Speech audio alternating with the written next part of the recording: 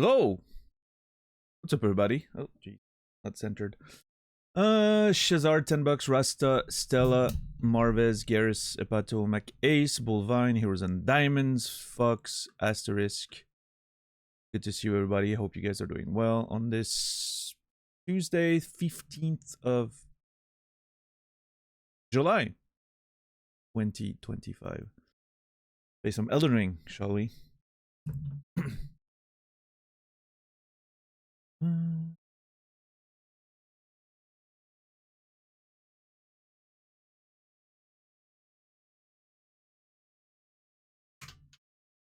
What's up, JR? What's up, Silachi?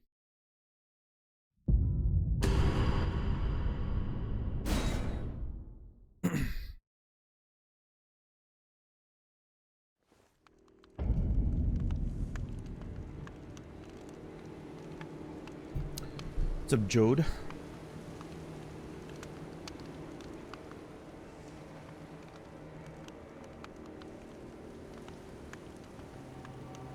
Am I on the DLC? I mean, I'm pretty sure I'm not. No. I'm here. We have 2 remembrances. Godric and Renala. That's it.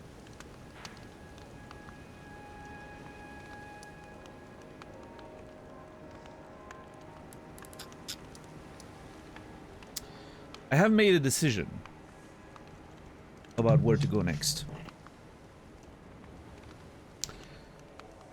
I'm gonna go towards Celia again. I haven't been there in a while. I want to check in with Gowry. I want to see if there's a bell-bearing hunter here, and I want to see if he has more things to say. I need to go back to the round table at some point as well.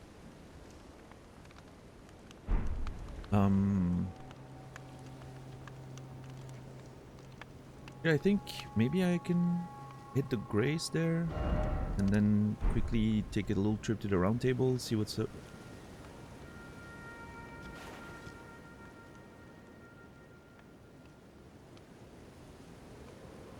Oh, that's one of those fucking death birds. You know...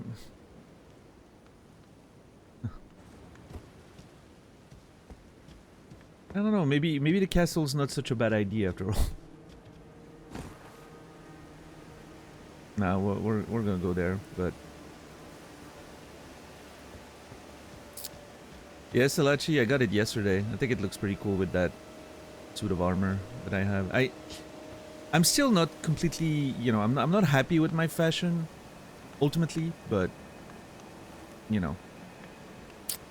We'll get there, we'll get there. It's a work in progress.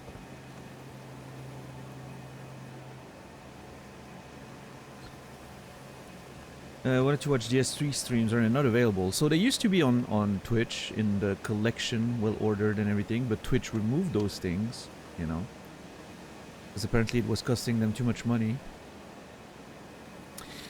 So now it will be available on YouTube. Apparently it's not uploaded yet. Well, it's uploaded, but it's not published yet. It's one day soon, I'm sure. I do not take care of my YouTube pod thing, so I don't know what the schedule is. Talking with Warren about it.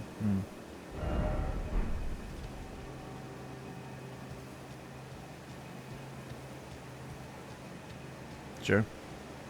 Sounds good.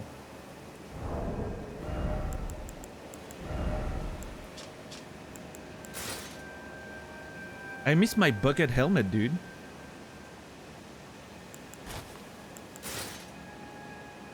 I'm looking at it and I miss it.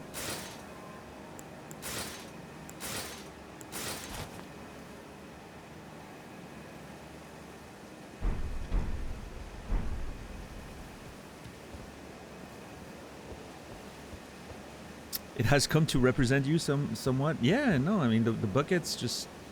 It works, man. I mean, I do like this one. I think this one's really cool, but...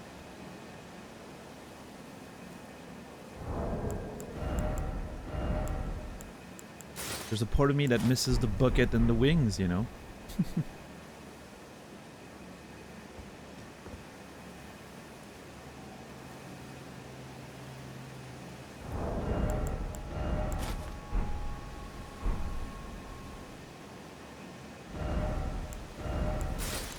But we're in Caelid, the air is toxic and everything. We need protection.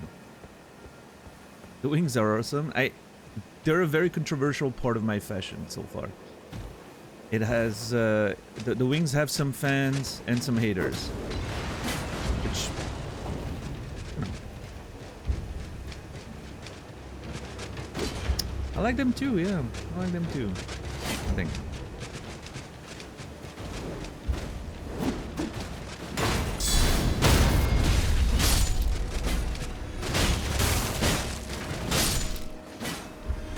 The haters must be Ottomans. I don't know, I don't think...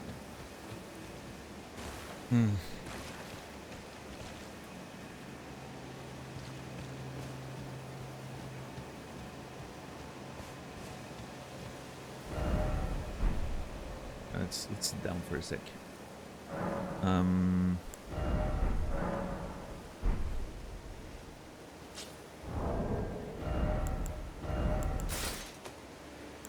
How's the horse girls going? I haven't played a lot yesterday. I did like one race, which I ended up winning. It was very exciting, and now I'm qualified for like a qualifier for another thing. It's a whole thing, man. I don't know. I don't know the story. I'm skipping all the stories, things.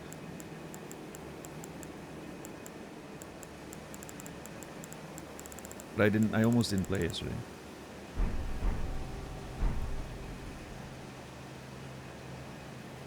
Yeah, see, you know, I want to go back to... I like the cape. The cape on this one is just so fucking cool. Looks like a black metal album or something.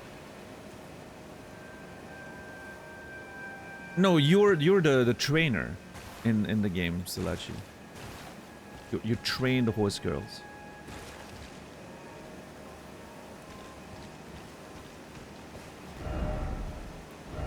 Let's go back to Roundtable for a minute before we keep exploring.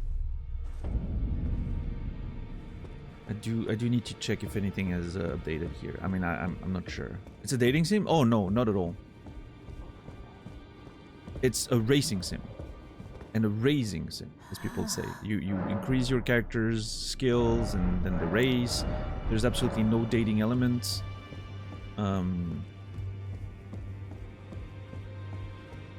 It is purely a racing simulator, and a good one at that. Like, it's fun.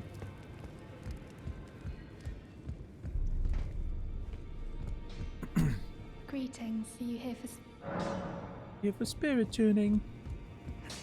Well, I took you no matter it's lay out your arm. Should I upgrade my gear? Is the question.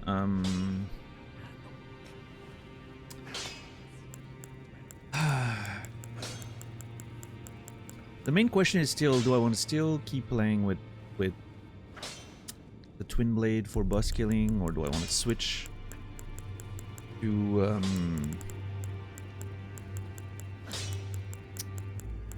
the Crescent Moon Axe was one that I was considering for boss killing. I don't know, I think I'm gonna stick with that. I was considering the Naginata, right, for normal exploration, but the problem is that it's missing the swiping attack, which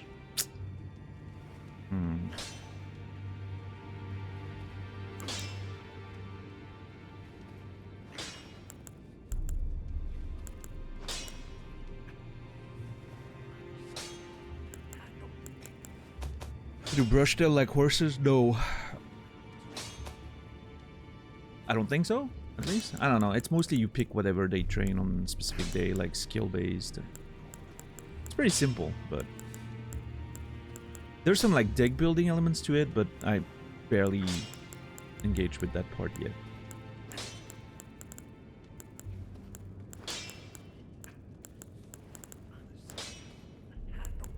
I don't know if I will. I feel like the longevity of that game for me is pretty limited.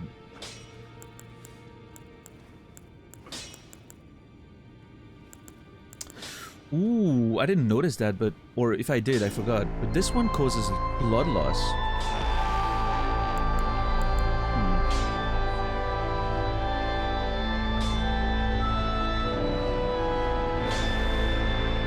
Yo, Solid Snake, thank you for the tier 3 30 months resub.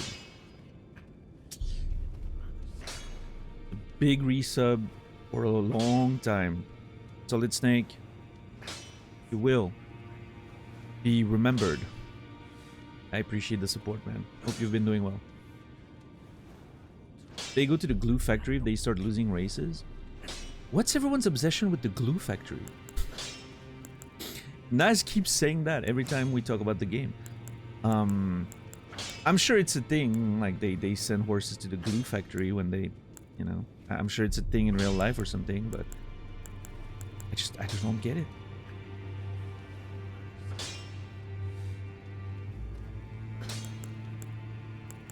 Horse girls are used to make glue. Horse girls specifically?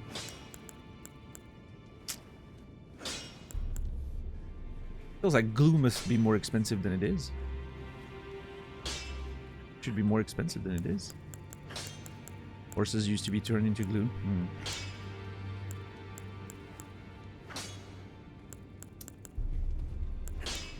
Yeah, I didn't see the Naginata caused blood buildup. I mean blood loss. Would be pretty good as a skill.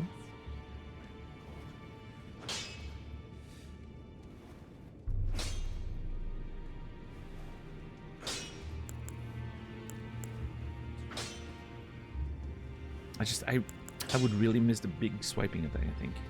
Let's stick with the Partisan for now. Question is, do we upgrade it or not? Maybe one level each?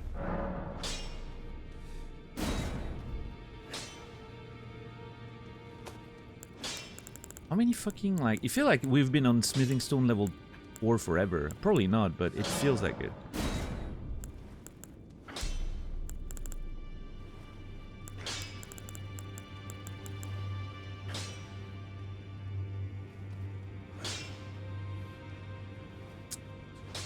Do I need the brick hammer?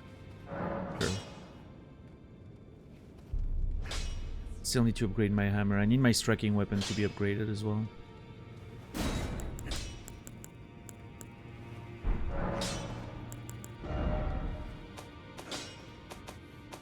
Glue used to be made from collagen. Yeah, makes sense.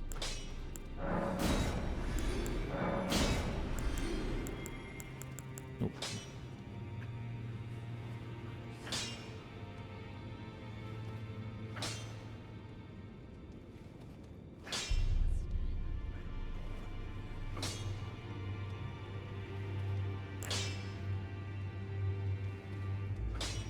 Sneezing like a madman over here. Jeez.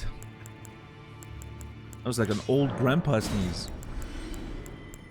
Like I woke up the neighbors.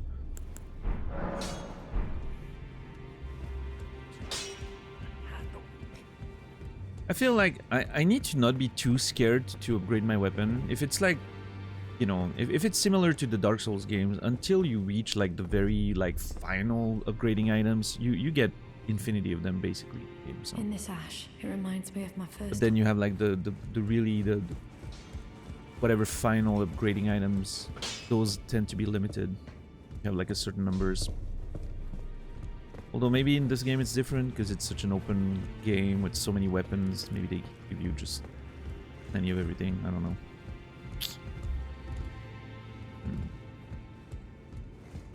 Yeah, nothing new around here, huh? Seems like situation's still the same. I'm sure that guy doesn't want to speak to me. Ooh. Yeah, the meat peddler. Bellbearing. What about that?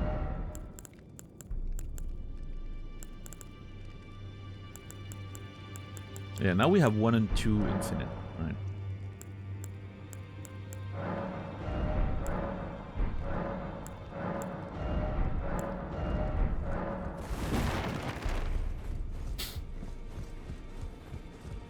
I asked you not to do.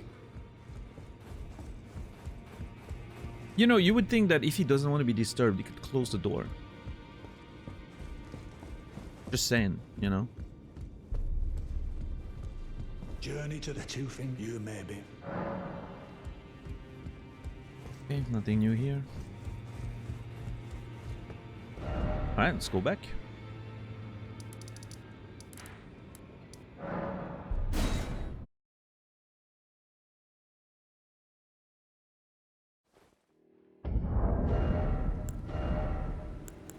Let's see here.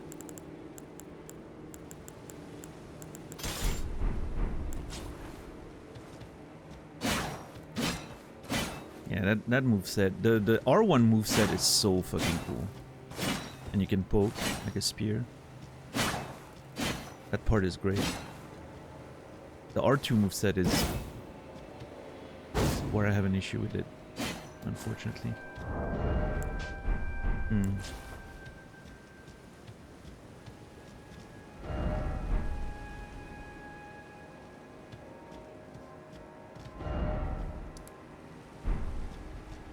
Is this thing only here during the day or the night?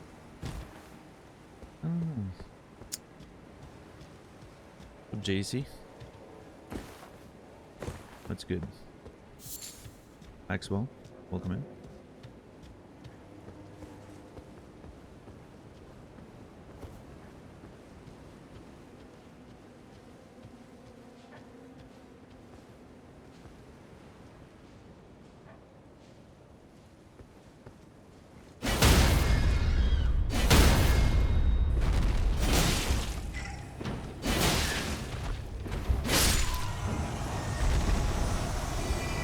It feels like these enemies really have trouble staying balanced on their feet. What's up, Glegor?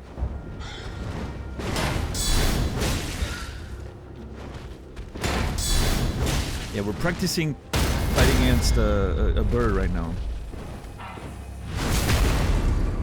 Yeah, the real bird to face afterwards. The big bird.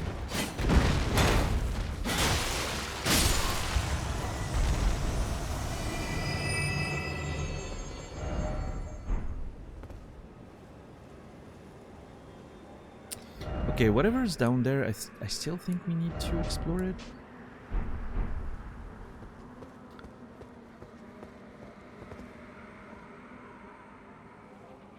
Yeah, there's an item there.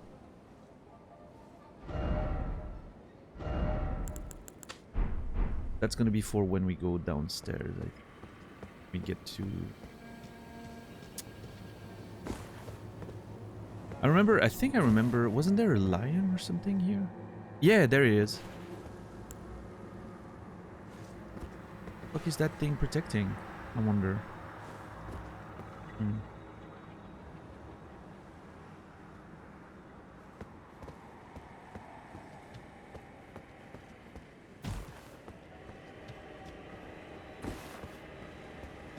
Oh yeah, see? The death bird disappeared, I think.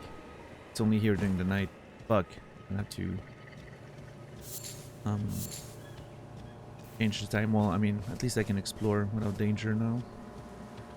And then we'll actually engage with the fight itself. God, this looks so cool from here.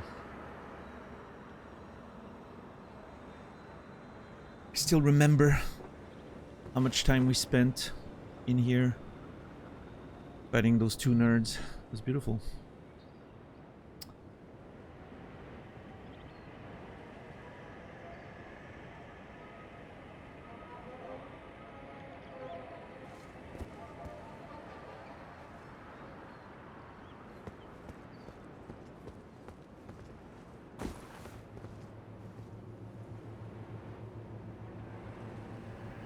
What's up, Tonic? How are you doing today? I'm not seeing a lot of how to say there's, you know, I would have expected more festivities for Elden Fest. Like, it doesn't look like anything's happening. It's like there's a bunch of those music festivals in like Germany, or even like in Switzerland. We have a couple of them that are happening inside castles. That's kind of the vibe I was expecting, you know? Something a little more festive.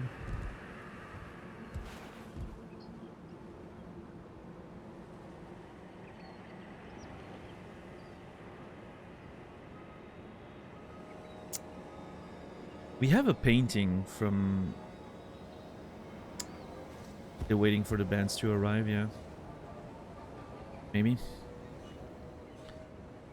I mean, with the state of the bridge, the tour buses are definitely gonna have trouble crossing. I'm really excited to explore those areas there. Maybe then shorten stuff after your previous visit. Maybe.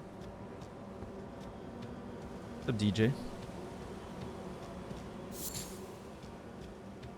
Oh yeah, the concert in the castle in John Wick 2 was pretty cool.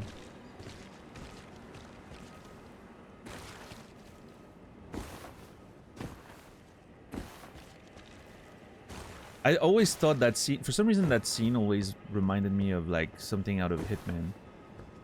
It felt like a Hitman level.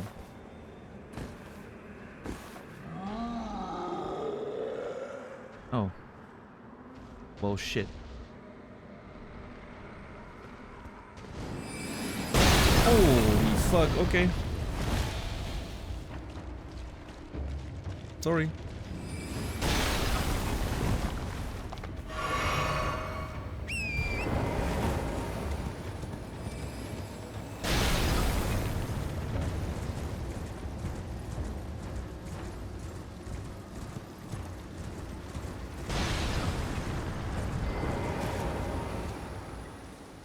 Movie about a hitman reminds you of Hitman?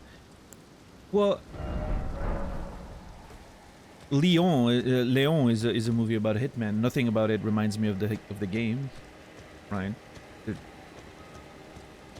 It's not a straight up, you know,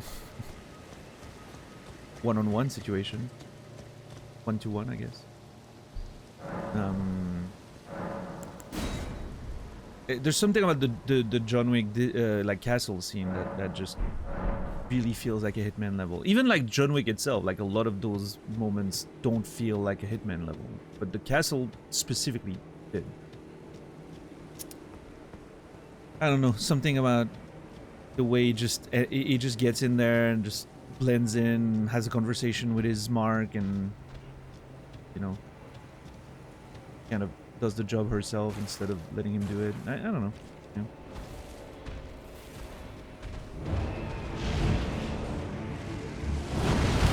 Let's have fun with this thing. I don't even remember. Oh my god, dude. Okay, so this one feels a lot like the one we fought in Durnia, right? In the lake. What's up, Outrun?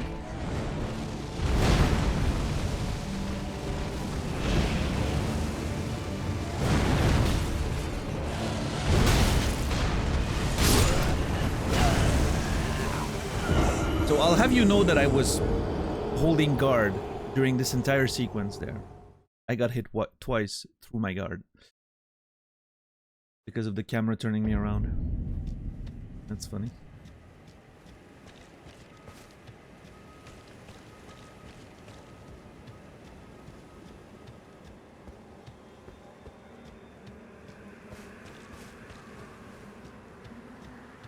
Ah, shit. Forgot about the time of day.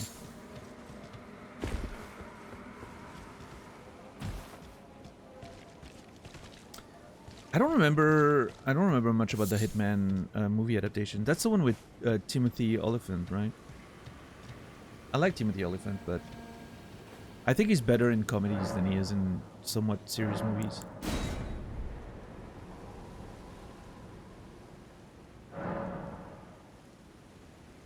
We killed a night cavalry yesterday, Rodra. Just over there.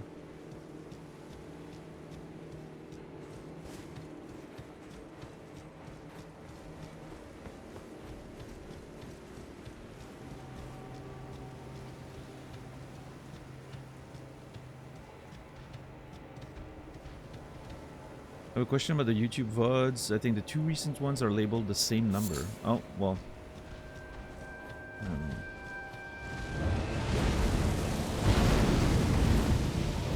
I guess $10 or Warren need to look into this.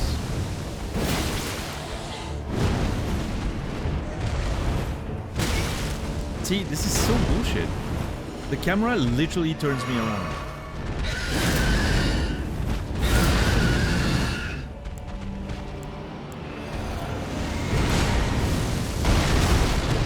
I was stuck against the rock.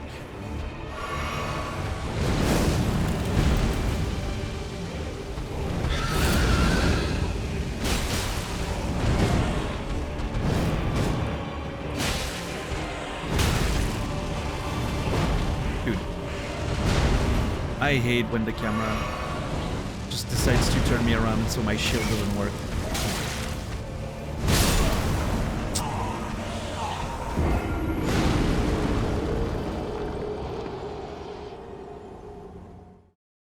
I am willing to bet that this particular enemy, if the camera was, you know, working properly and like far enough and you would just always be facing the same direction, it would legit be completely inconsequential. It would be one of the easiest bosses in the game.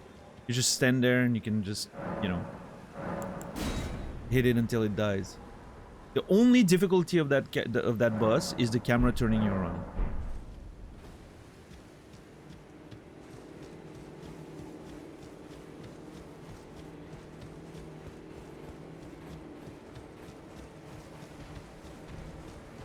At least if you're fighting with a shield.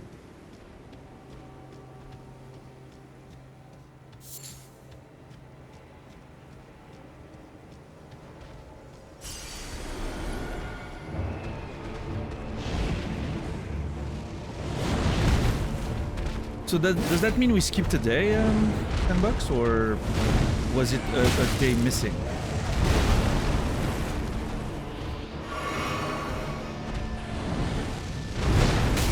Title typo? Okay.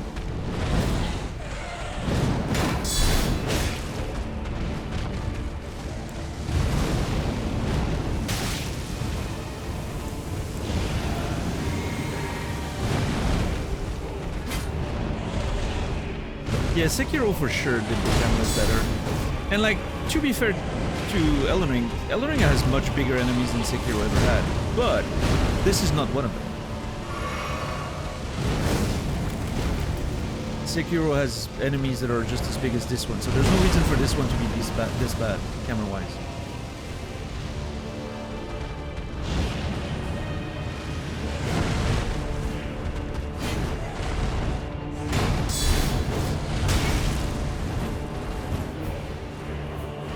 Like, I understand, it makes me understand why some people playing Magic would have a much better time with this game, or easier time. Because you're just staying in the distance, and the camera doesn't fuck you over, and you just, you know. Today is episode 60. Hell yeah.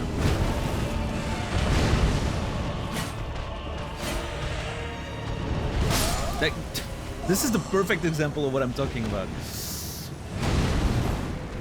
I'm standing in front of him, but for some reason the camera decides to turn around. And I know why it's happening. It's because I'm targeting the fucking head. And the head just flies over me and then he turns the camera around. But then his attack attacks me in the back instead of in the front. Even though I'm standing in front of him. Which means I should not be targeting his head, maybe. But then the head is the only real weak point he has, so... What's up, Nibiru? Also, I don't think that's completely... actually, now that I'm thinking about it, I don't think that's really true, because for the dragons at least, if you're targeting... Or was it... Which enemy was it that I was fighting the other day? I was targeting the legs, and I was standing in front of the legs, and the camera was still turning around, for whatever reason, even though I was standing in front of the legs. There's something weird about when the camera decides to switch, sort of, the perspective. I think it was a dragon.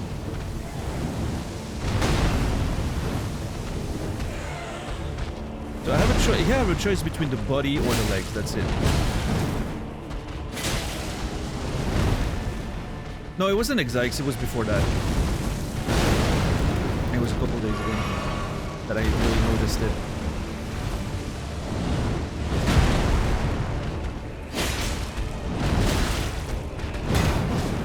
Yeah, like here, if I target the body, I get immediately hit from like, he attacks with his head and I'm getting hit in the back. even though I'm standing in front of him. I think this is just an enemy that fighting this enemy with a shield is just a losing battle. The shield becomes useless because of the camera. So I think I need to switch to my boss killing gear immediately.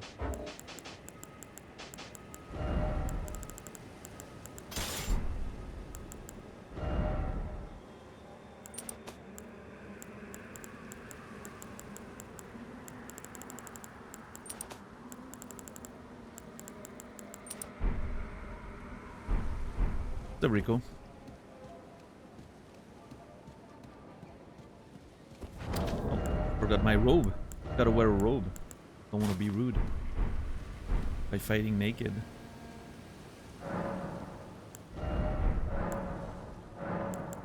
Do you get motion sickness from the camera movement? No. Not in this game. There's some rare games where it can affect me, but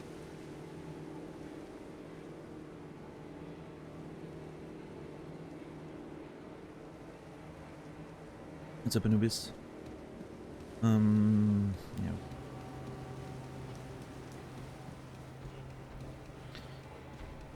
Maybe if I don't try to block at all and I just focus on dodging, it's going to be a lot less annoying with the camera.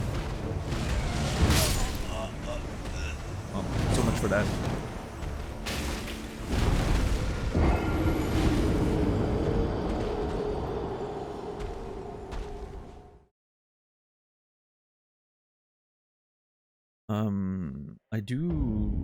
I really do wish, and that's a complaint that I think is going to come up often. I really do wish that when you set a grace to nighttime, as you reset it like that, I wish it would kind of save that setting and always reset you at nighttime. It would be nice if like the grace remembered if you passed the time. It's for convenience, right? Like always respawning during the day for bosses like that is very annoying.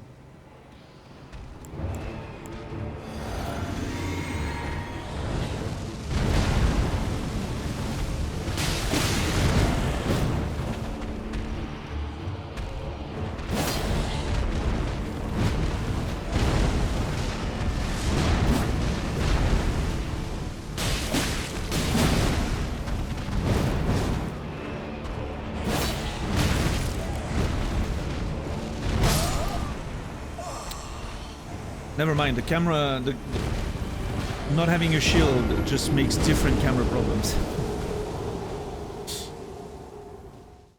Those birds are really the personification of the camera boss in From Software. It's kind of amazing.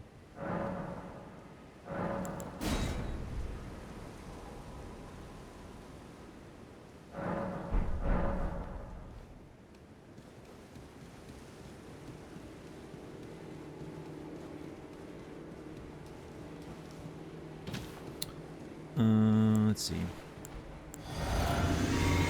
The camera is the final boss. It's the permanent boss. It never stops.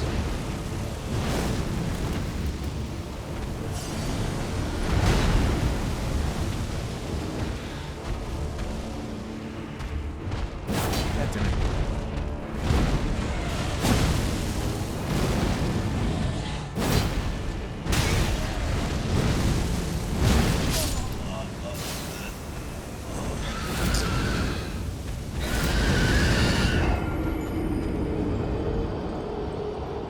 Am I just wrong for trying to focus on the head? Like, jeez, it seems like it's like even as a target, not only does it fuck with the camera, but even as a target, it's just moving around way too much.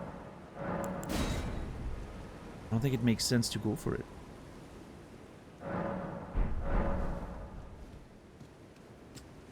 think I'm gonna try to go for the legs a couple times, see if it feels better. Well, the body rather.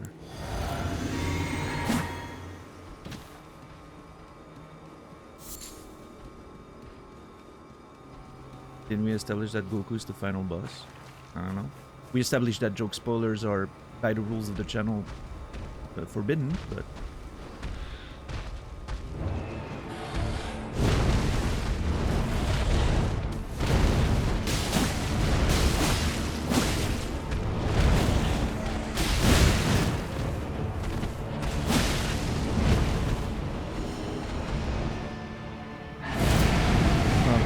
this again.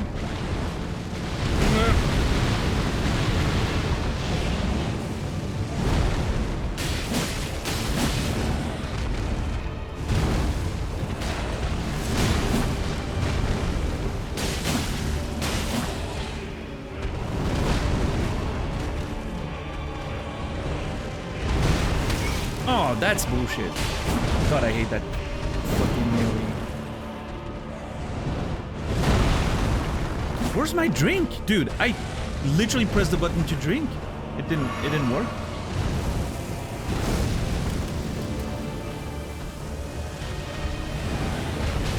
I guess I fell off of a surface just before the activation, so it canceled. Here we.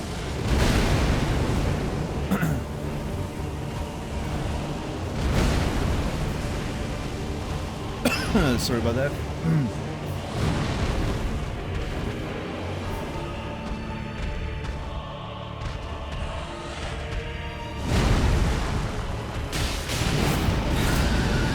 Oh, that's a grab. Yeah. Oh god, I remember that the last fucking second.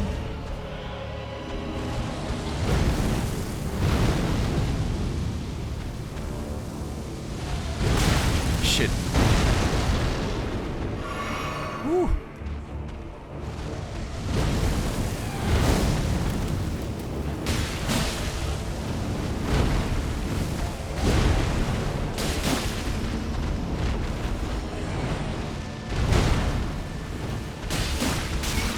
Yeah, you can't stay under him when he does that. He will burn you. That's the forward. Yep. Can't stay under. No. What is he doing? Oh shit. How do you? I don't remember how you deal with this one.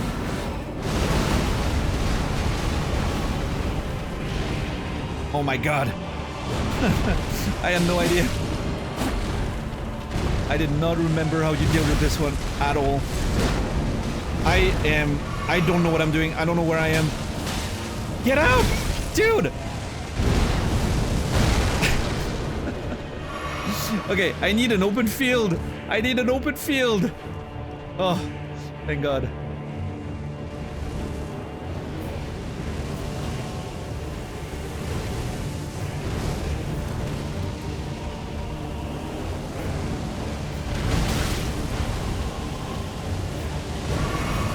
Septic star.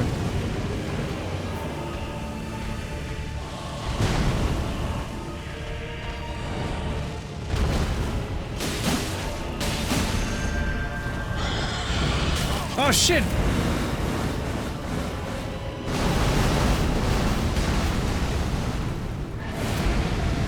Oh my god!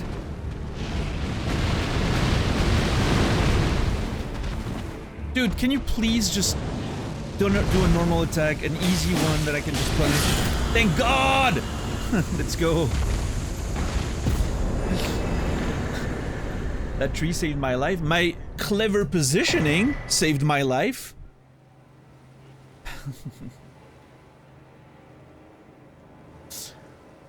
Ah, jeez. Death's poker.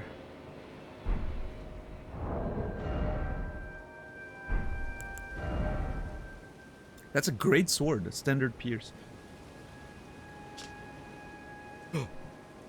Barbed rod carried by the death birds. The birds are graveyard firekeepers. It is said that they rake out the ashen remains of the dead from their kilns.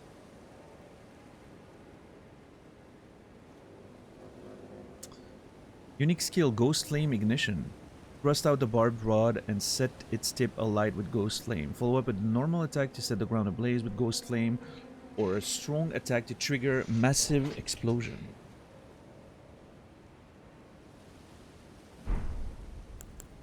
Dark Souls reference? Definitely an intentional, you know, I don't think it's a direct reference, but it's definitely an intentional phrasing.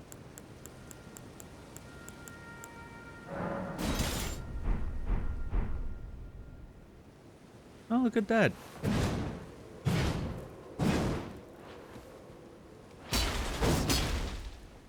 It's not a great looking weapon, I will say, but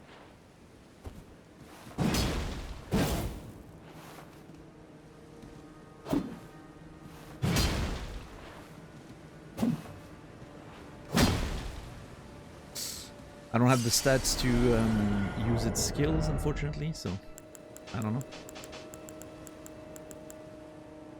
It's a great sword.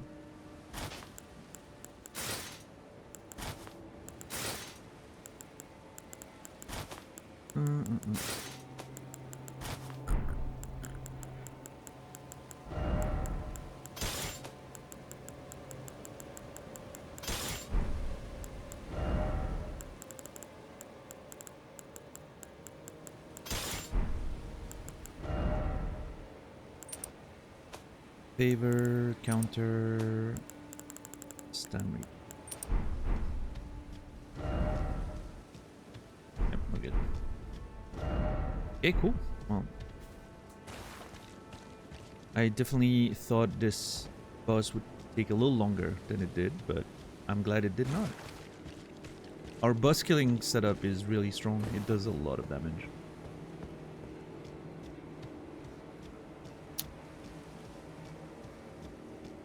Yeah, we'll probably, you know, the two fingers or the greater will just gave us a you know, bottomless bag or something.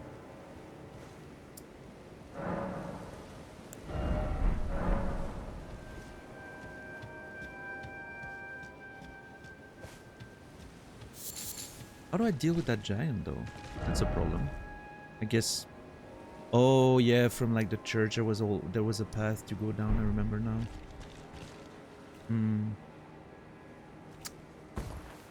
Well.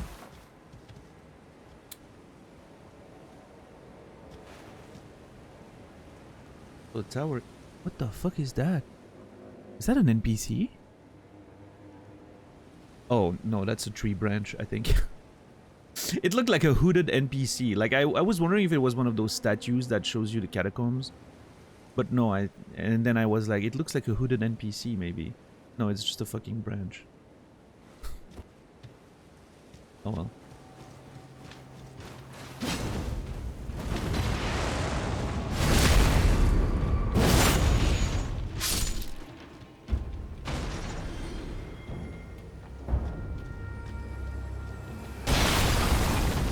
Jesus.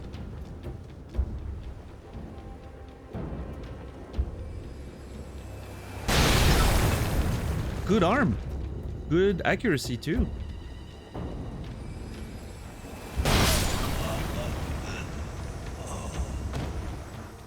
Okay.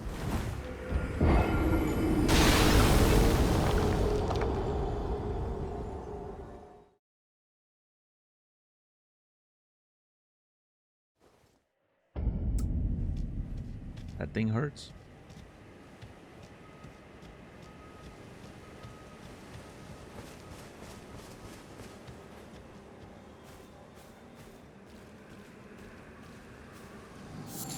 Yeah, it doesn't care about you sneaking around. Like, he's gonna see you and he's gonna kill you.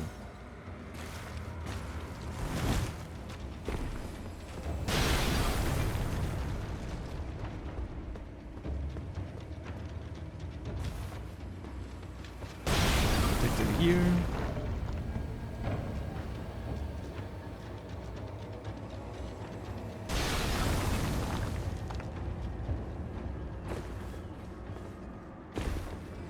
Oh my god. I do wish that thing had friendly fire though. And it would hurt the enemies as well.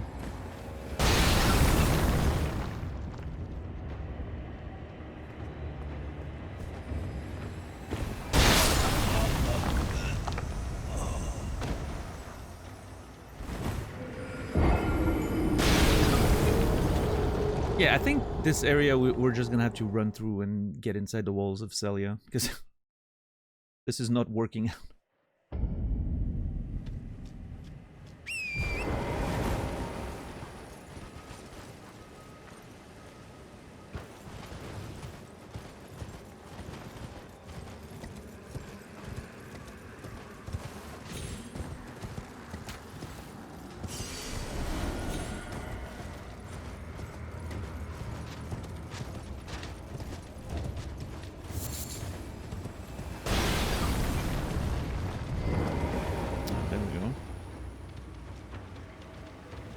Aventaro.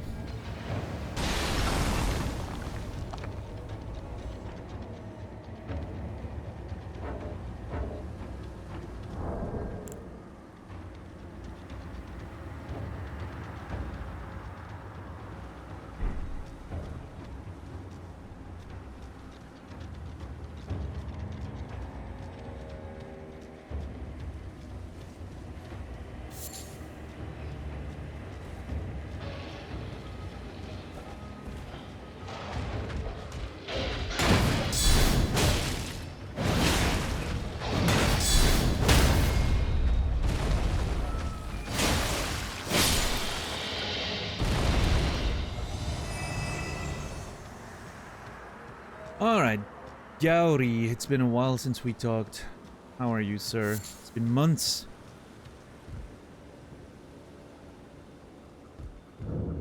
You okay? Oh, hello.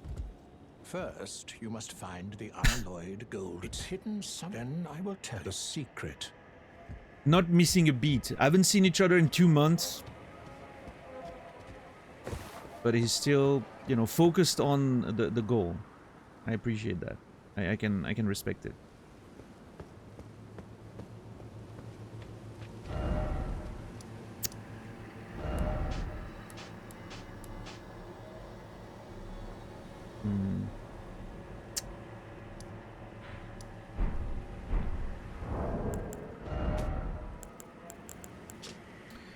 So, hidden cave at the town of Celia. Look beyond the graveyard at the precipice.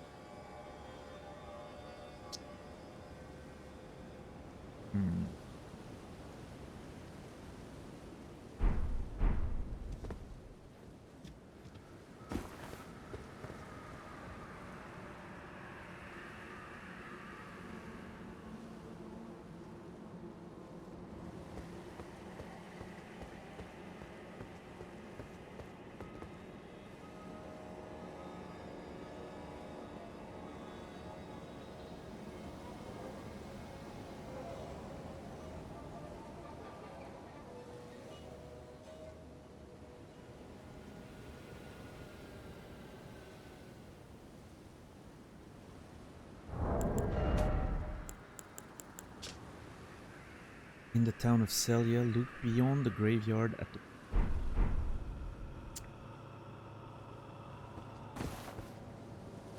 I mean, there was a graveyard near the church. That much I remember.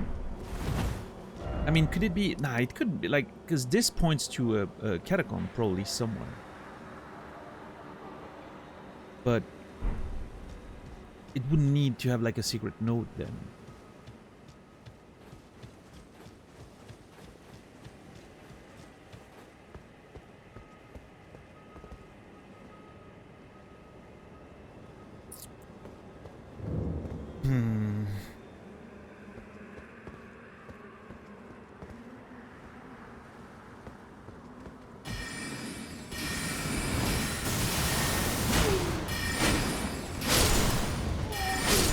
God, those enemies were so annoying. We're a higher level now and they're still annoying. An enemy there, I think. Yep, there he is. Holy shit!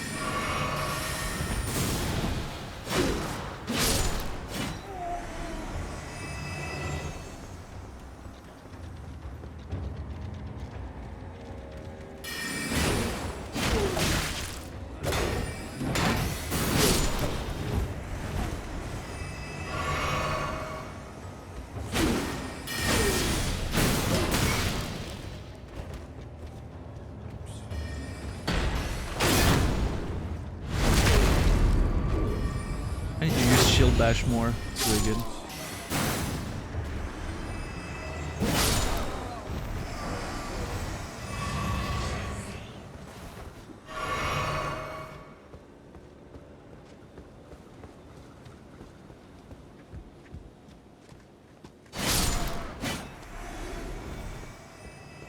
So is there a graveyard inside the town? Because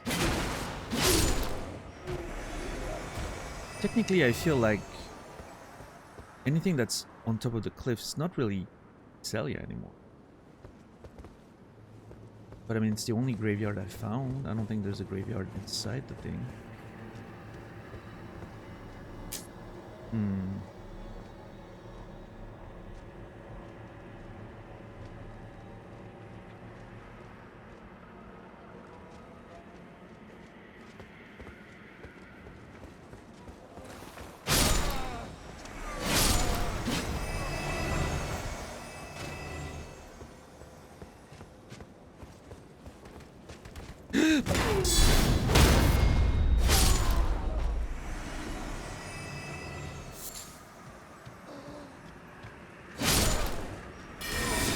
Oh, Jesus! Okay.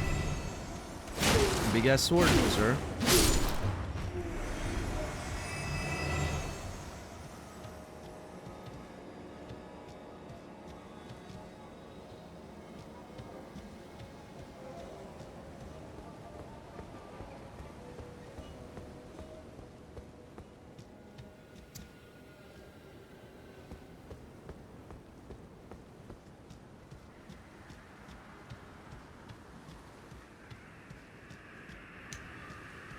Let us go back up here. I think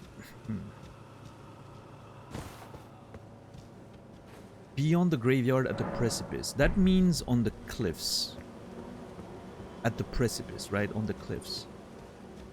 So beyond the graveyard at the precipice. I think I remember there's a bowl trap here, I think.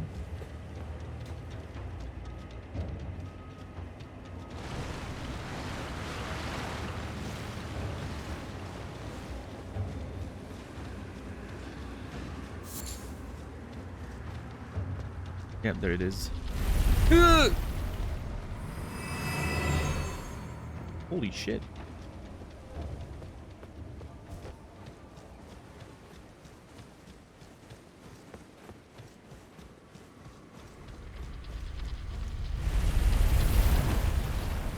Ooh. Huh.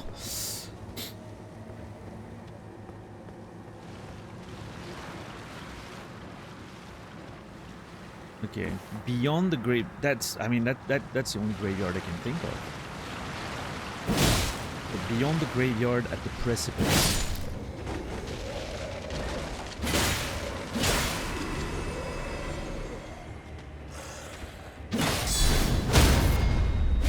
What's up, Kimmy?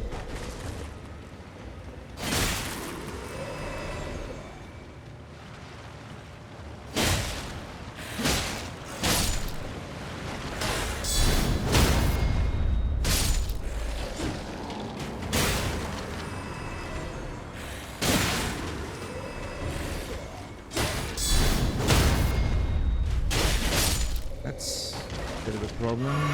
It's a lot of them.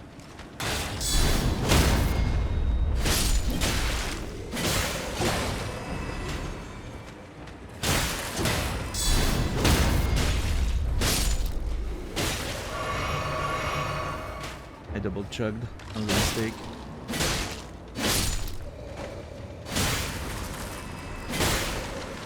It's almost like a mini game of having to remember like which one did you kill when, you know, target the other ones and then the one that's regenerating. Like, reminds me of those old school arcade games where you have to like sort of memorize and order things in your mind, you know?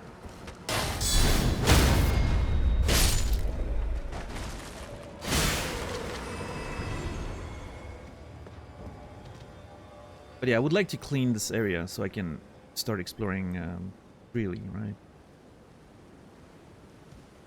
Beyond the graveyard at the precipice. I mean, it could be somewhere behind here, right? Like the... I mean, it could be down there. Hidden cave? Precipice? Like the precipice, I mean, in French, a précipice, you know, it's like a hole, right? Like a chasm or something.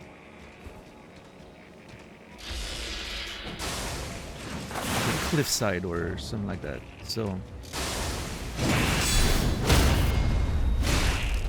what are we looking for? We have a hint that we bought from a merchant that there's a secret cave around here. The game said, like, the precise description, I'm gonna read it again. There's a hidden cave in the town of Celia. Look beyond the graveyard at the precipice.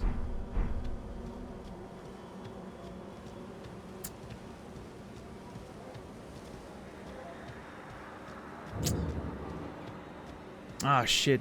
I would really love to. Not doing better. But she's still alive. If you are wise, you will leave immediately. My flesh writhes with scarlet rot.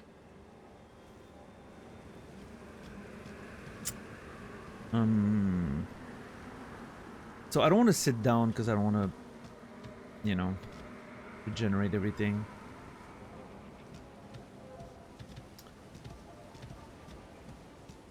If we die, we'll just teleport, I guess.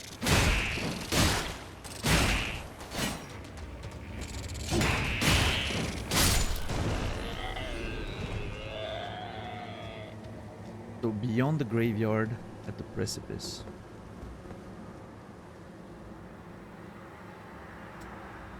Hidden cave.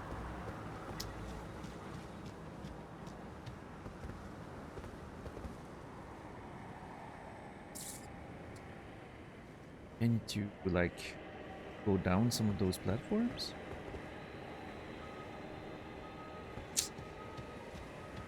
Beyond the graveyard at the precipice. Oh, it could be like a ground thing, maybe?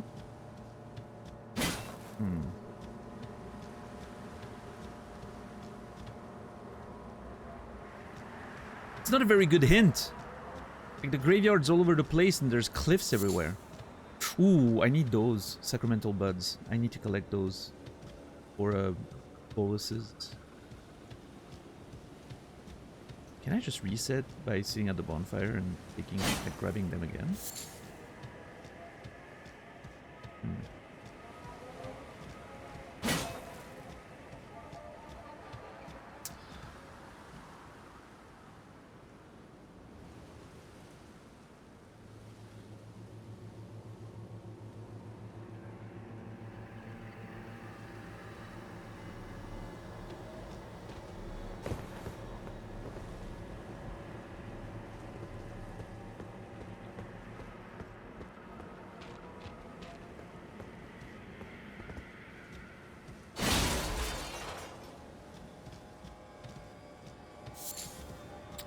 But I was onto something there.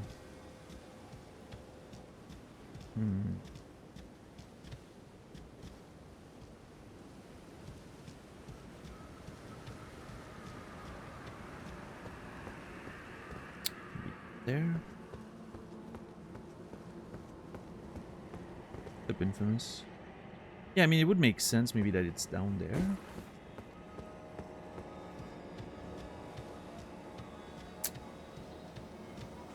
Beyond the grave.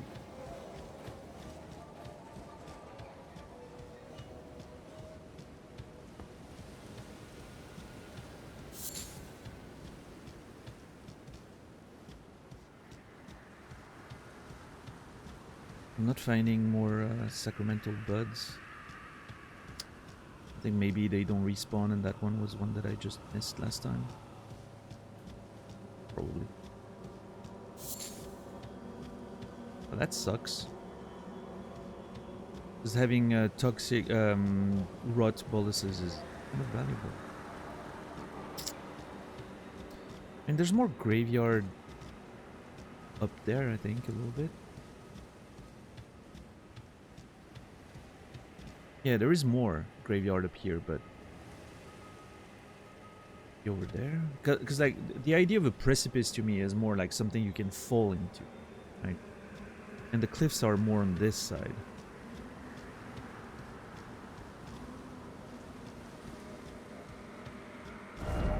That's where we found the statue. Yeah.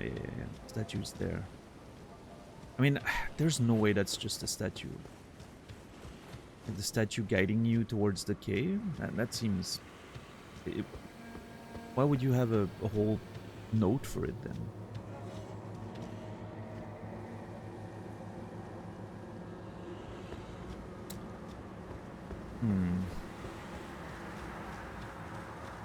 How are you today, White Wolf?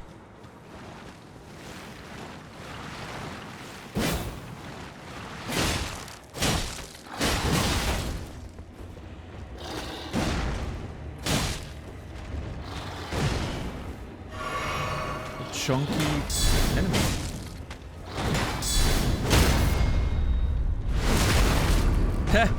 I love how the head just flops over. It's funny.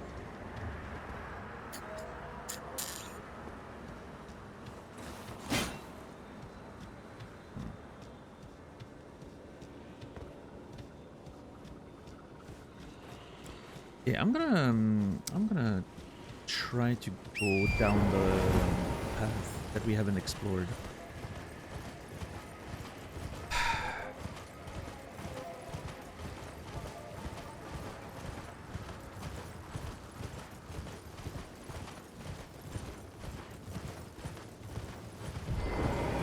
Like, I guess technically this is down, you know, after the graveyard, beyond the graveyard.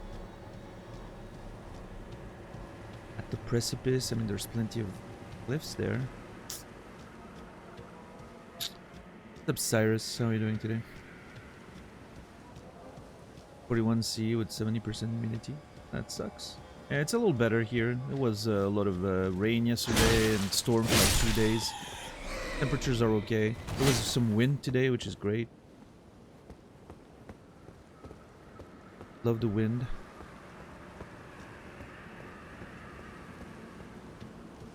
Oh, well.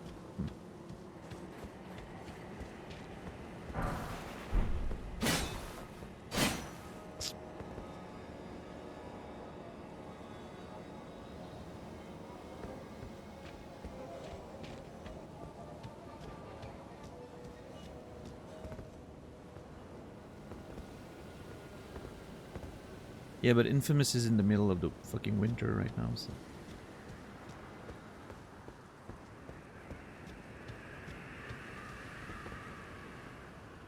For a winter temperature, that's pretty warm, I would say.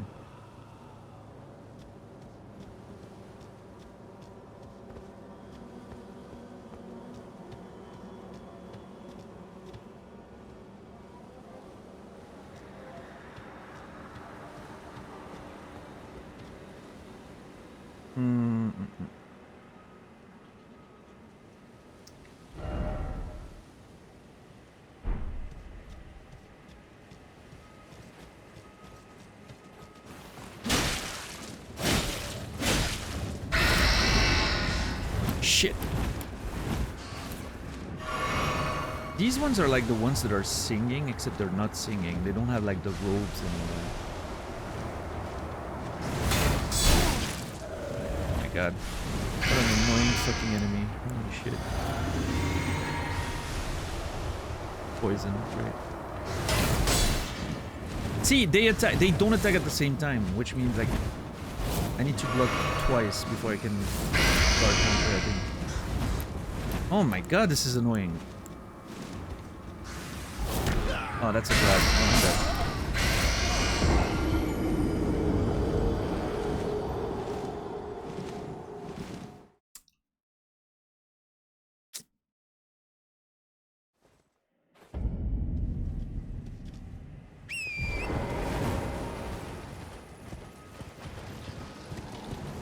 Oh, now I'm gonna rush the grace up there and sit down, since everything is respawned anyway. Dude, this thing's just going straight for you.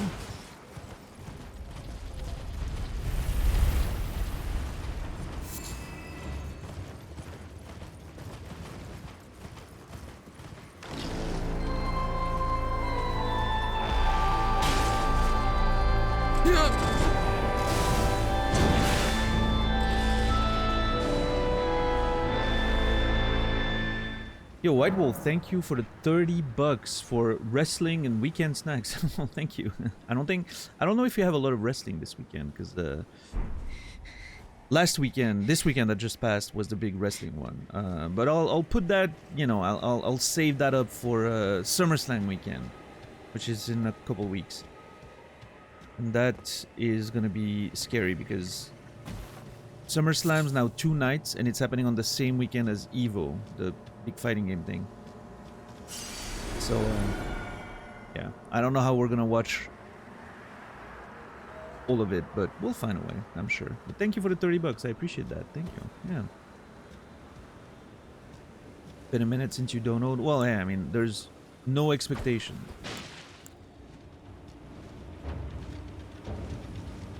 You've been very generous.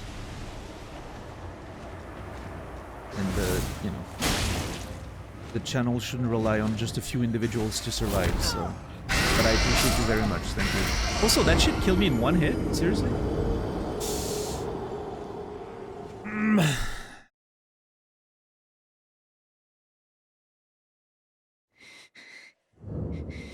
Yo, Brendan! Thank you for the raid. How were your games? I was watching you during breakfast. You were ranting about the ranked system.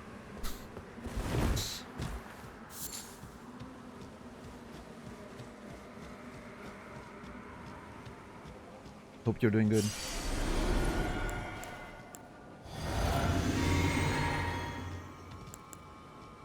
What's up, Pinar?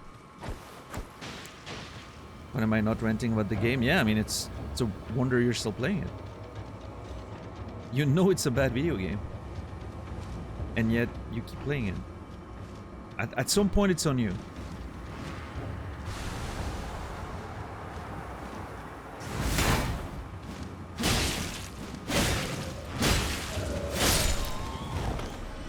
Maybe working on an exit. What's up, Snapcap? How are you doing today?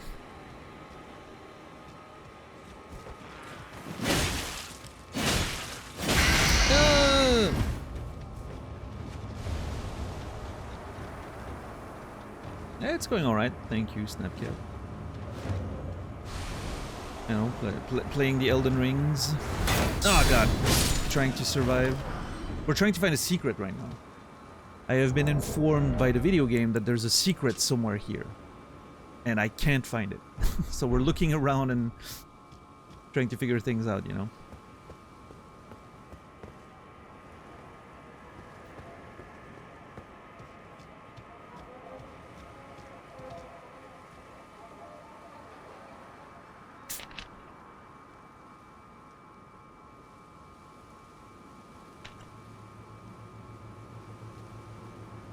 This man snap taking every opportunity to make it about Guile.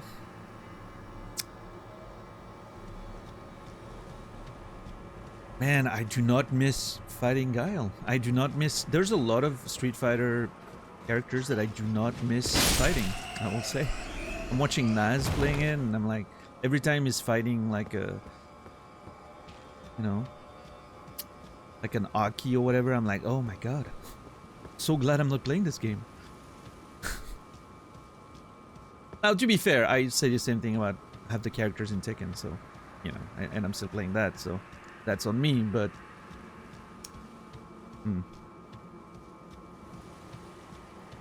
Yeah, Brendan.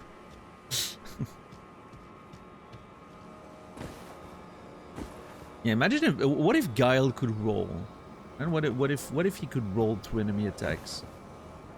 Like, Elena, right? Elena can just roll through fireballs and shit. How about that? Yeah, why doesn't Guile have every skill of every character in the game?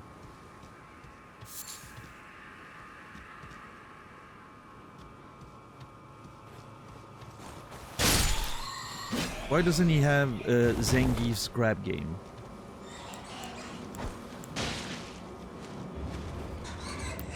Yeah, Demon Flip. Why not? A dive kick, right? You do a flash kick and you can get a dive kick out of it. How would that... How cool would that be?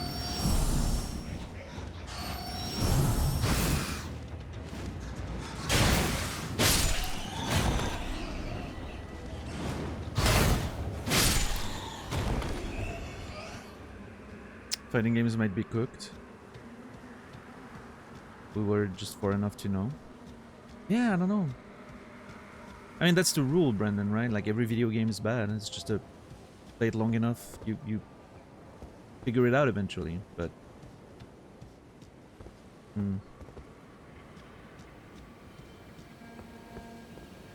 All games are bad. Agab.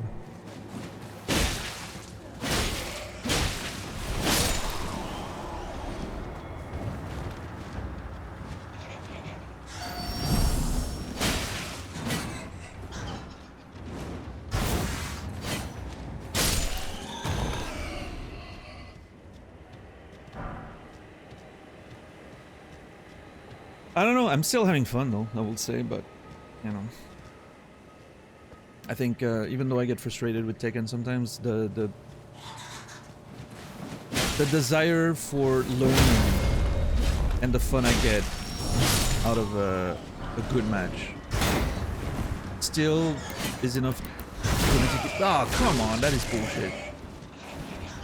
It's still enough for to keep me going. I didn't get that with Street Fighter though, but that's just a preference thing, right? Like Street Fighter, I was feeling frustrated, win or lose, like it didn't matter. I never felt like I was having fun with it.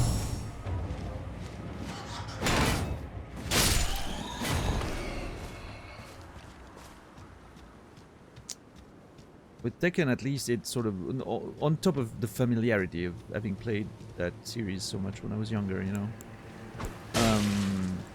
There's something about the amount of knowledge that's in the game because of there's so many moves and there's so many characters.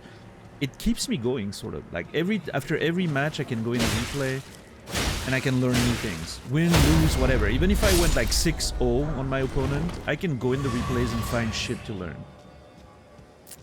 And I think that that helps me. Like that makes me feel really good. It's not like I feel with Street Fighter, it very quickly got to the point where it wasn't really about the knowledge so much anymore, but it was about the execution. Which is like, well, geez, I'm noticing what I'm doing wrong, but I have no idea how to fix that. Like, it's such a hurdle, like, execution-wise. Because I need to just be better, right? It's gonna take time, regardless. Like, with Tekken, of course, that aspect also exists. But there's always, like, little knowledge stuff you can add to your, sort of, you know... your brain, like you watch the replay and you're like, oh, this attack is like minus this or that, I can punish this or I can take a turn there. It's a little thing you can add, right? That's just enough to make you feel like you're making progress while you're polishing your execution and everything else, right? It's very like easy to find those informations and add them to your sort of book, right?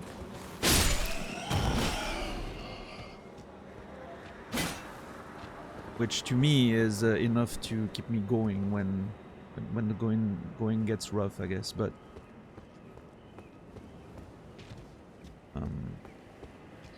obviously, you know, I'm not at the level you are in any of those games, so that changes the perspective as well. I'm not seeing where that fucking secret cave could be, though. Let me finish exploring this thing. Maybe it'll make sense suddenly. Otherwise, we'll go back to the graveyard and start from there again.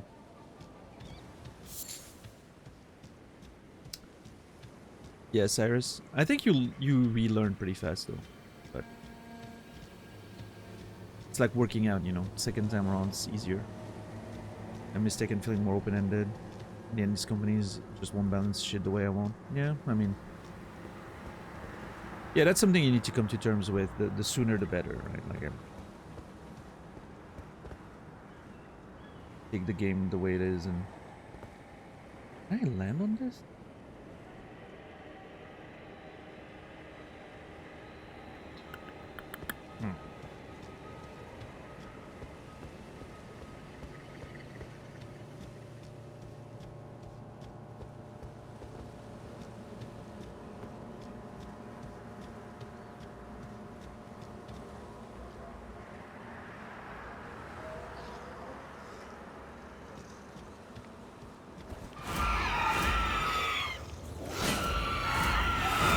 Yeah, Cyrus. I'm baffled that they didn't address throw loops in season 3. I thought that was the main thing they had to address, and the fact that they didn't touch on them at all really surprised me. It seems to be like a common complaint at all ranks.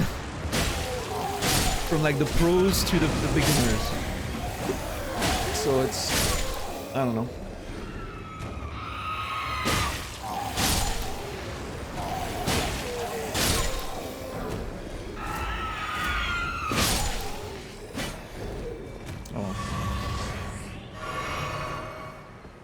Sure, they have their reasons.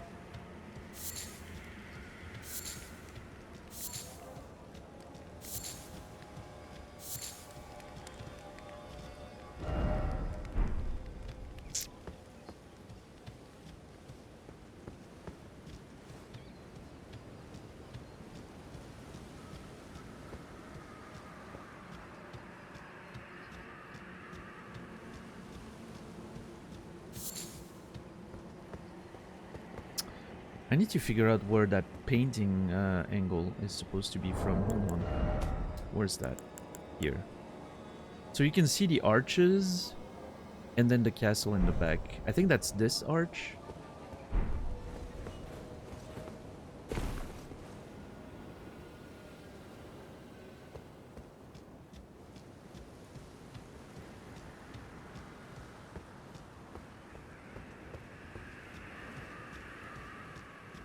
Well, yeah, I mean, unfortunately that makes a lot of sense, right, Brandon? But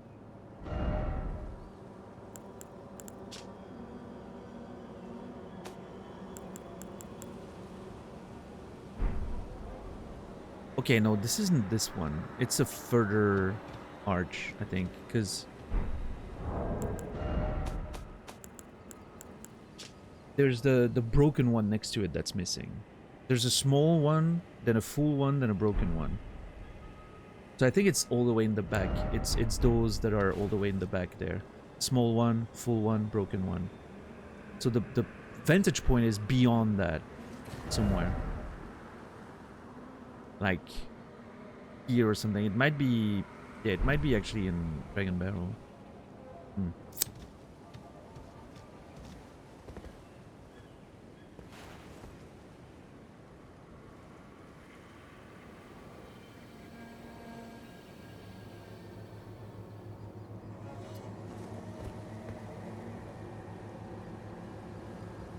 Definitely a battlefield of some kind. Do you think that's where they're gonna put the stage for Elden Fest?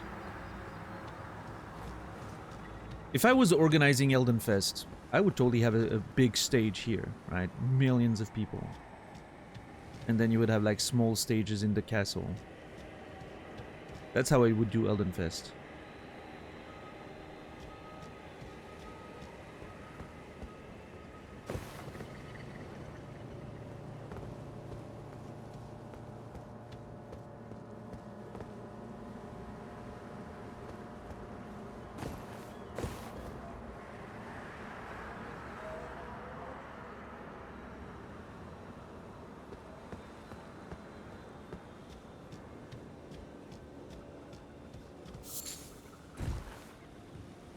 Look at this dude with all his pots.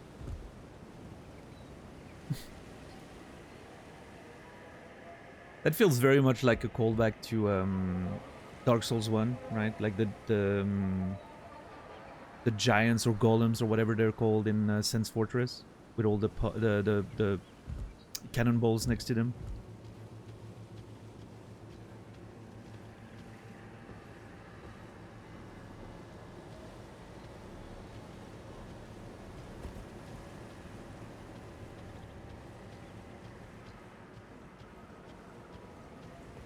Surprise! Out.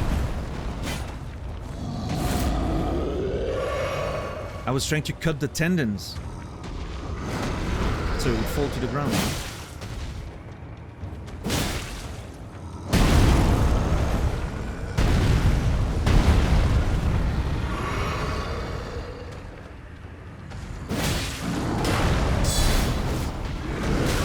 Shit.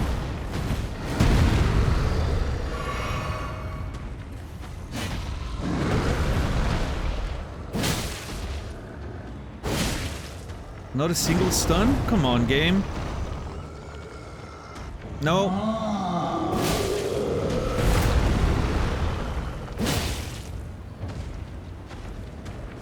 Oh, there we go. Whew. Right on time.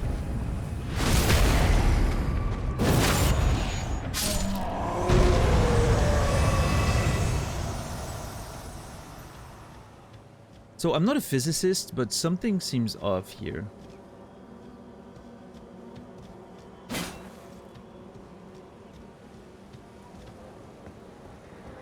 I don't think that's how gravity works.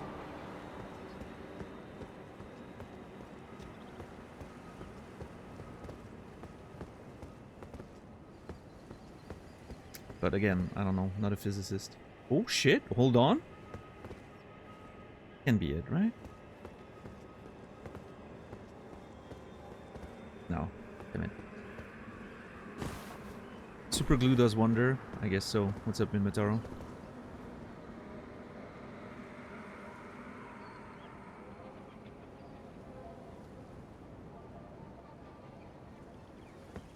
Imagine if while you stood under it, gravity started working again. I wouldn't have been mad. That would have been so fucking funny.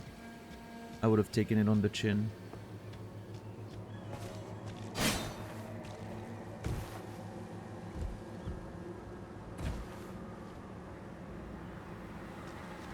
It's really interesting how they're emblazoned with like... It seems like an Erdtree type logo on a shield. We've established that those pots are typically put under like minor Erdtrees, right? To collect like the droppings and the sap and everything that's falling from the trees. And then they're using that for whatever, right? Like whatever can be used for. All purpose blessed sap or whatever. Yeah, it's a really cool thing. Like I kind of wish I could see what the world would have looked like back when, you know, back when civilization was in a little bit of a better state, I guess. I wish, you know. I wonder what Caelid looked like before it turned into this terrible, terrible place.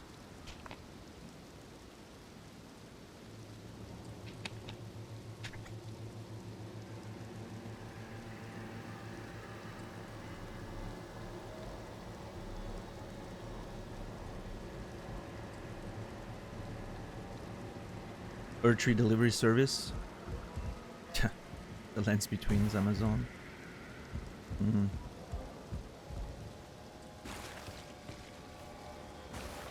Is it also the richest company in the world, exploiting its employees and all that? I mean, I'm saying that, and technically I'm in Amazon's pocket, so what the fuck, you know? At some point I need to accept that I'm part of the problem.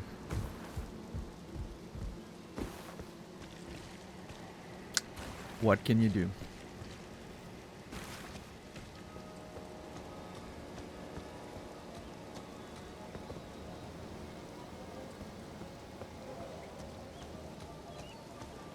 They're exploiting you? I don't think so. Like I'm streaming of my own volition. You know. Feel like the streamer to company cut could be a little more in our favor. I think that's a thing, right? But if we're talking about Amazon, right?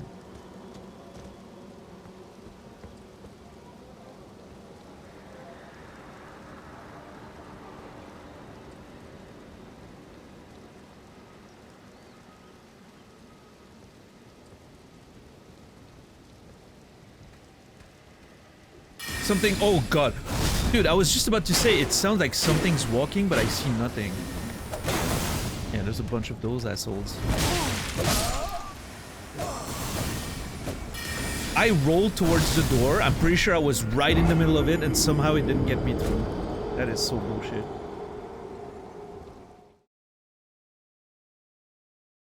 My character got stuck against an invisible wall there.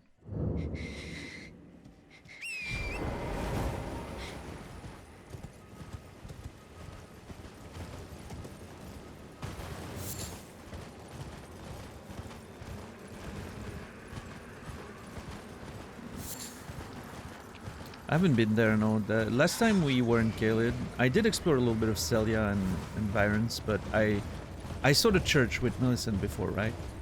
But I never went down there. We've been at the gate, but downstairs. This part, no. I've never been down that path of the area.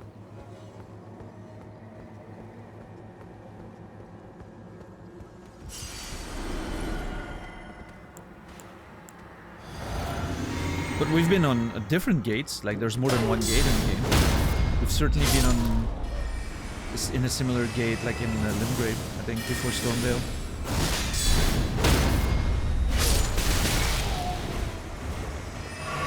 In fact, I'm pretty sure the Storm Gate can look like that. We were we got in, you know, in the Storm Gate at some point.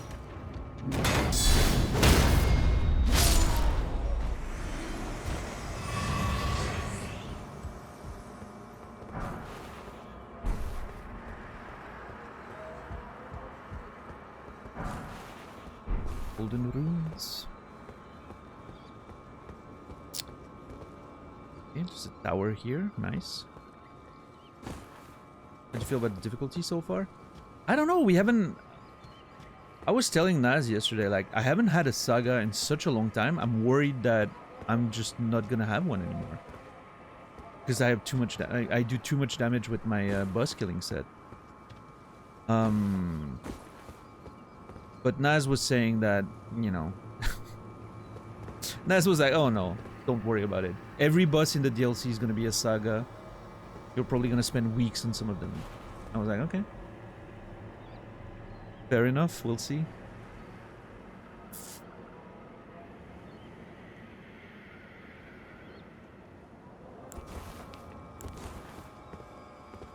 Not spoiling.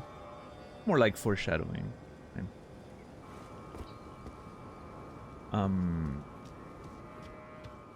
I don't know, we'll see.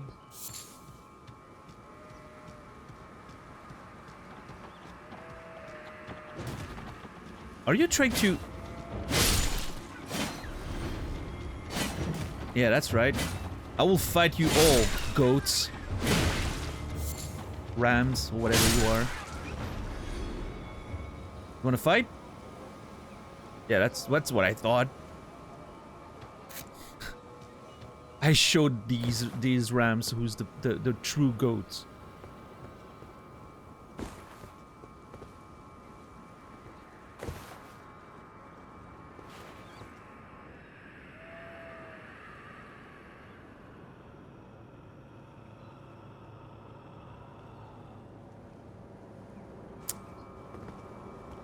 That what is that?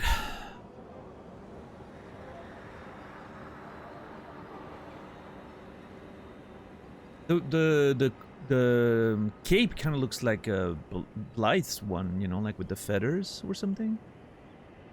And like it looks like he's wearing a mask of some kind as well, but the weapon doesn't check out. Like that's like a halberd.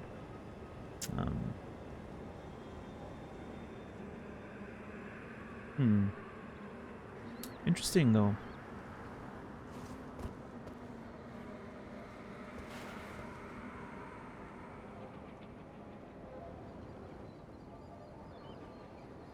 That's in the heart of this sort of big thing we noticed before, right? Maybe an NPC or something, we'll see. Something related to that quest. Innocent. Oh, my chat just disconnected. Has the stream... Did the stream go down or something? My chat just DC'd for a bit. It's fine, okay.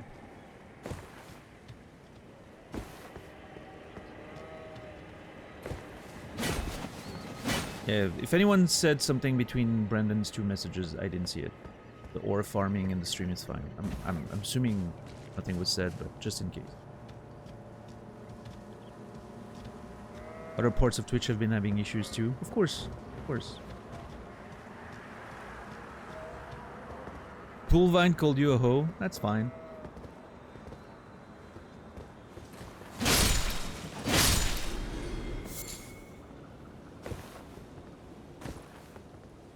Of course, Brendan. Be careful, Brendan. Your Bullvine's a sub. He can. He has more privilege to call me a hoe. You're not a sub right now. I would be careful with your words. I'm not getting paid to deal with your bullshit, Brendan.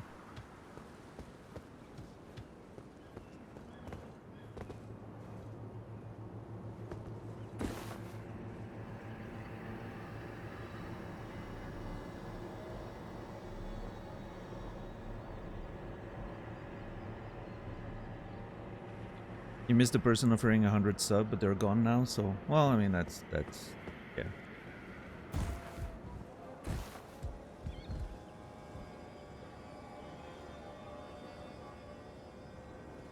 Those people never find their way here. No.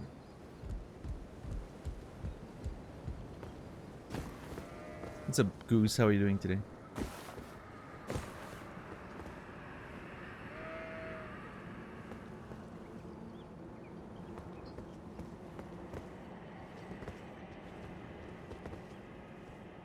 Vine would never call you a garden tool.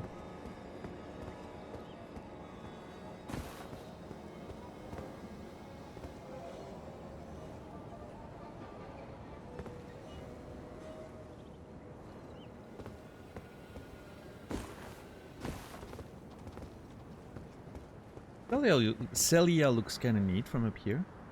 I would have loved to see this town in its heyday. Probably looked nice.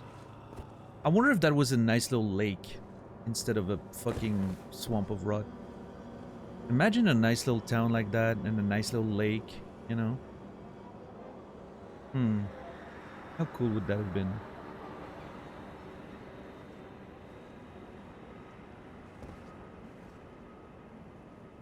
God, I am not looking forward to exploring this place. Looks miserable. But it's on the menu for later, so... Get ready.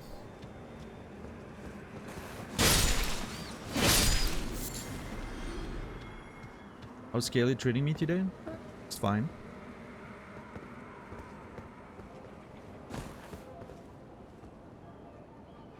Ah, shit, I forgot to check Gary's house for,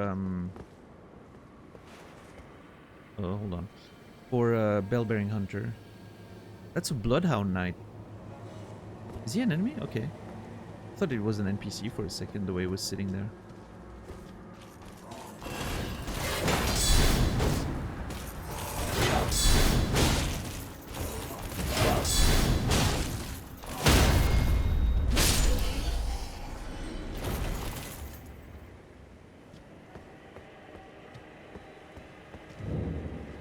The Swamp Lookout Tower. Oh, for some reason I didn't expect that door to open. That's nice. Eternal Darkness. Forbidden Sorcery of Celia, Town of Sorcery. Creates a space of darkness that draws in sorceries and incantations. The sorcery can be cast while in motion. Originally a lost sorcery of the Eternal City, the despair that brought about its ruin made manifest.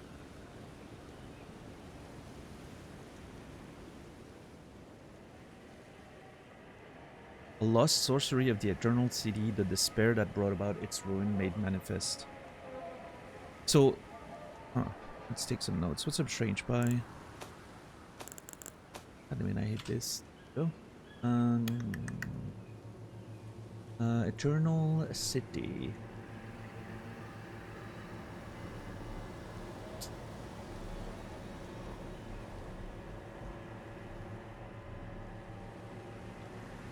The Eternal City. Eternal Darkness Sorcery.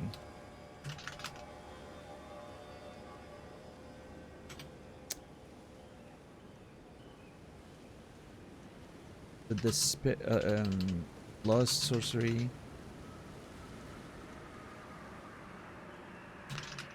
City later became a forbidden sorcery, Celia. The despair that brought about its ruin made manifest. What happened in the Eternal City? What despair? Why? We know there was a mention of like a black moon that hung over the Eternal City. A link to the black moon. Was the black moon like a sort of black hole or something, rather than a moon? Or did the you know, the stars and the moon and all that, did it disappear at some point? Was that part of the despair? You know, the eternal darkness? I don't know.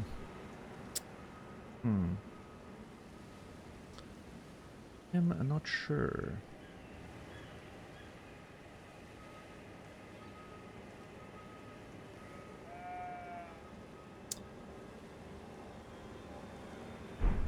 Interesting that we should find this in a jail. I guess the person in question was experimenting with that sorcery, and so they were imprisoned and left there to die.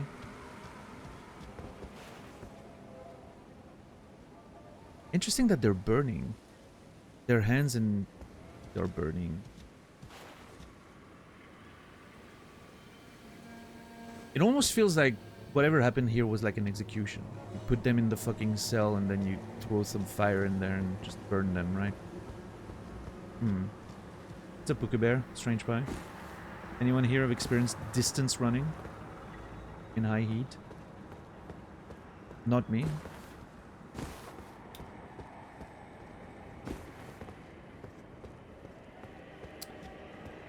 But just general running stuff, you know. Don't run in high heat, because why would you? No, but I don't know, like electrolytes. Hydrate well. Yada yada.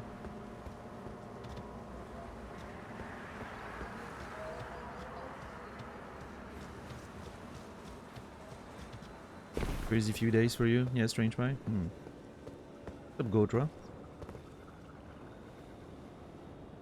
6 AM on Sunday, run 6 miles super early to avoid the heat. That seems smart. I need to not forget to check this later. Actually, I don't know. Hold on. How can I make this as visible as possible?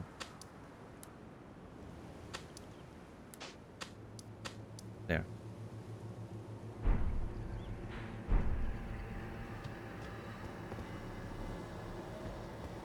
Still no signs of that fucking cave, though. I mean, at this point, I feel like I'm way too far from the graveyard for it to be it. I think maybe I need to go, like, above the other part of the graveyard.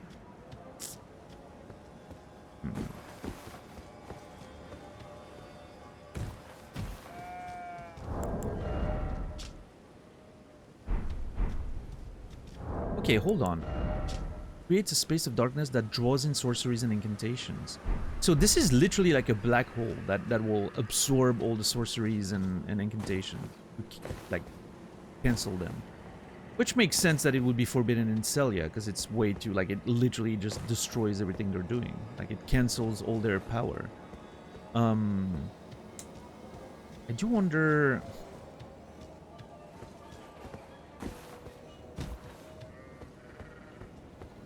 what the link is between sorceries not being usable anymore and the fall of the Eternal City. Something there.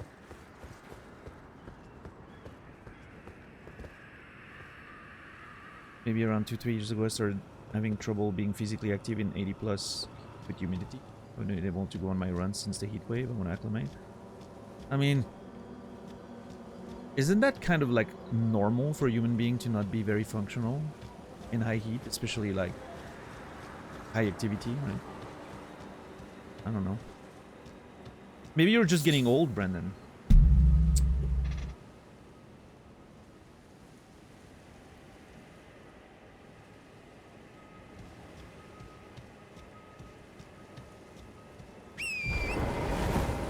I was able to dance in Vietnam in the same weather conditions.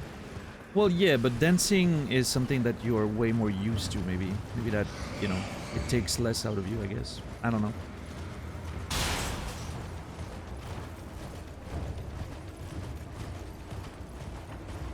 But yeah, I mean, the age could be a factor. I don't know how long it's been since you did, you know, the Vietnam stuff, but...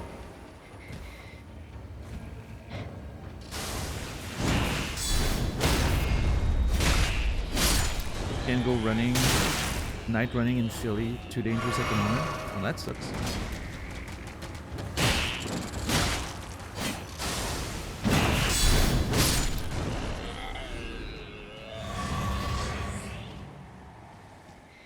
Okay, I mean, I've made zero progress on that finding this hidden cave. Dude, I'm so confused. Beyond the graveyard at the look beyond the graveyard at the precipice. Look beyond the graveyard. Maybe the verb here is important. Look beyond the graveyard. The precipice.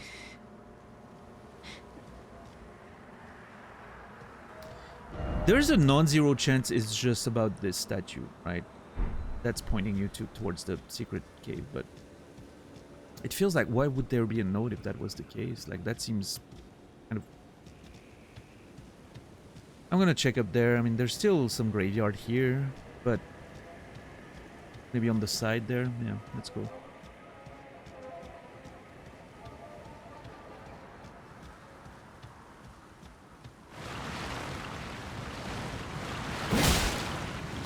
What's up, Neko? How are you doing? Oh my god, that's a lot of them. Their shields look so cool, by the way. I don't know if I have one of these. I'm so dead. Yeah, their shields look fucking awesome. I kind of want one.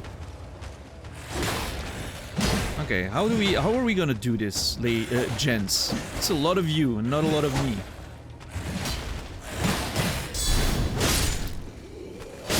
Okay, okay.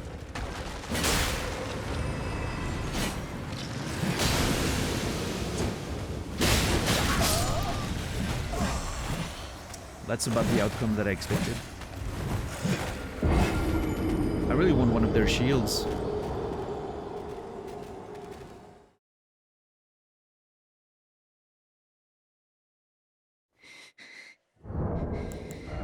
Do I have one of these? I don't think so, right?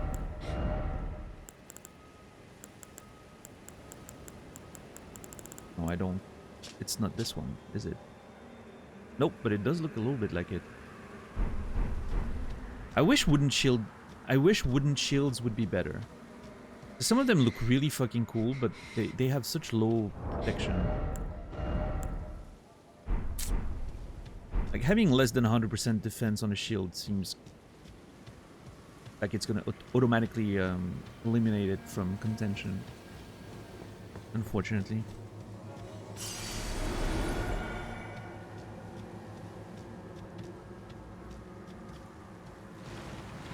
I kind of wish they balanced like the wooden shields around something else.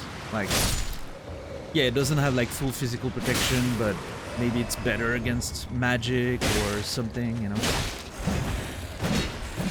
I mean, I guess they're lighter, so that's an argument, but weight seems like a non-issue mostly. At least I haven't... Well, I mean, I'm maxing a lot of stamps, so maybe... endurance, maybe that explains why, but... I just don't know. At some point, you would rather just not use a shield, I guess.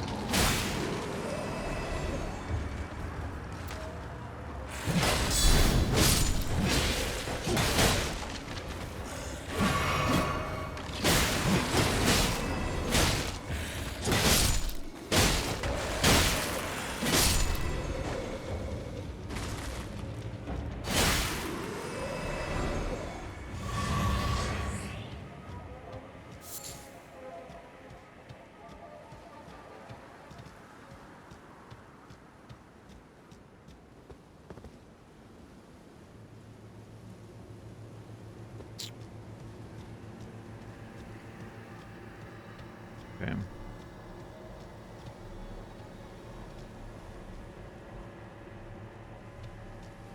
Let's see. Beyond the graveyard at the precipice. There's cliff there.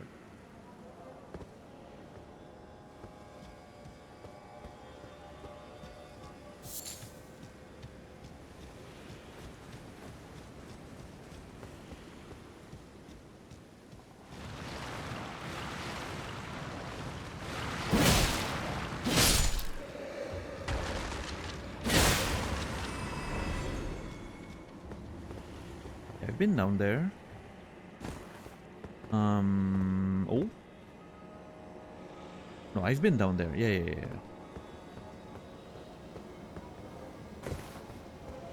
I've been...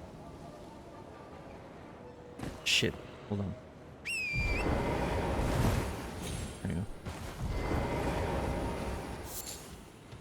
Scary for a sec.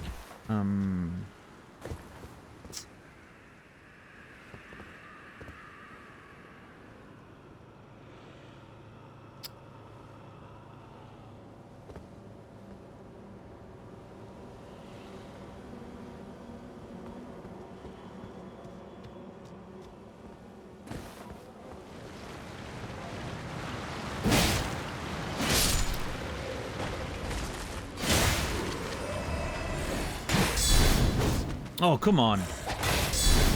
It's a straight attack. Why is it hitting the fucking wall on the left? The point of a spear is that it attacks, you know, straight forward.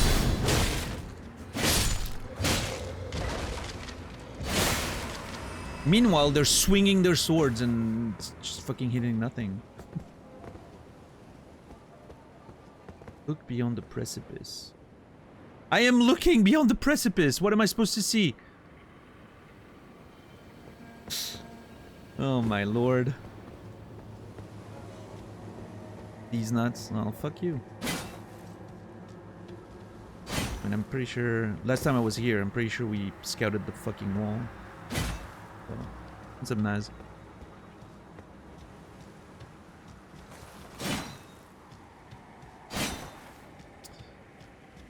So this is a notable... I remember fighting this guy, right? This is a notable, like, element of this place, is that there was this really strong dude in the middle of nowhere.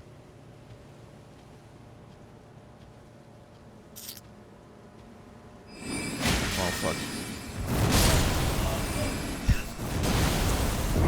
So much for that.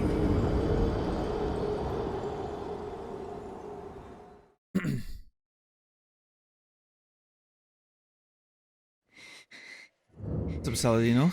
What's up, Shoko? How are you doing? Yeah, that fucking nerd last time also murdered us for like a good 30 minutes, I remember. So maybe that's related to what we're looking for? Like, because it's a notable thing. You know? It's the only, like, sort of out of the ordinary element here, but...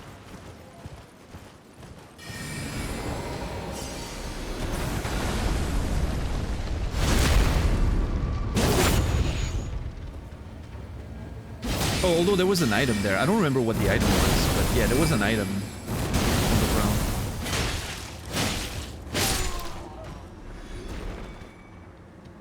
Yeah, I remember thinking that this grave was very emphasized by the presence of that guy.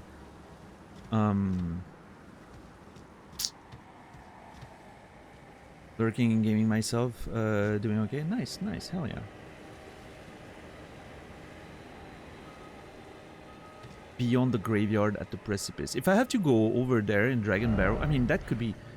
No, because up there is there's a fort, which we assume is the place where we need to find the second half of the medallion, right?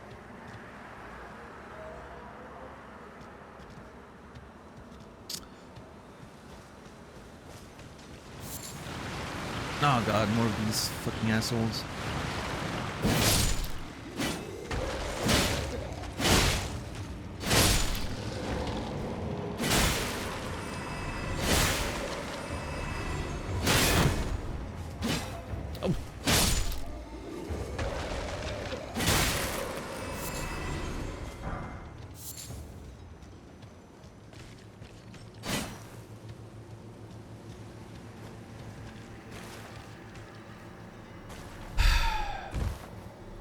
Beyond the graveyard.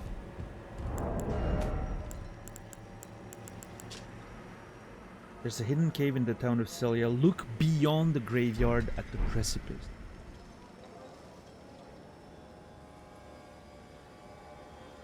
Did I just hear... Hold on, I hear something.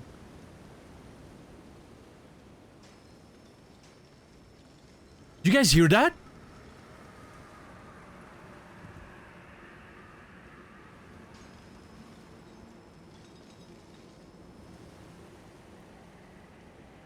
I don't know if it's coming on stream.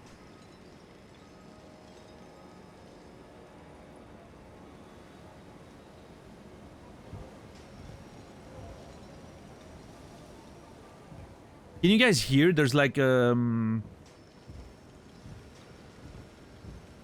hear it? It sounds like the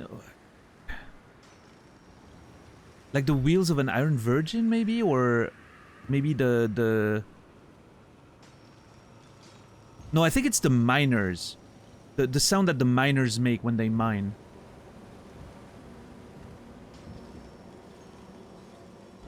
Which, you know, if there's a hidden cave somewhere here, it would that would make sense. Laptop speaker, so no, yeah, it's very quiet. Like, I barely hear it. Okay, that's a hint. That feels like a step in the right direction.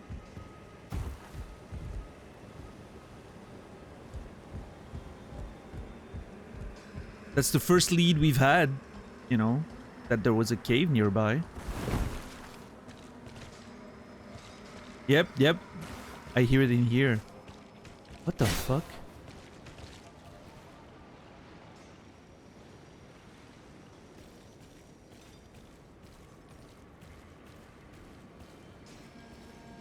That is so weird. It's kind of cool though. Like you can hear like that there's something down there. I hope it's just no, it's too far. I was just saying I hope it's not like the Celia tunnels.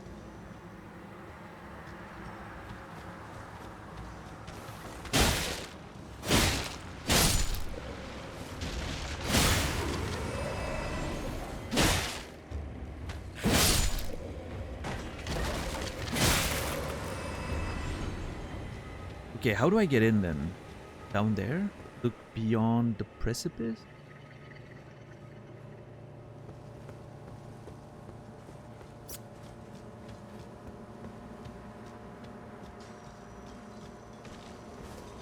Okay, let's see if I can follow the sound. Maybe.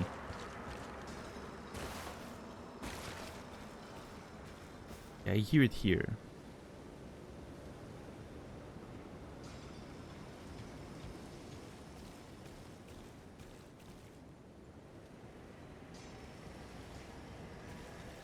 It's on the left.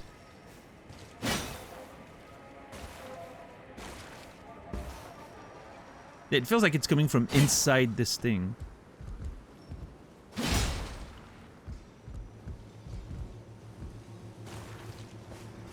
Hold on.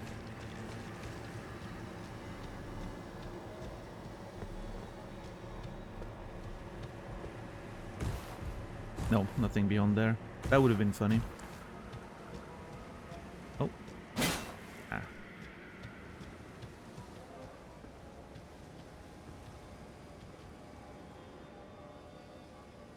I don't hear anything anymore.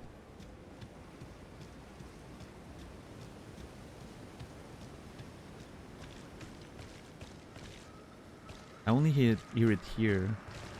Which doesn't necessarily mean much. Like, it could be something, like, it could be closer to the surface here, but the entrance is somewhere else.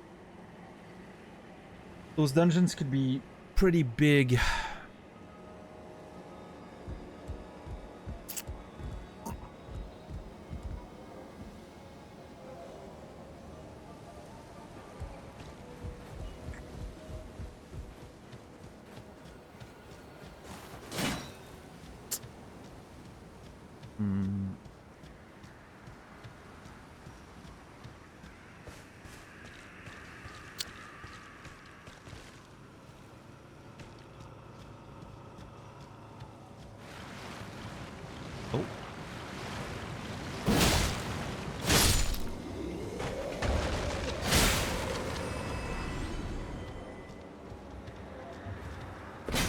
mean, pretty sure I checked that wall at least once when we were here before. Maybe even twice. I remember we hung out around here for a little bit.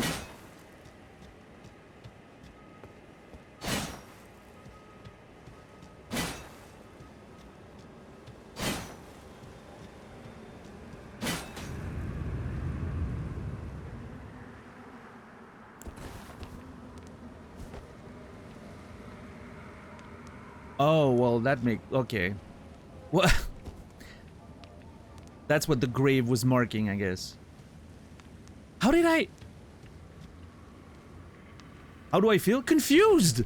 Because I'm pretty sure I checked that wall last time we were here.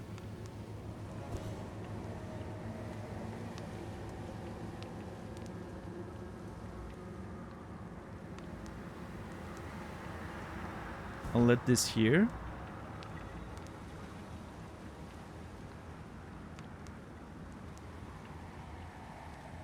See?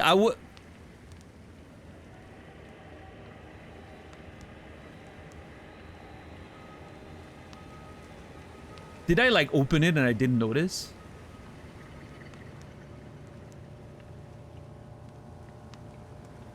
Did I literally just do both sides?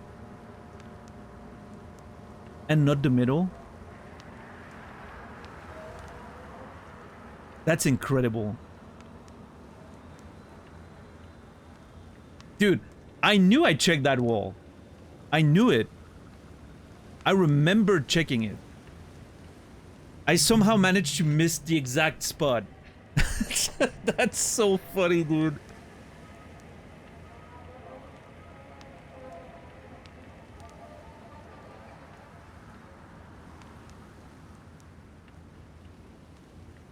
Not thorough enough? Yeah, now I'm questioning everything now. How many of those have I missed? By randomly, dude, that was super early too. I still hadn't found a single wall at that time. That would have been my first secret wall if I had hit that. Yeah, no, that was like, what episode was it? I forgot to check on the YouTube thing. What's up, Cryptstick?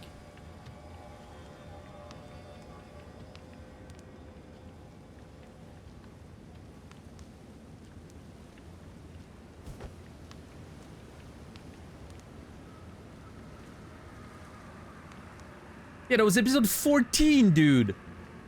That was like 46 episodes ago.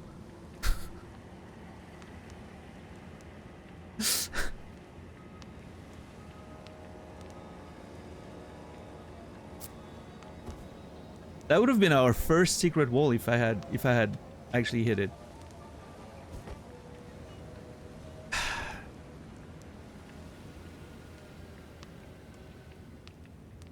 That would have changed the entire play. That would have been a very different playthrough if I had found that. Yeah. All the, you know, searching for secret walls would have been very different.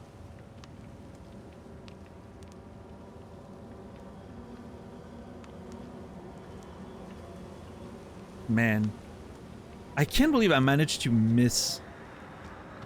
It's a pretty big fucking wall too. Like, how did I fucking miss it? I mean, that's true, Tixar, but not knowing if I would find some early on, like, that was, you know...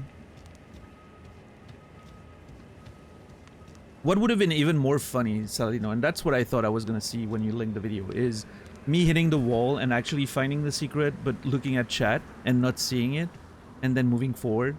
That's what I expected to see. And like maybe the thing resets when you know, you don't enter and then you reset the area or whatever. But no, that I completely missed it is very funny. Yeah.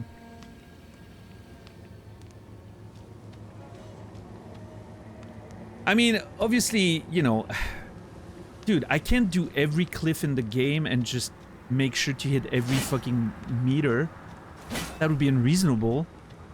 So sometimes I'm just like looking at what looks like a thing and then I just move forward and then I click on the next one and, you know. Now this is making me wonder how many of, you know, how many of these places I've missed. I mean, I'm not gonna go over the place again, but...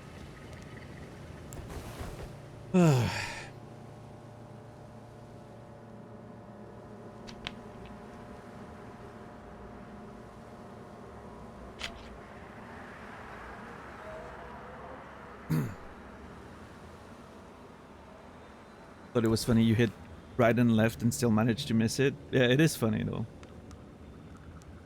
It is funny and kind of impressive that nobody in chat said anything at the time. Or if somebody said something, I didn't realize they were talking about that. Are the deletes even working? Yes, for me they are at least.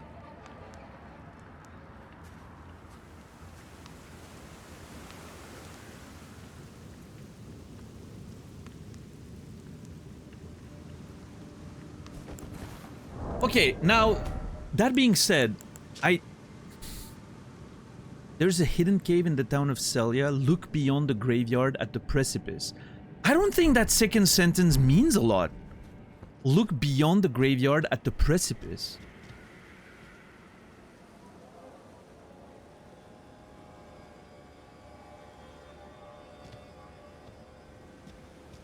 Like, to me, but maybe that's a language thing, but to me, like, look at the, you know, look beyond the graveyard at the precipice.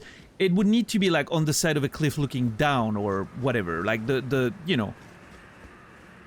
That feels like the precipice, right? Because, like, oh my god, I'm gonna fall, right?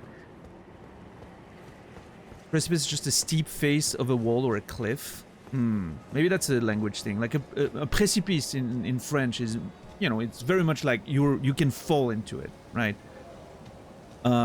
This to me like doesn't ring, you know, like a precipice at all, but language thing probably. What's up, Chaos? The English word comes from French, so you're the authority. Yeah, not necessarily a pit, but like it can be a cliff or whatever. But the notion of precipice is something you can fall into, right? Not just a cliff wall in front of you. That's not a precipice. That's just a cliff. Or a wall. Yeah. But, you know.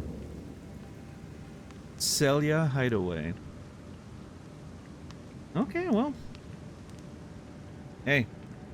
Secret fucking cave. Let's see what's in there.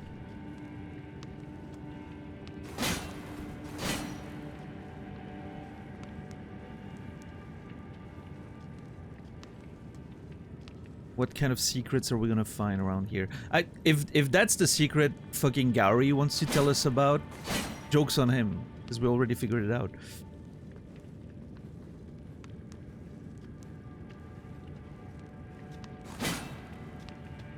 We don't need that nerd. We don't need anyone. We're strong and independent tarnished. Celia Hideaway.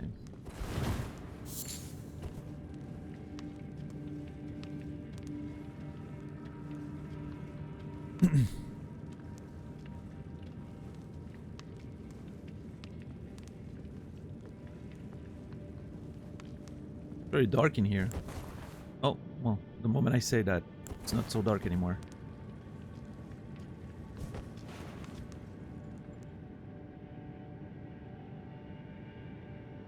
What is this guy doing? Playing with his glintstones? Okay, so I probably need a hammer here. Those he's vibing with his glow stick. Yeah.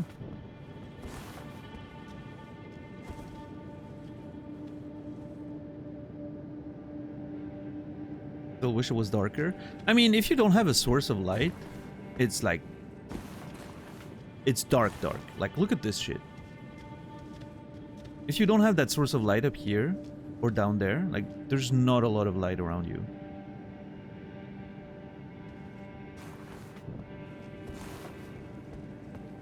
I think that's done pretty well. But I do have the lantern and, you know. I think they did great with the dark in this game.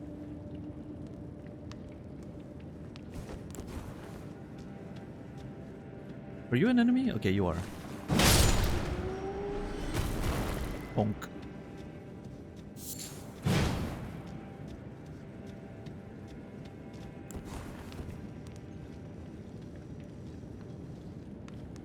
Bunch of crystals everywhere. We can hear I can hear mining. Yeah, that's what I was hearing from the outside. Man, imagine if I had heard the mining sound the first time we were around. And that would have made me like double check everything. That would have been funny.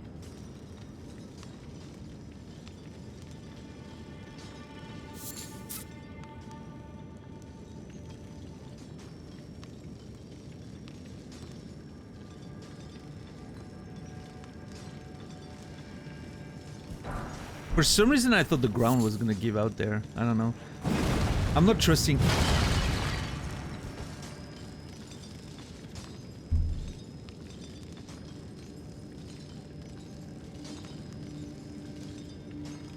Okay, secret wall galore once again in here.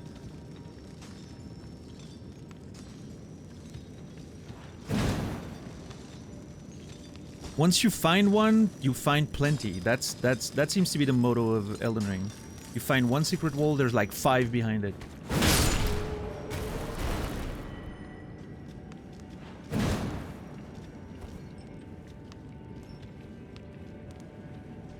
I'm assuming this one's gonna be a secret wall as well. Yep. There it is. What's up, Juspo? Have I played Darkwood? No. But I do plan to at some point. I'm not sure if I would like to stream it, but the channel would need to be in a very different state for me to do that. Oh, it's one of those spider things. Hold on.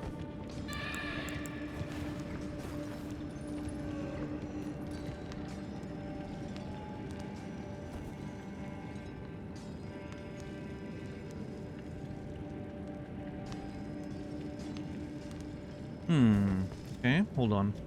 This seems to be a committal jump. Like, if I jump, I'm down. Actually, hold on. There's a whole thing there. Okay, hold on. Before we go further, there's that other path that I want to check first.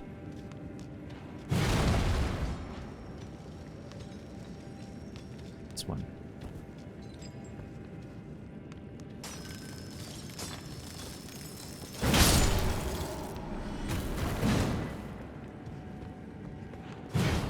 Yeah, I mean, I probably would have found the secret wall regardless, right? Like, oh, that's the end of the cave. Oh.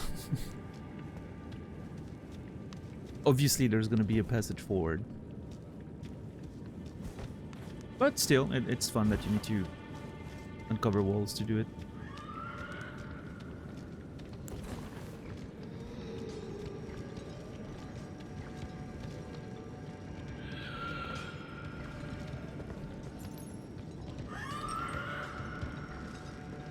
It's like a fucking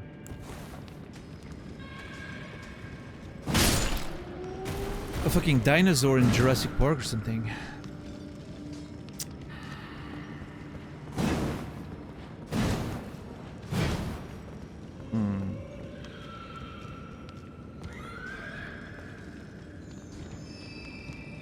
Now I'm getting Crystal Cave flashbacks from Dark Souls 1. Walking on those crystals. I love how the texture's done because it makes me feel like I can tell what it would feel like to touch that crystal.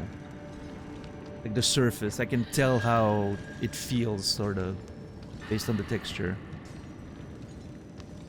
It's like an amethyst or something. Yeah. What's up, Surflux? What's up, Offline? How are you guys doing today? Old chap.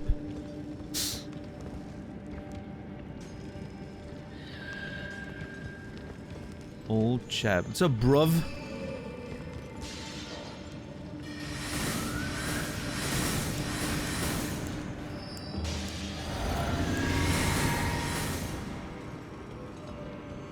Oh, okay. Kill. Thanks.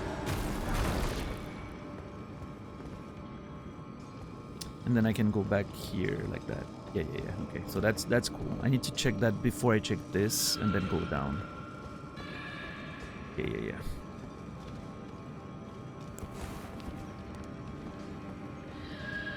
Oh god, there's many paths down apparently. God, this place is already messing with my mind.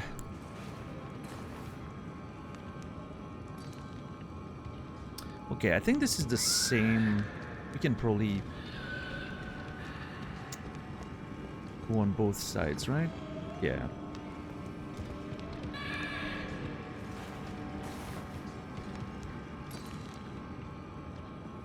Yeah.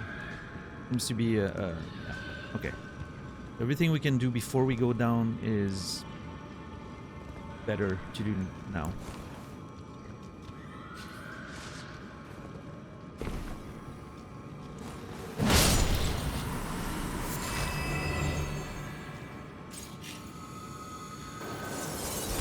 Oh, jeez. I forgot I'm fat rolling because of the hammer. Oh! Let me in! Come on. Ah, shit. Is that... I'm assuming that's a way back from somewhere else, potentially? Like, you come from down and then you can... Yeah. That's probably it. Probably a way back. Cool level design so far in this place, I will say. Well, so much for that.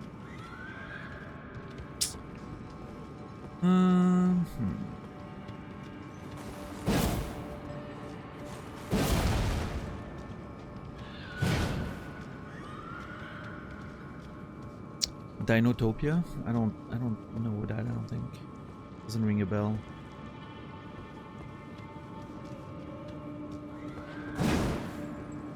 Yeah, this place feels very much like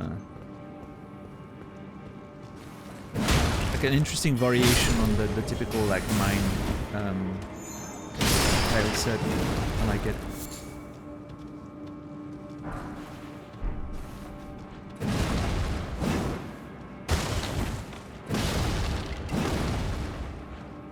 Sounds like a clicker's nest. I can see it a little bit.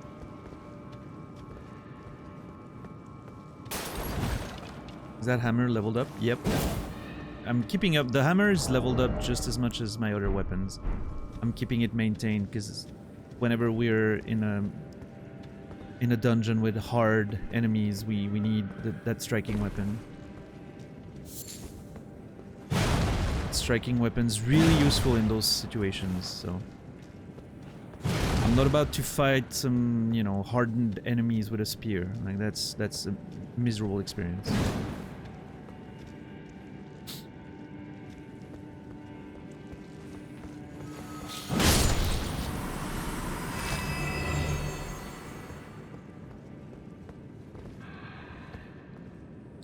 To be going down quite a bit too. Let's finish exploring up.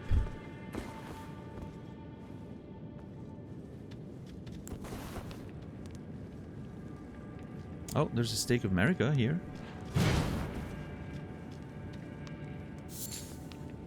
Am I finding a boss?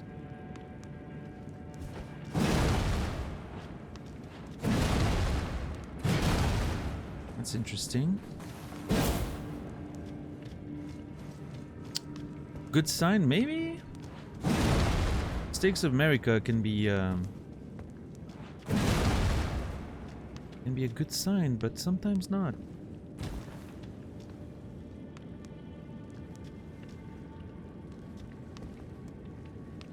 Oh boy, this place is huh.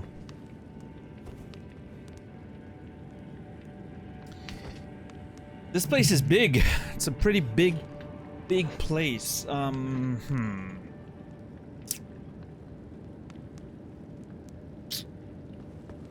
think I want to check the... Like, this seems like a completely different section, so maybe check the other one first. Downstairs.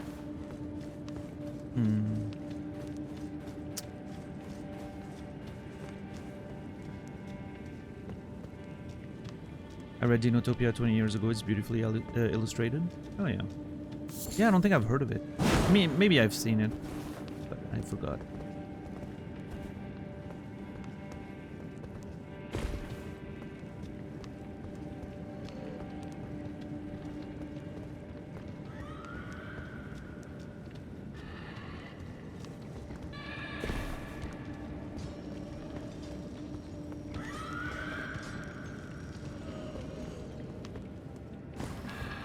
Ugh! Felt like I was sleeping there. Okay, hold on. Ugh!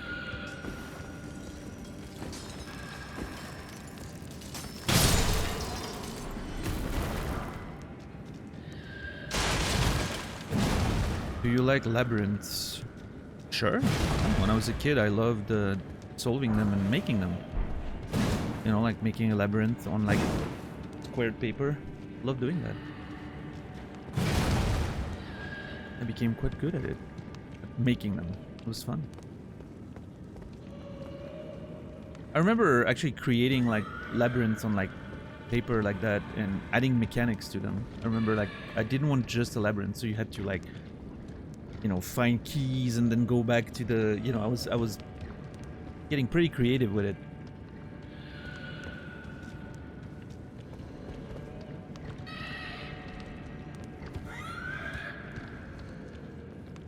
And then I found out that D&D existed, so I didn't need to do that anymore.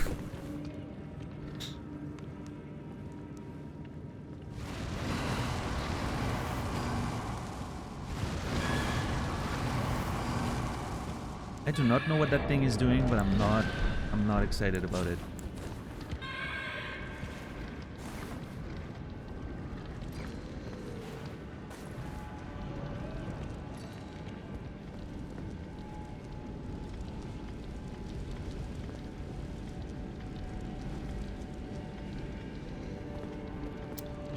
I would love to be able to do a plunging attack. But of course it's hiding right under the fucking thing. And it's glitching right now. Great. Love that for me.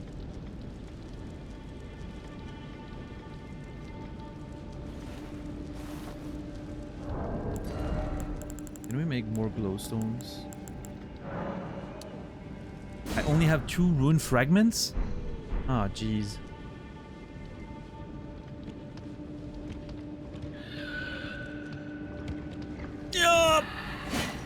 Got him.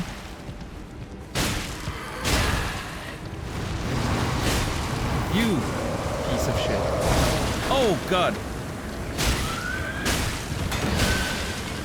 Okay. Whew. That went better than I thought it would. Lost Ash of War. Golden Rune. Ghost Glovewort.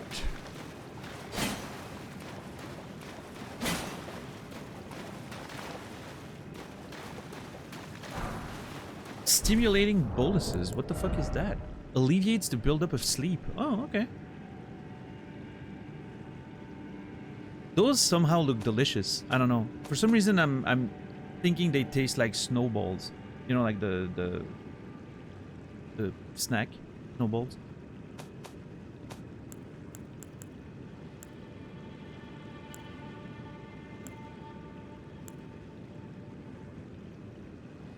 Yeah, shredded coconut, yeah.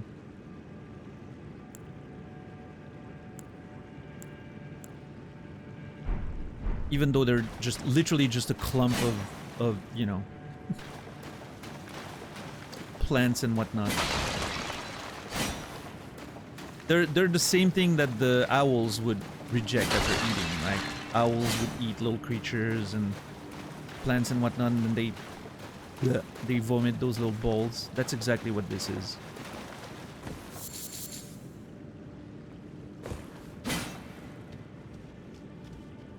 Elden amphetamines.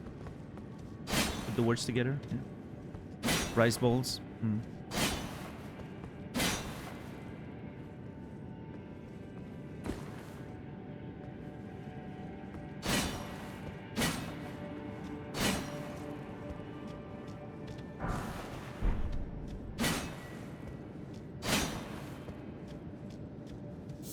Okay, that leads back to that one little thing I saw. Okay, wait, hold on.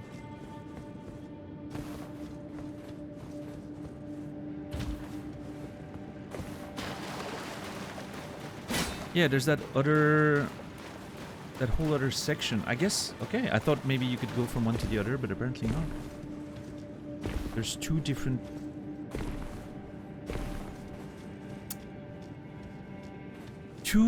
passages there. Okay. Makes sense. And now there's this place.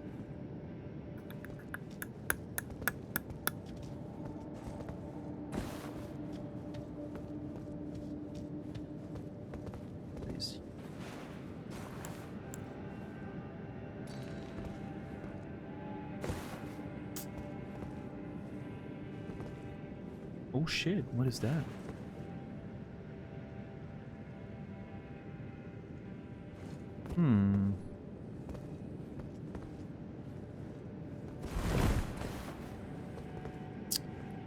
Don't believe what you see.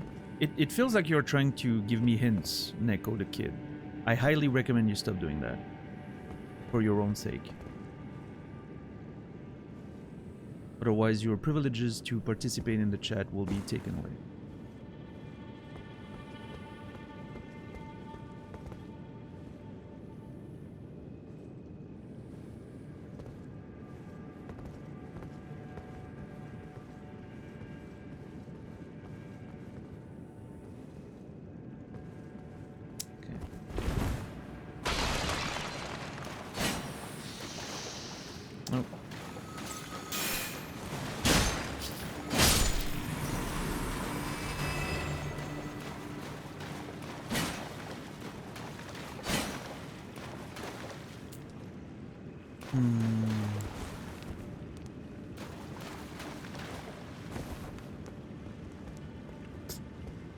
And I guess this leads back to the other side, and then that's how we go up. Okay. Makes sense. That's how we return to the upper floor.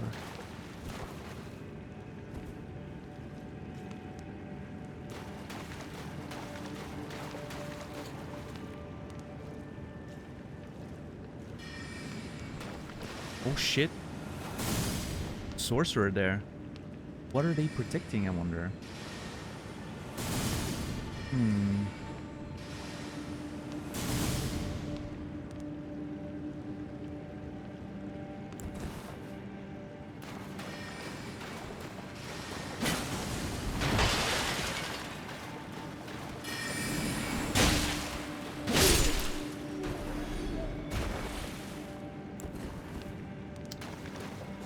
I've seen the crystal cave like this in real life, like huge crystals. It's in Mexico.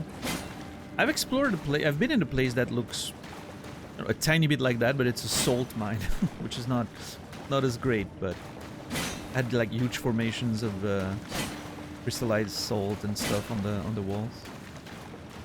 Not as beautiful, but I think that's the closest I can think.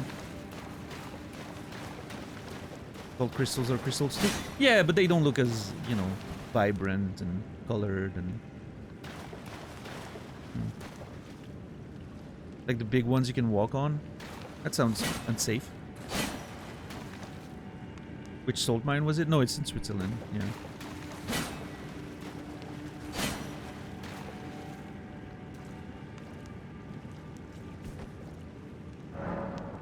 Seal can only be broken by a seal breaker. Sure. The fuck is a seal breaker?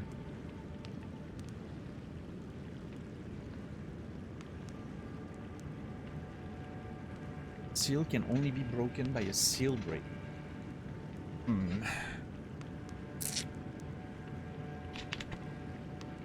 I mean, the last time we had seals like that, one of them was the key to the academy. The other time we had a seal, we had to light up like a, you know, scones like in the town, right?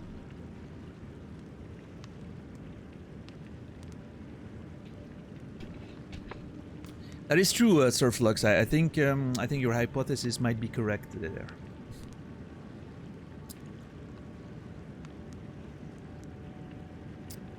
In fact, it says so on the screen. Yeah.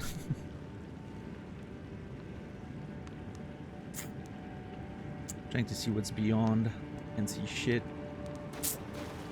Okay, well, let's go back and go back up and explore the other side, I guess. What an interesting dungeon so far. I love this.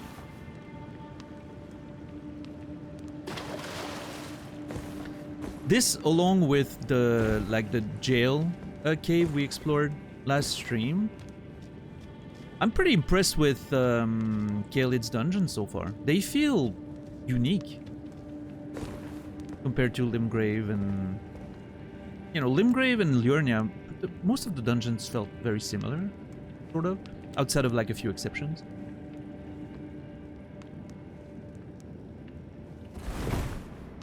But the dungeons in Caelid so far have felt quite unique, each of them, in different ways. I like that.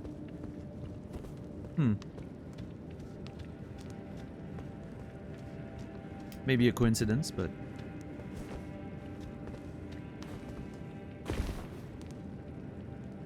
Yes, Ladino. Do they let you lick the walls? Yeah, sure. You can... They're not gonna stop you if you want to do it. I would recommend against it, because, you know, you don't know who put their hands on the thing and all that, but salt kills all the germs. Yeah, somehow that doesn't make me feel that much better. But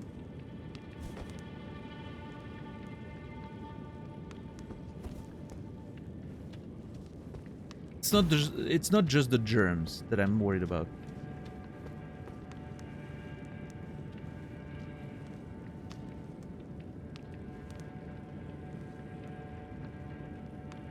I don't want to lick someone's sweaty palms, you know? They put their hands on the fucking... I don't know. The salt brings out the flavor. Oh god. This conversation's hilariously disgusting.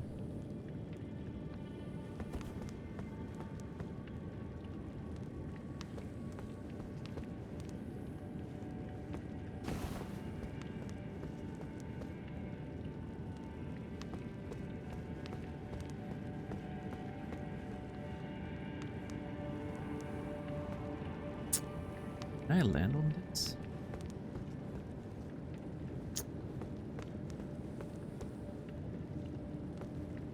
The MSG mines.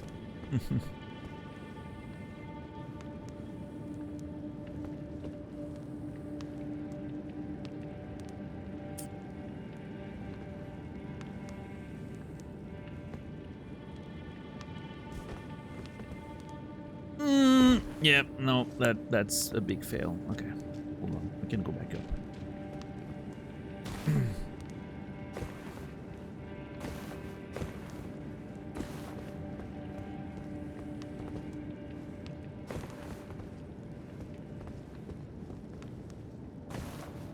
Woo! Hell yeah. Oh, I could have just walked up there. Listen, it wouldn't be a Daniel Matt stream if I wasn't, you know, making things harder for myself.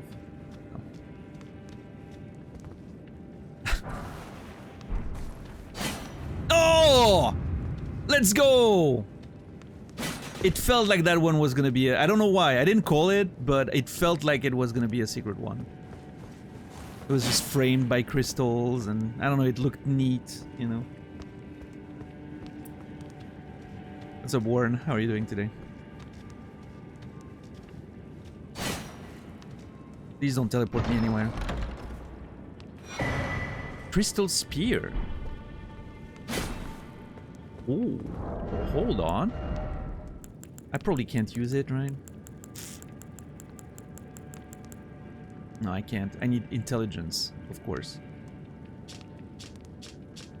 Spear fashioned from pure crystal, a deed impossible for a human, and wreathed with powerful magic. Its attack scales with intelligence. The inscrutable crystallians have but one clear purpose: safeguard their crystals unto the end. When theory posits that they yearn for the return of their creator, will carve them new brethren. This is the same description as the crystal sword, I think. Yeah. We already had that one. Let's see what it looks like.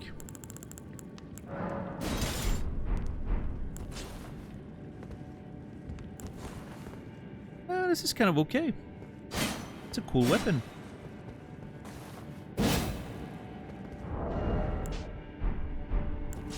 I'm low on intelligence too.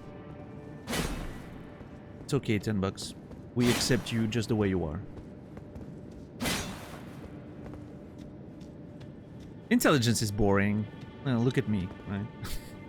Okay.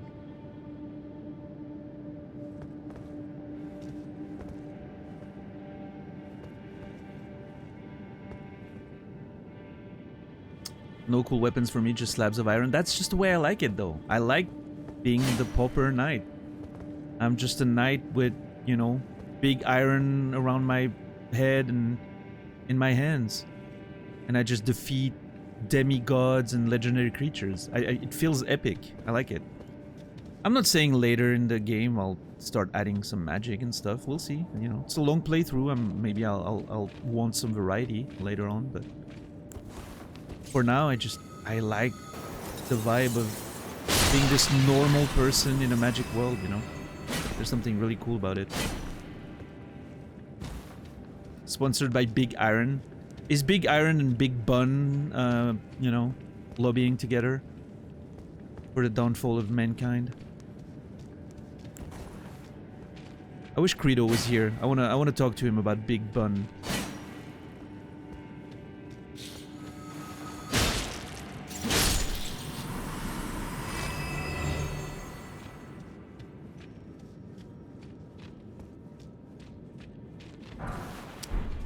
Crystal darts.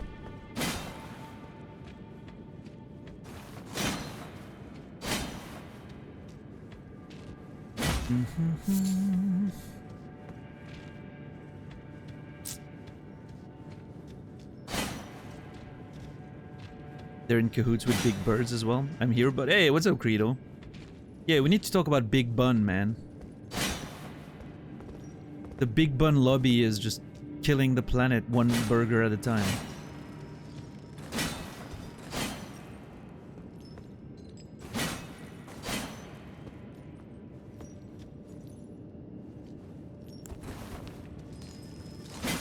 Ah, shit. How am I supposed to get up there?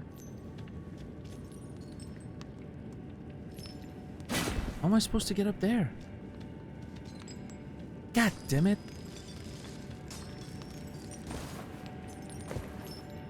I don't have access to torrent in here.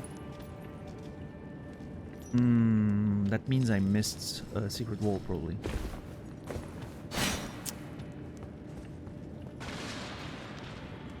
They sell you a product that works for only one item. It's ridiculous. I know.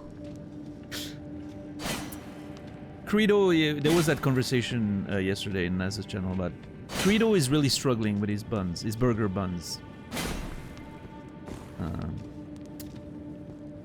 Can't seem to be using them properly, and always has too many.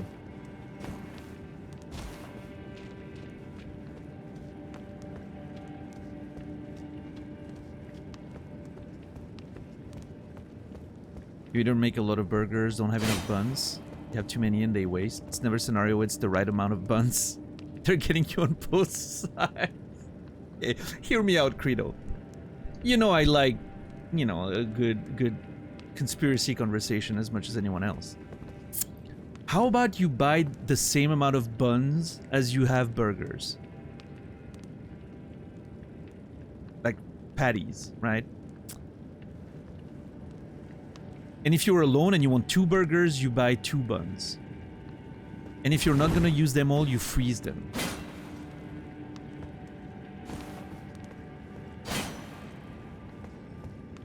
I know, I'm blowing your mind right now, but I'm just saying, you know, there are solutions. The burger packs have 4 and the buns in packs of 6, and I want to have 12 burgers. I've seen packs of 2 burger buns, and then you can buy, like, you know, you go to your butcher shop and you get like the number of burgers you want, right? Yeah, buy the ground beef, make the patties yourself. If there's 2 buns, some expensive gourmet shit? No, the regular cheap version. Maybe it's a Switzerland thing. Maybe we're a little more, you know, consumer friendly here. Maybe Big Bun hasn't reached Switzerland yet. We're safe from it.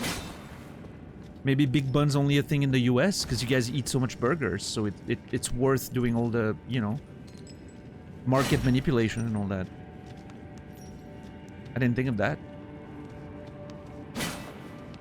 That checks out. I think it does, yeah.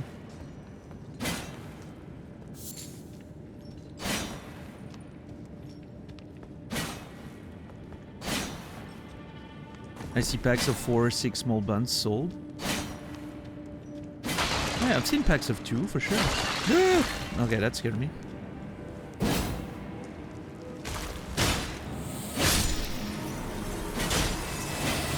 Ow, ow, ow. Those things hurt. Oh my god, those things hurt a lot more than it seems. I hate them. Oh my god, there's so many of them. More?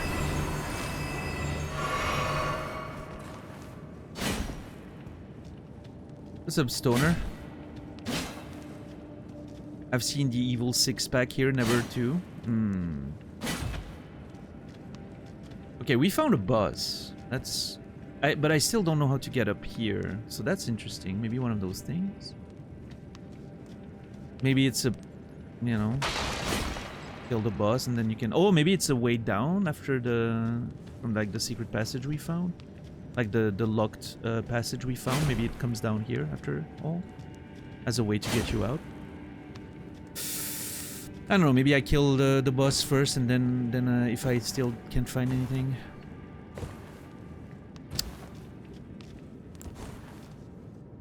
Okay, I'm a little worried about potentially... Do I need to get my hammer ready? Because I have a feeling it's gonna be like a crystal thing. There's so many crystal things in this place. I wouldn't be surprised if the boss is like a crystallian. So maybe I get the hammer ready, and if it's not, I can just, boom, remove it, be able to roll. Maybe that's a good play. Alright, it is 10 p.m. I need to open my window. It is time. Let me check the weather. Can I get away with leaving the window wide open tonight? Please, no rain. Be great. Okay, it doesn't seem like it's gonna rain. Hell yeah. It is therefore window time. I'll be back in 30 seconds. No more. Thanks for being here, everybody. I appreciate you guys. I'll be back in 30 seconds.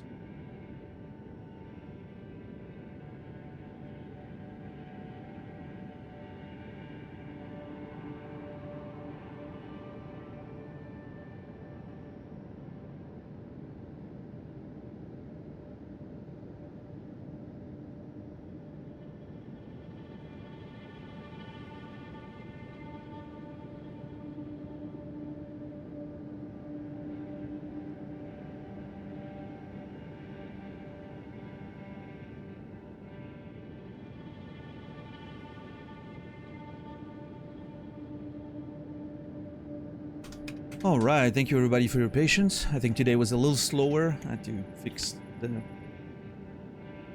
mosquito net.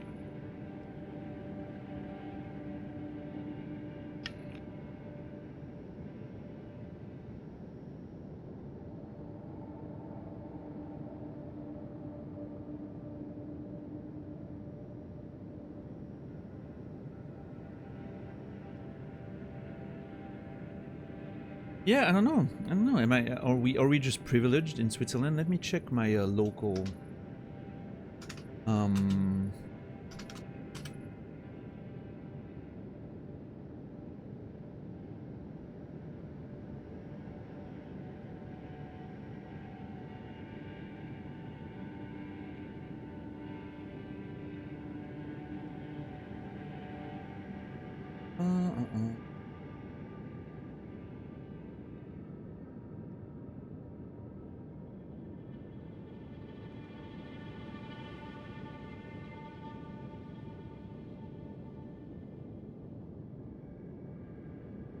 Okay, that's a... I found a 3-pack. Oh no, it's a 6-pack. Okay, never mind. Hold on. Buns. Yeah, there's a 2-pack here. What is that, a 4-pack? That's a 4-pack.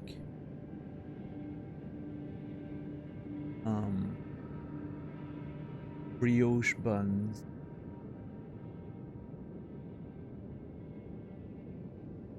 Feels like a 2-pack.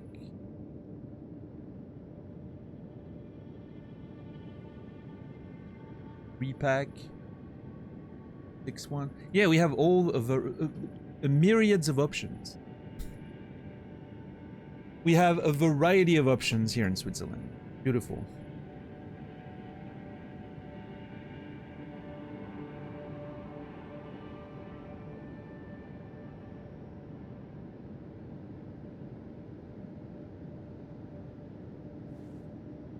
I don't get what's wrong with a 4-pack. I don't know. I think Credo's point is that typically the buns... I mean, Credo's point is to be a, you know, funny. But outside of that, the real concern beyond all of that is that the packs never come in the same quantity as the burger packs, right? The patty packs. So you always, like, you either don't have enough buns or you don't have enough patties. So now, you can cheat the system by putting more patties in your buns, doing, like, double patties, right? That's a strat right there. Or again, like we said, you buy the fucking ground beef and you make the patties yourself. In fact, I recommend buying the ground beef because then you can make smash burgers at home. Those are delicious. That's usually my go-to. I don't care how many buns I have. If I'm making homemade smash burgers, I'm eating all the buns. It doesn't matter how many. If I have 6 buns, I'm eating 6 smash burgers. You cannot stop me.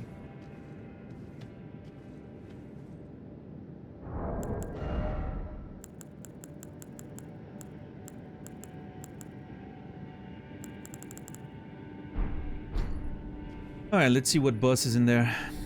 How are you today, Mega, by the way?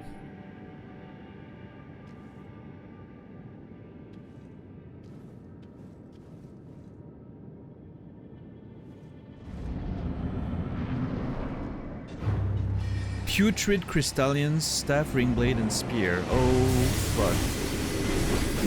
Okay, well, I'm glad I have my, my hammer, that's for sure. But 3 of them? Really? 3 of them?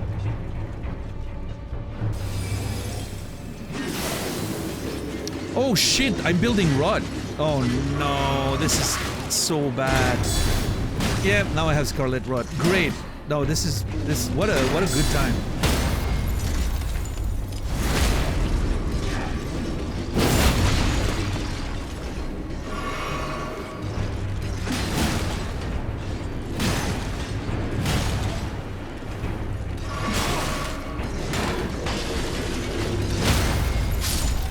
The rod killed me, shit. I thought I survived, but then the rod killed me.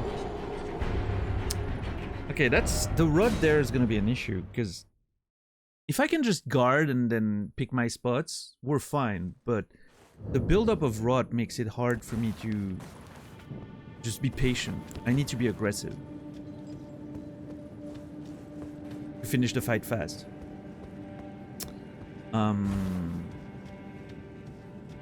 Also, that grace is... What the fuck is that grace? I mean, that stake. Well, if you're gonna put a stake of America, put it next to the fucking boss. What's wrong with you?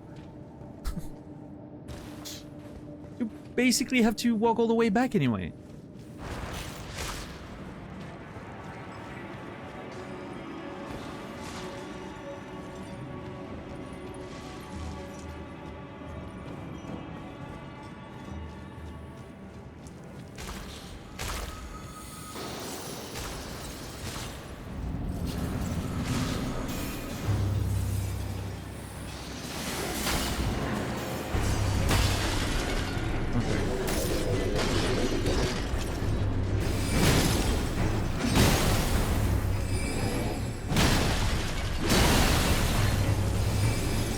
I'm gonna get rod.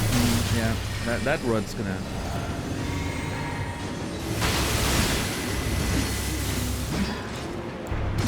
Oh my god, I am so close to being fucking rotten.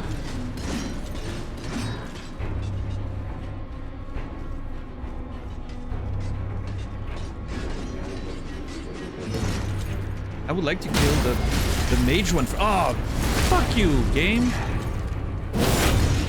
No, I want to... Dude, the fact that the only one you can't target is the one you're actually fighting is mind-blowing to me.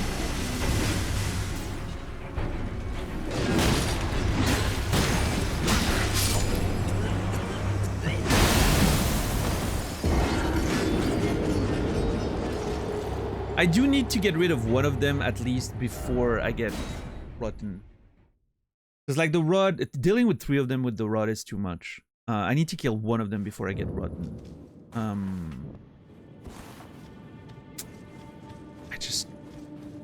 I need to be super aggressive, which is scary. I think I'm gonna go like full 2-hand and attack the mage right away. 2-hand, mage, boom. Blast them. That's my strat.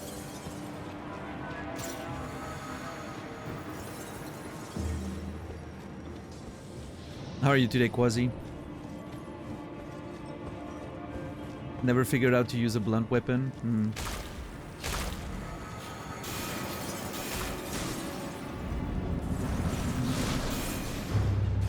Alright, I'm going straight for it. No, I need my souls first. I'm dead. Probably. Oh, okay.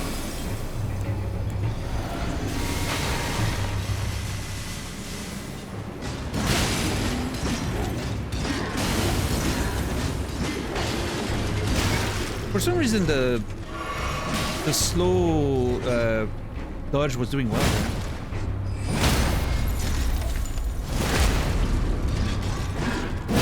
It was timed with the attacks. Oh my god!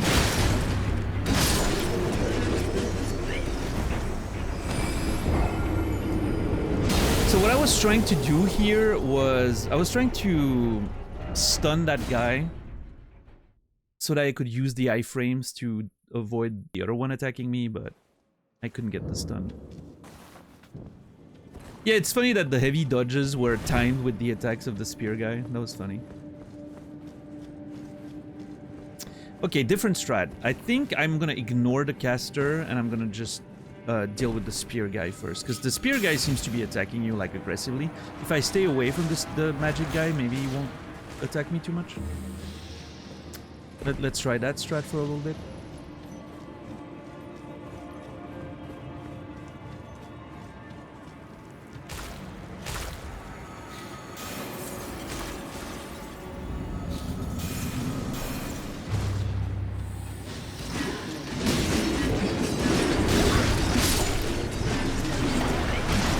Yep,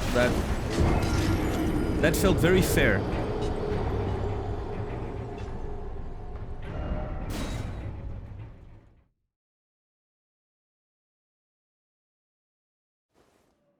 I mean, I do have to get my souls and then, you know, start the fight, because I have almost a full level on me right now, so...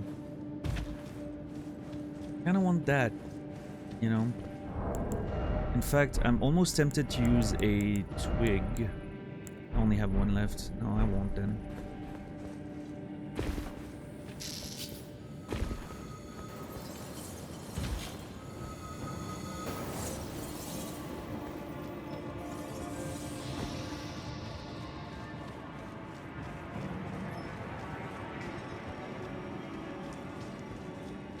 Oh, great. My souls are outside. That's convenient. That is perfect. Alright, let's do spear guy first.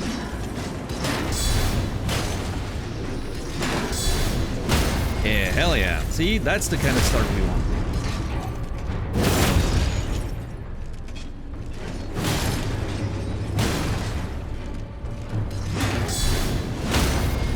Hell yeah. Alright, that was a good start.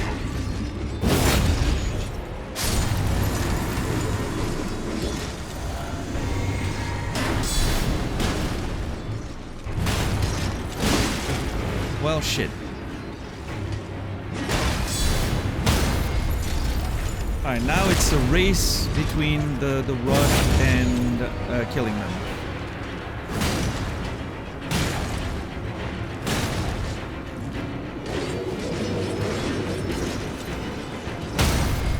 Okay, that's one heal. Yeah, the other one didn't use a single spell. How very nice of him, frankly.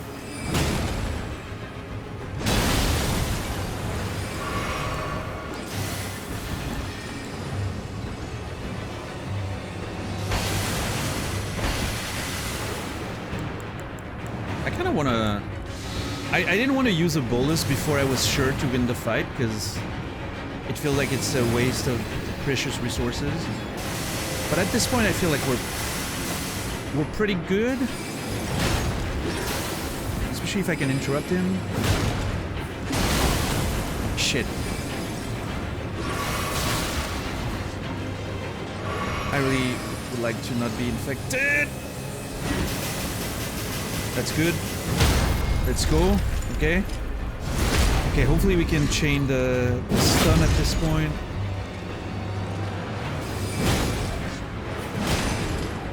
Oh my god! Oh, this felt so good! Oh. Oh, this felt so good. That last swing just, you know, completely throwing him away. Oh.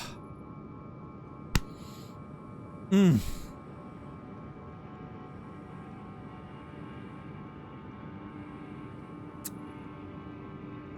Oh.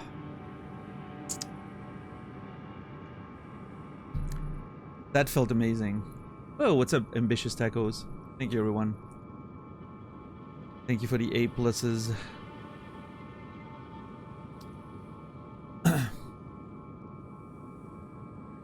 Crystal Torrent. Crystal Cow. Now I get it, Crypstick. I didn't get your message until I saw the spell. Sorcery of the Mysterious Crystallians creates a mass of crystal, then fires off shards in rapid succession. Hold to continue firing shards. The Wrath of the Crystallians encapsulated in sorcery. Each shard is of substantial size, making even a stray blow capable of inflicting severe wounds. The Wrath of the Crystallians. What are they so mad about? Let me take a note here.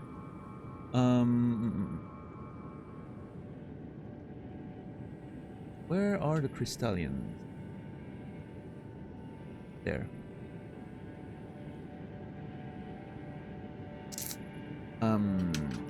Crystal Torrent Source. Represent the Wrath of the Crystallians. What are they so mad about? Question mark. Also, how were the ones in the Celia hide away?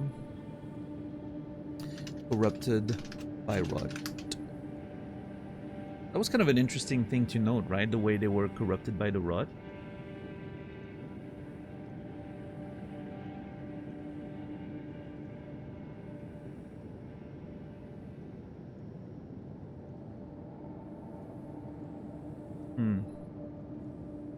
I mean, obviously, the entire place is, you know, has very much been corrupted.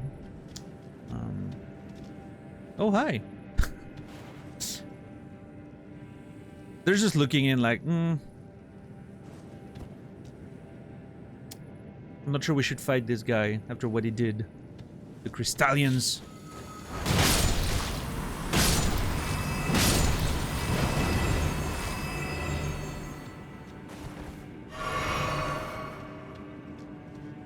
I will clean up behind me.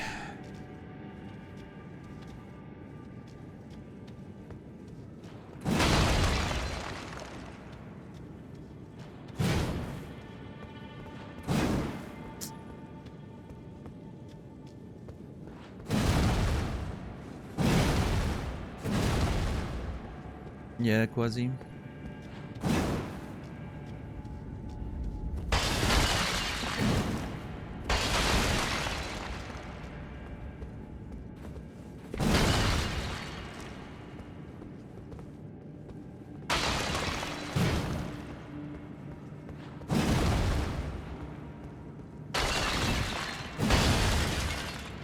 Hmm.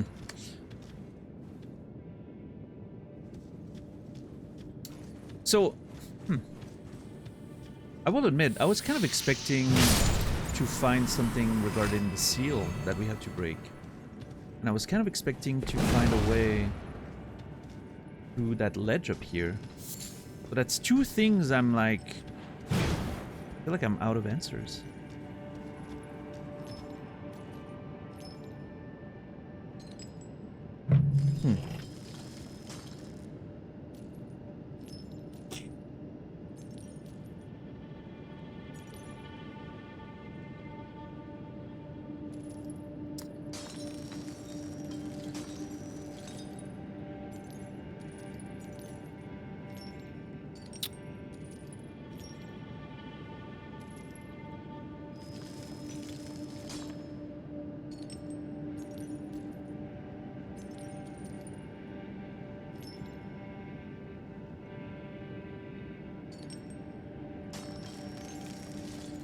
The Ray Rune.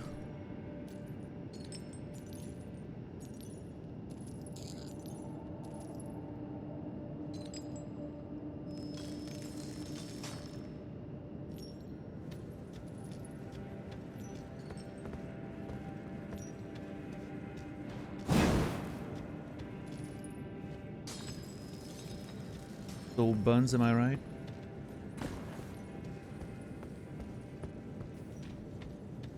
I don't know, I feel like we've exhausted the bun conversation. If Credo was, you know, not working, and I'm sure we could find more to talk about, but...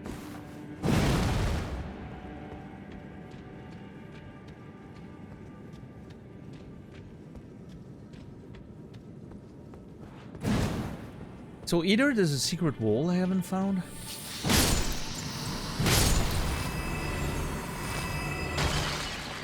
which, you know, very possible in a place like this. I checked this, checked that, pretty sure.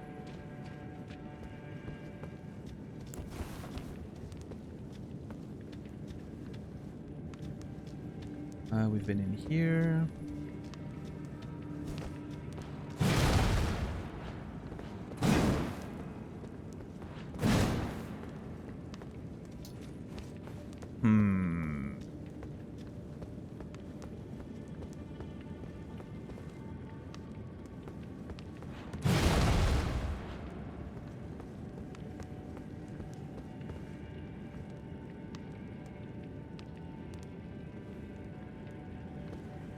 You missed the bulk of the conversation because you were on the phone. Ah. And now you're too late, yeah, such is life. Terrible.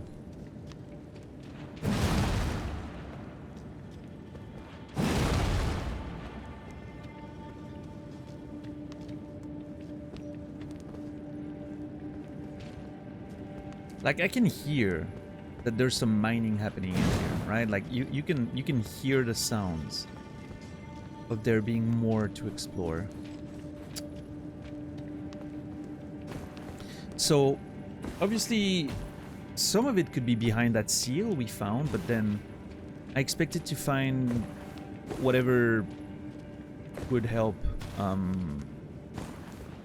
opening that seal. I expected it to find after the boss. You know, I expected the boss to give you what you needed, but that's not the case. Only a seal breaker can break the seal. That's what it said. Seal breaker can break this.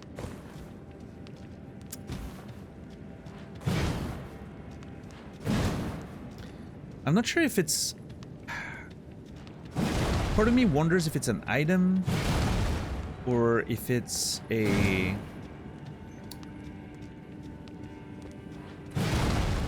What if it's something I need to do, like a gesture, or...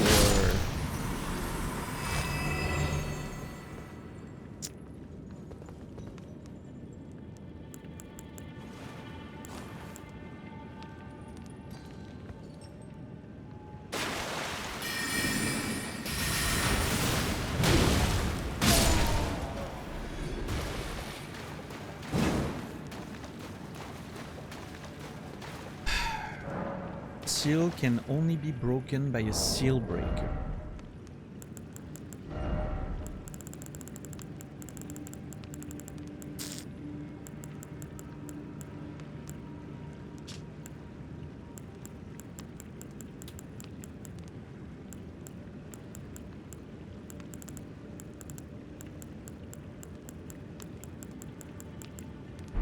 Like all the magical tools we found, right? What if one of them could be I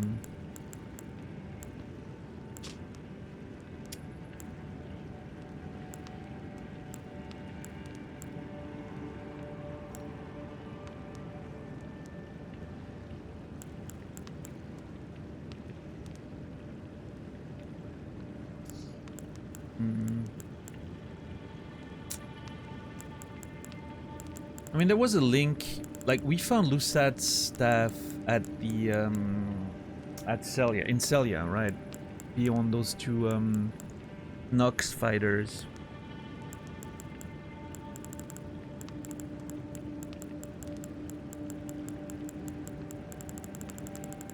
What's up, Facehugger? How are you doing today? Seal breaker.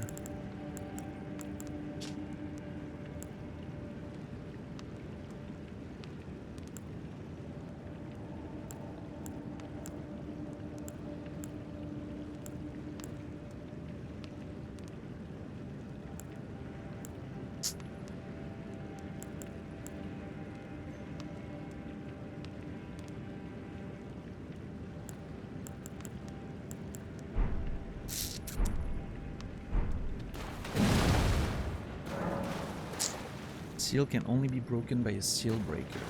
It feels... It could be an item, for sure. It could be like, you know, I have to find a thing called a seal breaker. But...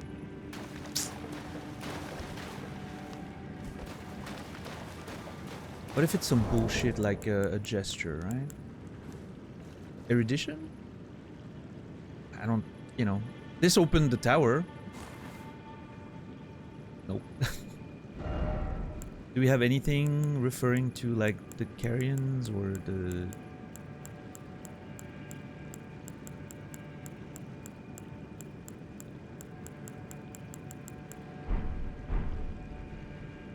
Sometimes I wonder how people figure things out, especially in FromSoft games, by doing exactly what I'm doing right now, which is have random out-of-the-box thinking. Sometimes it's just a fucking item, right? And you just have to find it. Sometimes it's random out of the box thinking, right? And so I'm doing this by myself, of course, which, you know, it could take me ages. But have like 50, you know, or 500 or 5,000 people doing the same thing as I'm doing right now. And eventually someone's bound to find the thing, like kind of randomly. And then you share information, and then that's how everyone learns. Typically, right? Now, I don't seek information. I want to figure things out by myself. So in a case like this one, either it's an item that I need to find called a seal breaker, or it's something I need to do. It's a piece of equipment I need to strike it with, or it's a medallion I need to wear, a talisman, sorry, or it's a gesture I need to do, whatever, right? Who the fuck knows what it could be? And it could take me ages to figure it out. Maybe I will never figure it out. Who the fuck knows? But I do like the idea of either I figure it out by myself or I never figure it out. And that's okay too. You have to accept that maybe you don't.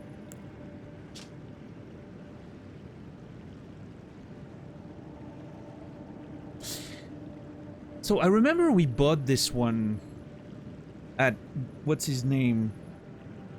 EG. And I said this reminds me of like buying the crest from Andre, right? To open the gate. And then it didn't do anything.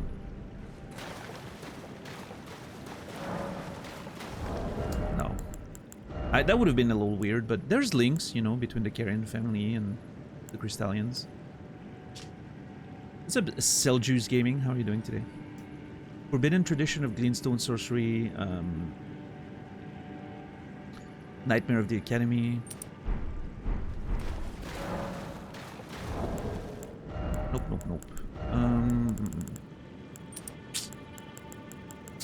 Yeah, I mean, man.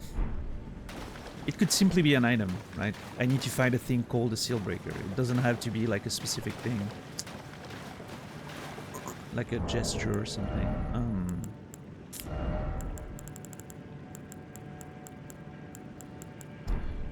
I mean, okay, we found Lusat's staff not too far away from here, which I thought was kind of weird at the time, right? That we found this.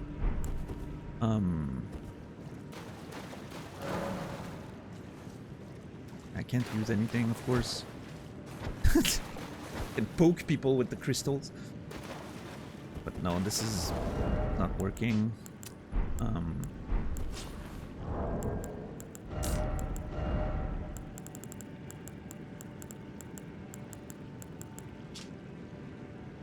Warned by those committed to high treason, it wards off the intervention of the greater will. Go looking home.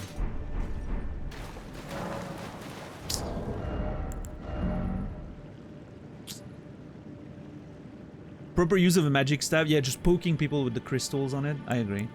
I like your process, it's organic. Feel the satisfaction when a puzzle is solved. Yeah, yeah. I mean, that's why I do things this way, right? I like the sort of sleuthing process, I guess.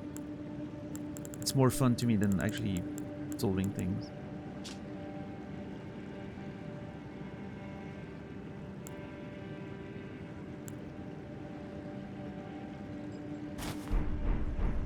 Oh my god. I look like an absolute... Maybe I underestimated those stone crowns. They make me look regal.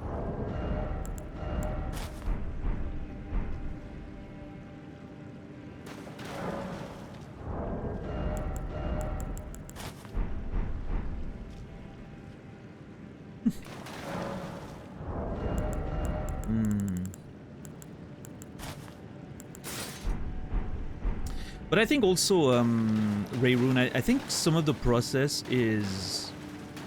It's like building over time. Like, Demon Souls had a lot less secrets like that.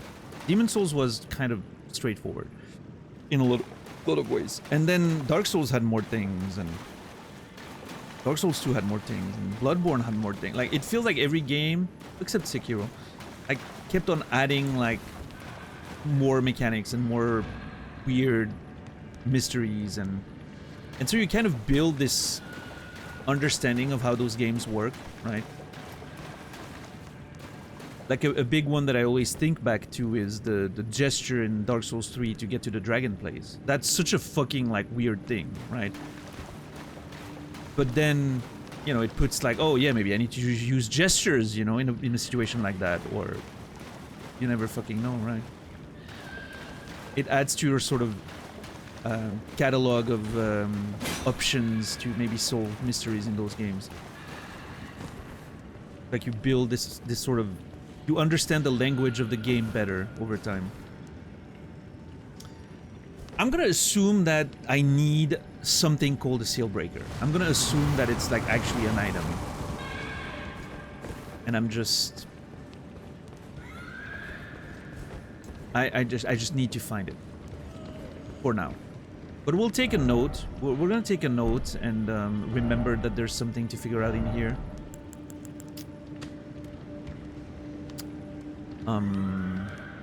And take a good note for it.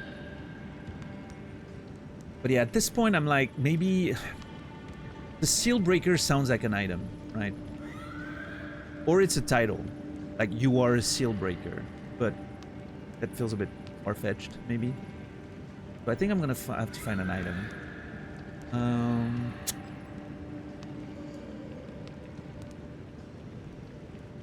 Okay, we did see her with the letter.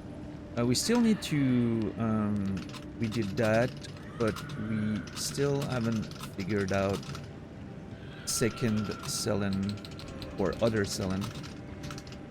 And then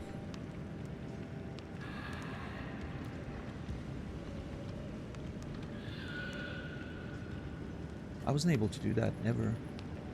Oh, we found that, the hidden cave. Yep. So I'm gonna remove this. Seal in the hidden cave. Okay. Celia hideaway. Can only be broken by a seal breaker. Figure that out. Or find appropriate item? Question mark.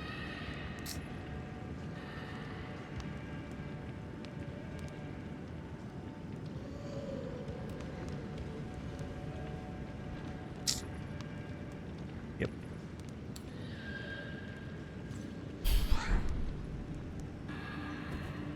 But yeah, if at some point later, much later in the game, I still haven't found anything called a seal breaker, I think that's gonna be the point where I'm like, okay, maybe I need to figure out something there.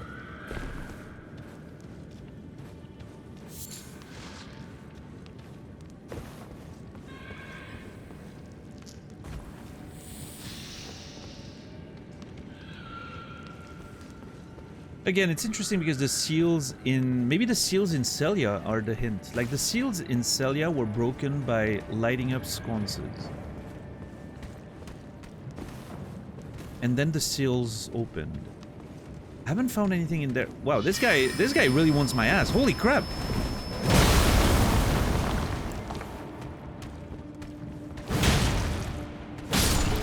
Dude took a short... Did you see that guy? He took a shortcut to cut me off. I went all the way around. He jumped down to take a shortcut and cut me off. That might be the most impressive behavior I've ever seen in like a Souls game, AI-wise. That was actually kind of, you know...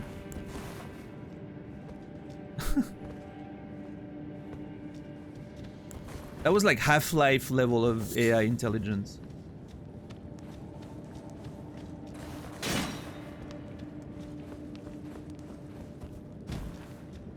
Employee of the month.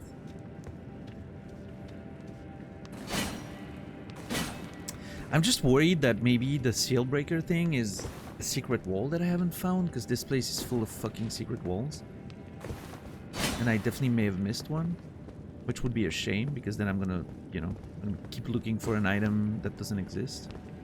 Well, I mean, that can be found anywhere else, rather.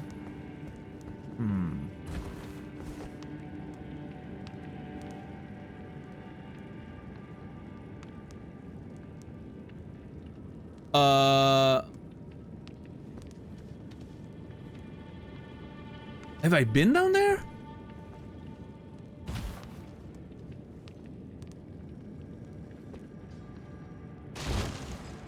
Oh!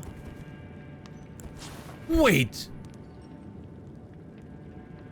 How did I miss this?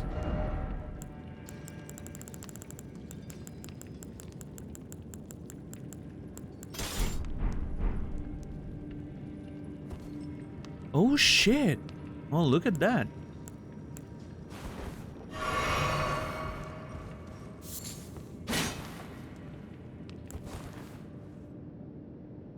Huh. I can't tell if I like opened the wall and then forgot to check it, or if I just missed it completely. Like, huh. Well, looks like exploration's back on the menu, boys. What's up, Shepard? How are you doing? Just like the cave entrance? Okay. You had to bring the cave entrance back, huh? You had to mention it again.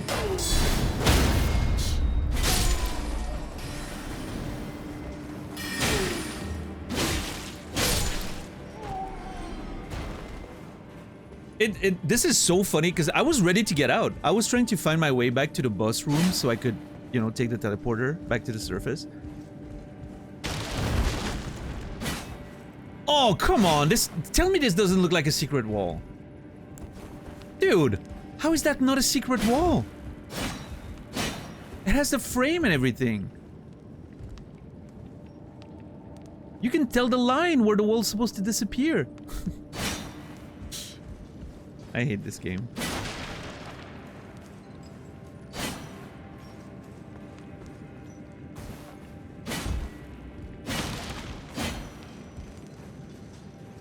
Does that lead to the ledge?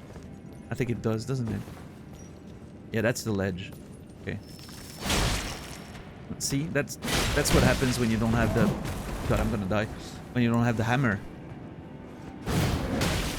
Dude, I'm gonna die.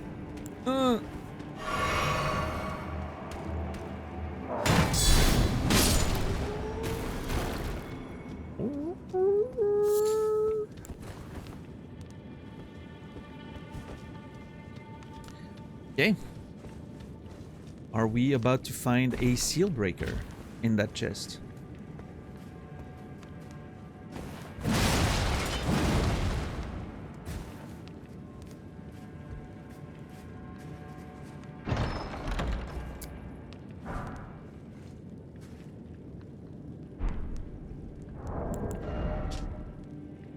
Ashes to summon the spirit of a crystallion. Spirit that wields round crystalline blades, both big and small.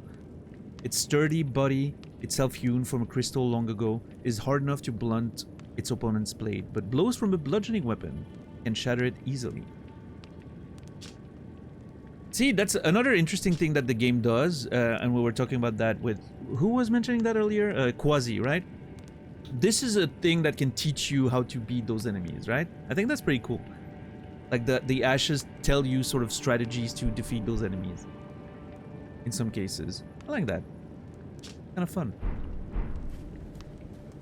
Rewards you for exploring and finding those things, even if you don't use them, right?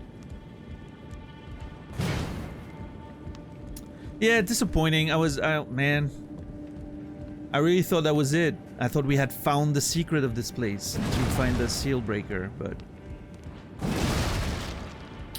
Nope.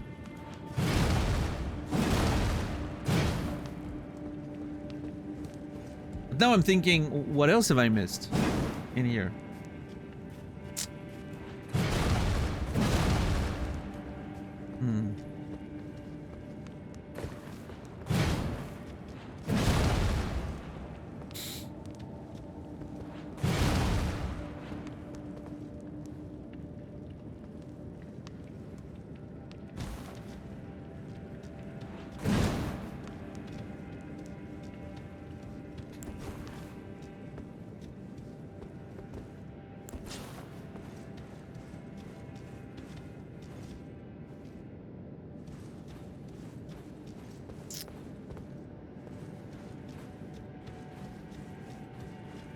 No, I think we'll put that on the list of things to figure out later. Maybe we'll find an item in a different place.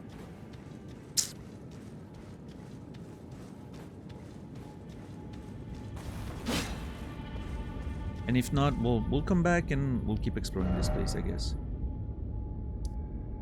Oh, maybe the secret that Gary wants to tell. Gary said that if we help him, he'll give us a secret. You know, he'll tell us the secret of Celia or whatever. Maybe that's part of it. Maybe he's gonna give us a seal breaker, whatever that is. Yeah, that could be it. For now, let's put a pin in that one, and we'll, you know.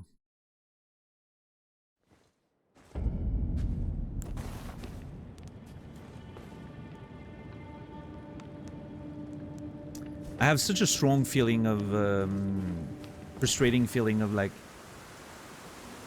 non-completion. Very hard for me to accept.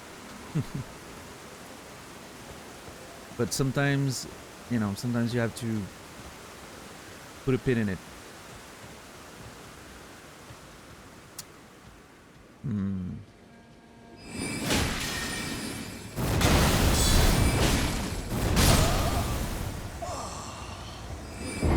That's fair.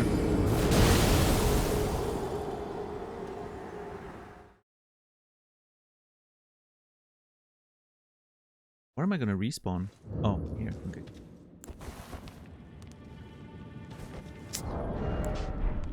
I do need to get my souls though. I have more than a level on me right now.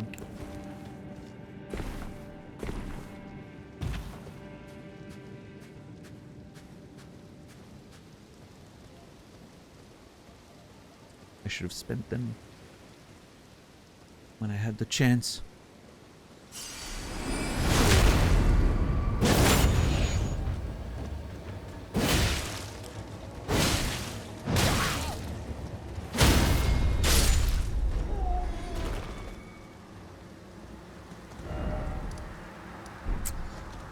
God damn it. Frustration. Okay, let's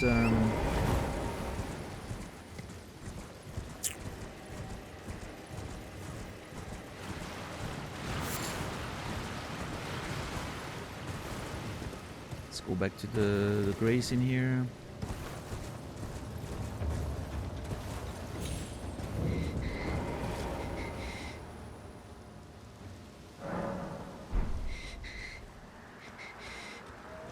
If you are wise, my flesh. Okay. Well, I think this means that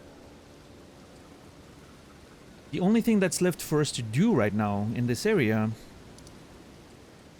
before we make our way to the castle for Eldenfest is to explore the swamp, like the heart of the swamp there. Which is something I've not been excited to do. I've been putting it off for a long time. I've been what's the expression? I think I'm not using the correct expression there. Putting it off. Yeah, putting it off. That's the expression, actually. I've been putting it off for a long time. Now's the time.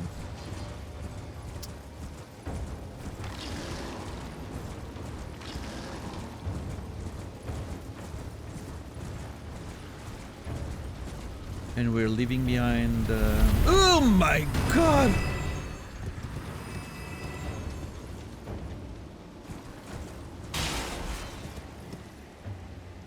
I'm actually not sure how that did not kill me.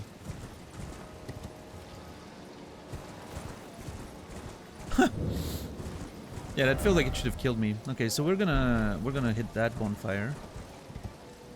Oh, I'm dead. Oh no, okay. Woo! Thought I was dead.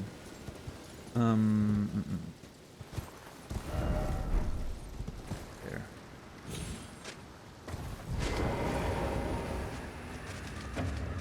And we're gonna start exploring from here.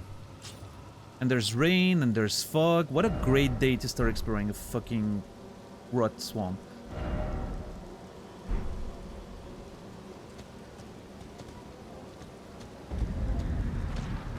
Dude, why are we doing this?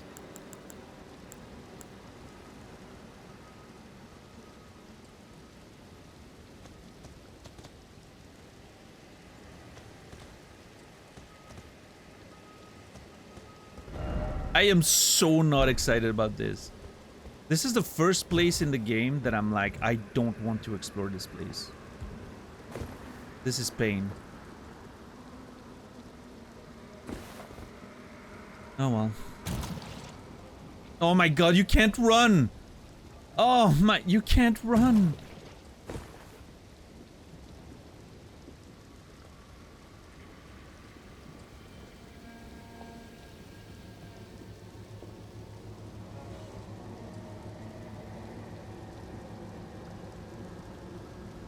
What's up, Birdie? How are you doing?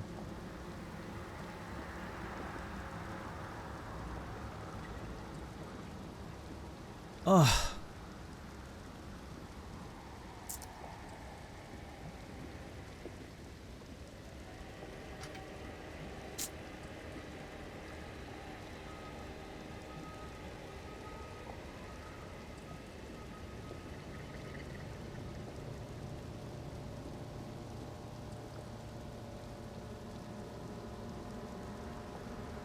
Time to use these wings of yours? Haha. Bunch of comedians in chat.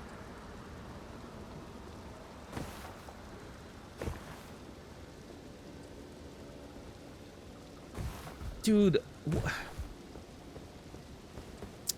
it would already be a pain if you could run through it.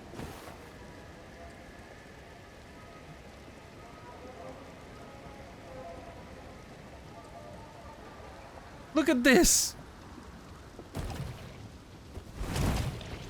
And the rolling is not faster even. Oh my god.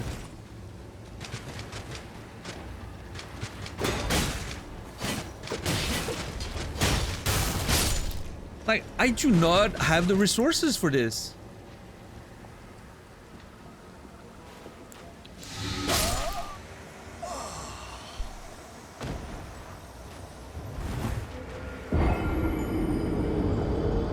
And I just wasted one bullet for nothing. Oh my god. That wasn't very smart of me, I will admit. What's up, Captain Max?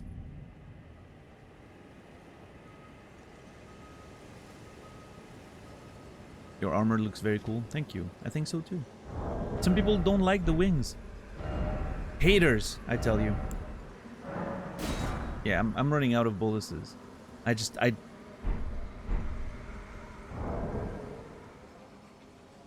Oh, I also didn't spend... Oh no, I didn't spend my fucking points. I have 40k on this. Oh! I forgot! Oh my god, I forgot! Oh, I forgot! Torrent! My trusty cow! I forgot about you! I just remembered... Oh, okay, so I'm gonna explain my thought process here. I was like, maybe I can take Torrent and just run and catch them and come back. And then it hit me. I remembered the underground area in Liurnia under the cliffs, right? Where I just suddenly used Torrent and I was like, wait, I'm not getting poisoned. This is amazing. It just hit me again. That was so long ago, I forgot about it. What's up, Raging? What's up, Ingredius? What's up, Kebab Clown? I thought you were playing them. Oh, no, no, no. I legitimately forgot about it. That was like months ago. How would I remember that? I've done it once in like for 5 minutes a month ago.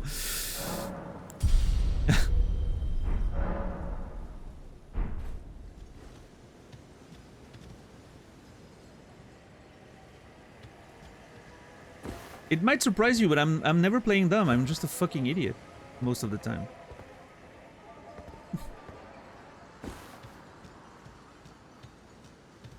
No, I mean, I'm not a huge fan of Torrent. I like exploring on foot, but for this?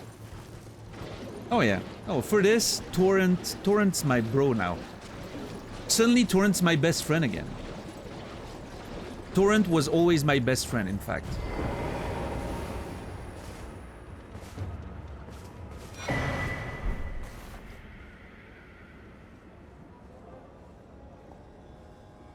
Torrent is was always my best friend. I was always best bud with Torrent.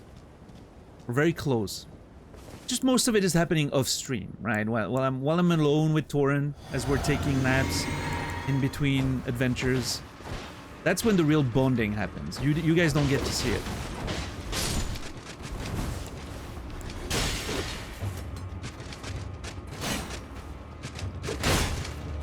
Oh yeah. Yeah, Torrent is doing racing off stream. with the horse girls. The Uma Musume or whatever they're called. Come on, come fight me, dude. What the fuck?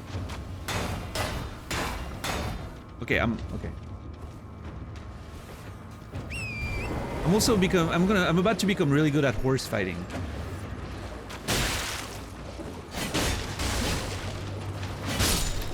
There you go.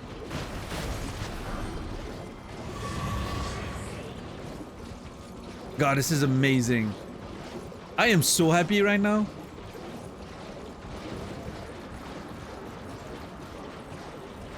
Suddenly, you know, nothing matters. Poison swamp, rot swamp, I don't care, bring them to me. They're all fine. I want more of them, in fact. Look at how happy Torrent is. He's finally stretching his legs after all this time. This is gonna be a breeze. I thought we were about to have a bad time.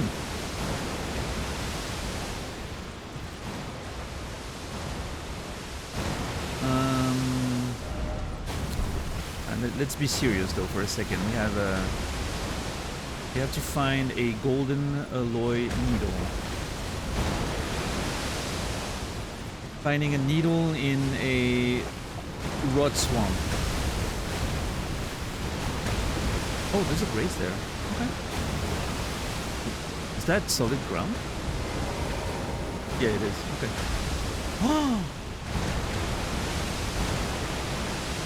Oh, that's what's the name of those things again? Clean Rot Knight. Oh yeah.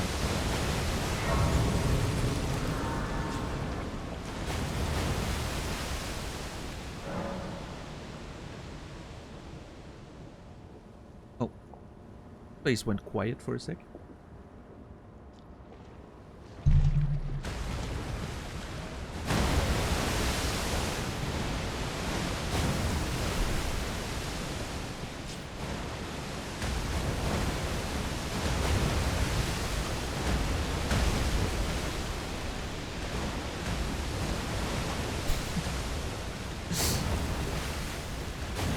Bob Ross, anyone? I already saw like the, you know, we already saw that like perspective from the other side. Like a few weeks back when we were there, like a few months ago. But this is this is a much better angle. This one's perfect. Yeah, it's just Bob Ross. That has to be intentional too. Like, I refuse to believe this is not intentional. That the perspective from the Greys is so perfectly aligned has to be intentional.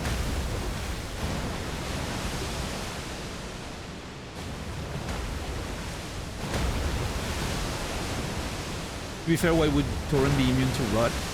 I think he's a spectral steed, right? That's how he's described. He's not real. He's like a ghost or something. So maybe that's why he's immune, like he can't get, you know, infected. That's the guy I saw from the cliffs earlier today.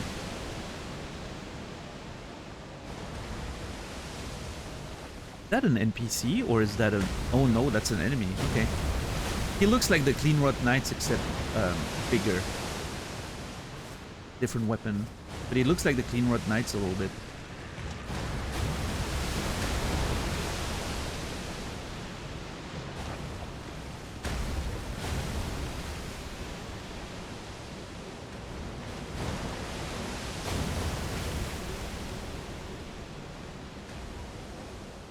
God, I love his cape. Like the feathery cape like that looks so fucking cool. Also, that halberd looks sick.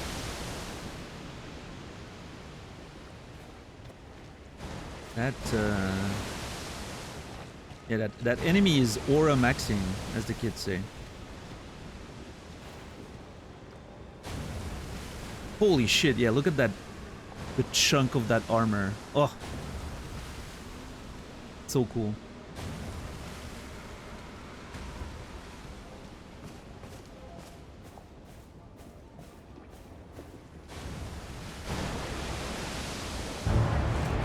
Oh, it's a fucking boss. Never mind. Commander O'Neill. Are we in Stargate? Also, that kind of feels unfair. What the fuck? Okay, that dude is insanely cool. Holy shit, look at the aura of that guy. Just slow walking me down. Oh.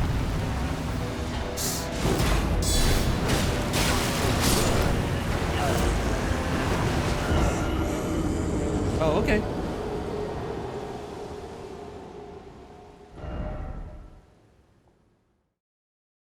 That didn't go very well. I was expecting better.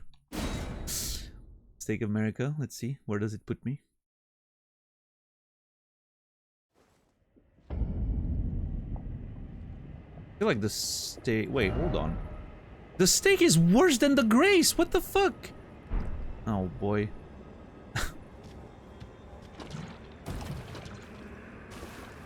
I mean, it's a, you know, even, I would say. Aura farmed.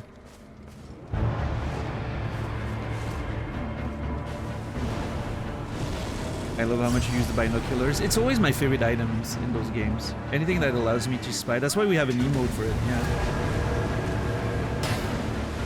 BTTV emote. How do you guys feel about the fact that we have my face as a normal emote now with the browse one? Do we like it? Should I add the other ones, like the binoculars as a normal emote too? What is rutting me? Oh no, come on, dude. How many mechanics do you want to stack on a boss fight? Summoning other enemies? Rutting me? What else? Are you gonna... I don't know.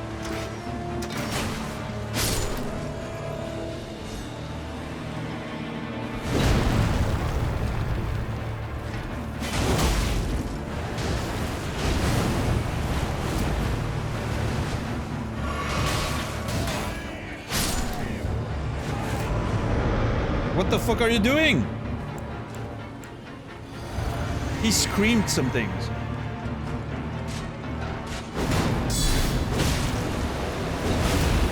Okay, that is a problem. The fact that that AoE there gives me rot buildup is a problem. He's a commander, I guess he's commending. Jeez. Bunch of comedians in chat today, huh? Oh, what's a seal breaker? Oh, I'm gonna guess it breaks seals. It's got a backward attack. That's kind of a dick move. I like it though. That tells me, you know, From Software combat designers, like encounter designers, know what people are gonna do. Holy fuck!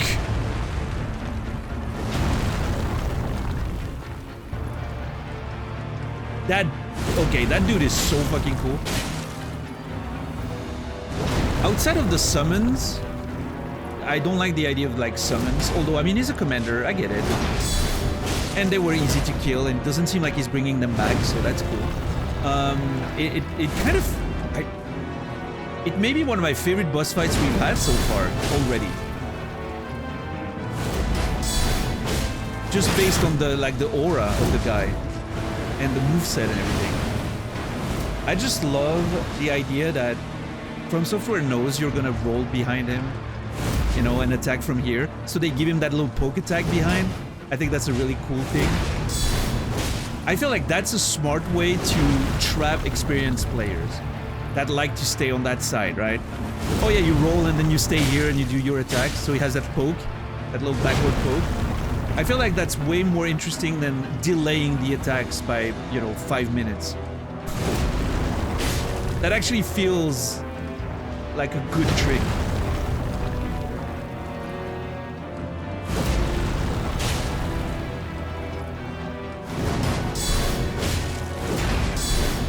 Oh god, I'm not stunning him, am I? Ugh!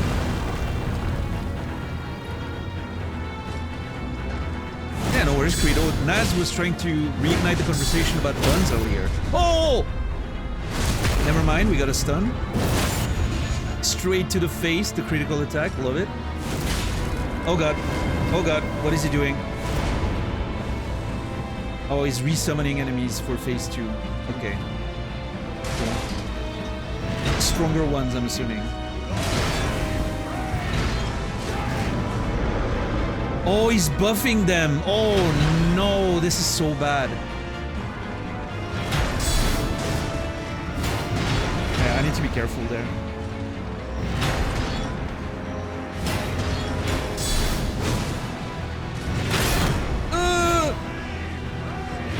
Dude, stop yelling!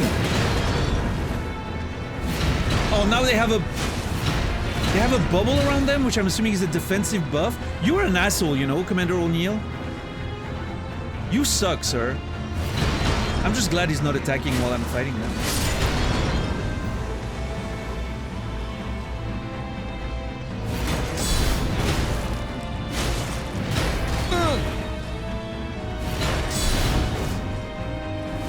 Okay, stamp. Yep. Shit! I tried to dodge this one because I don't think I could have tanked both attacks, but unfortunately only one hit me, so...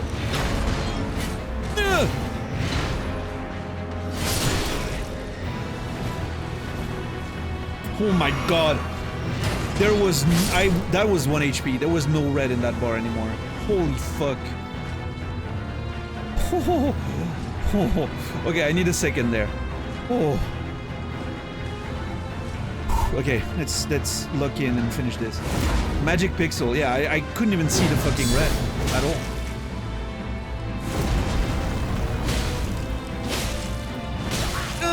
Yeah, that little fucking attack. God, that's sneaky.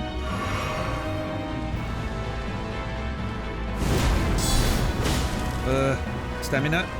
Ew, fuck. Heal.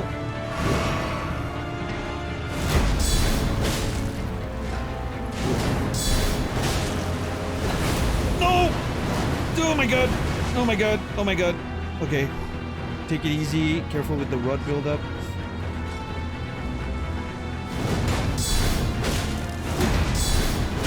This is scary. No, I should have finished. Fuck!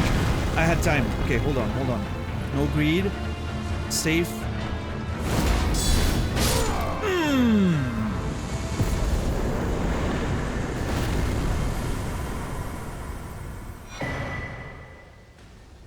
Let's go!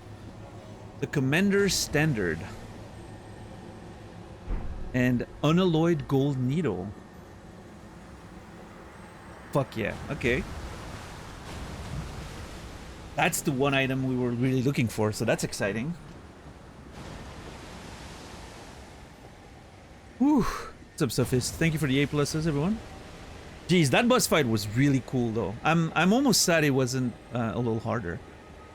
Because I really enjoyed the big chunky dude, right? I think the shield was really good against him. Because it helped managing like the ads and slowly killing them, right? And I feel like his moveset was pretty vulnerable to being blocked.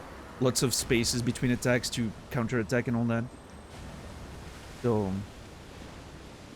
I think my build was definitely the shield and spear definitely worked well against him. I was pretty lucky with that. But yeah, cool boss fight. I really enjoyed it. Let's see if we can learn some lore about that guy. A beaten red battle standard is furled around this time-worn halberd, even after his lord was fled. Was fled? Has fled? Had fled? Was fled? I guess that's an expression. Commander O'Neill continued to brandish this flag in the devastation of the rot-eaten field of battle. The sole veteran who remembers this battle with pride. Rallying standard. Hoist the war banner aloft and give a rallying command. Raises attack power and defense for self and nearby allies. Okay, let's take a few notes about that, if you will. Allow me to do so. Let's see. Khalid, character. Commander O'Neill.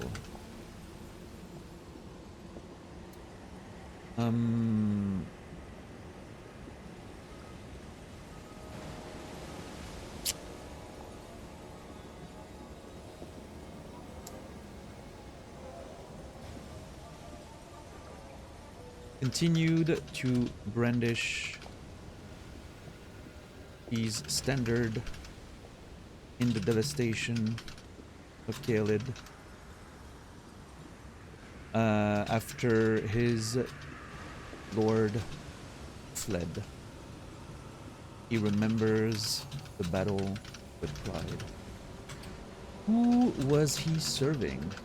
Question mark.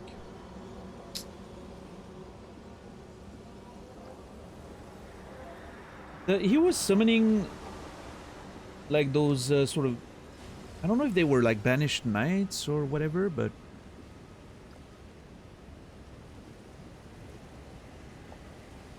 Godfrey? Question mark. Lania? Radon, I mean, we know all these people fought around here, right? We know Godfrey had a campaign in the direction of Khalid. We don't know. I don't know if we had much information about how far he made it, but we know Godfrey at some point tried to take on, like, you know, the east side of Limgrave. So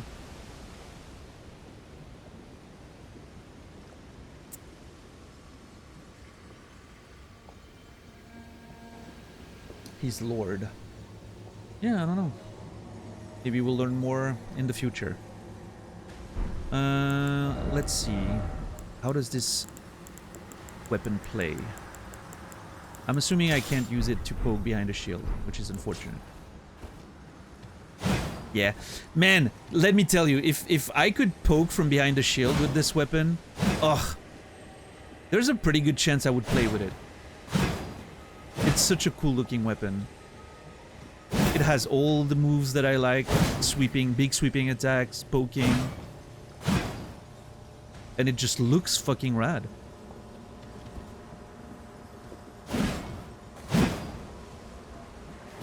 Yeah, look at this. Oh man. If only I could poke from behind the shield with it. Ah. It looks so cool.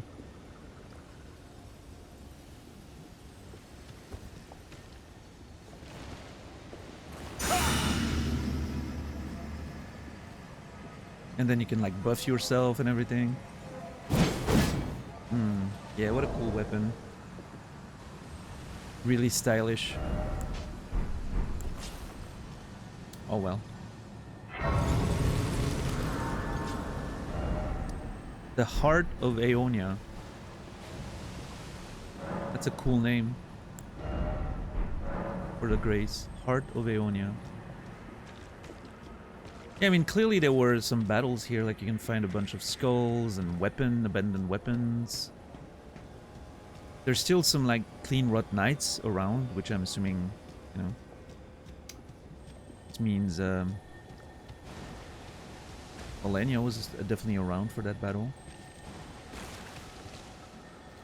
I need to read the needle. Hold on.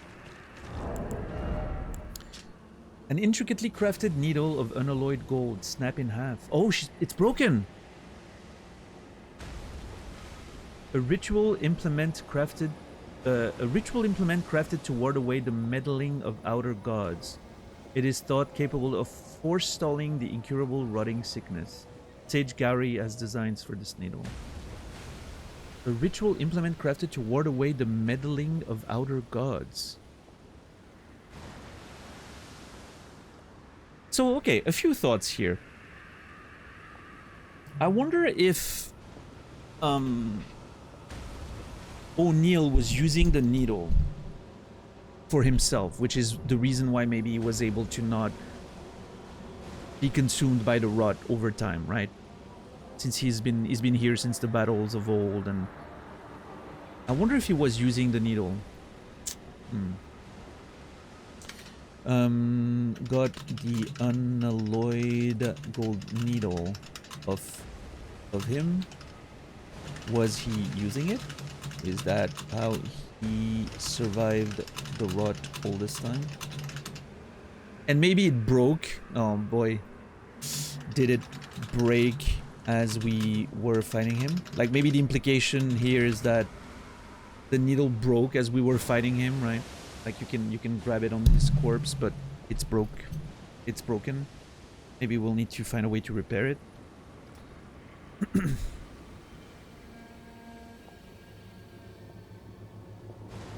Now, the middle paragraph is very interesting to me. To ward away the meddling of outer gods. It is thought capable of forestalling the incurable rotting sickness. I wonder if the implication here is that the rot comes from outer gods. Like, the outer gods are the one who somehow brought the rot on in the lands between.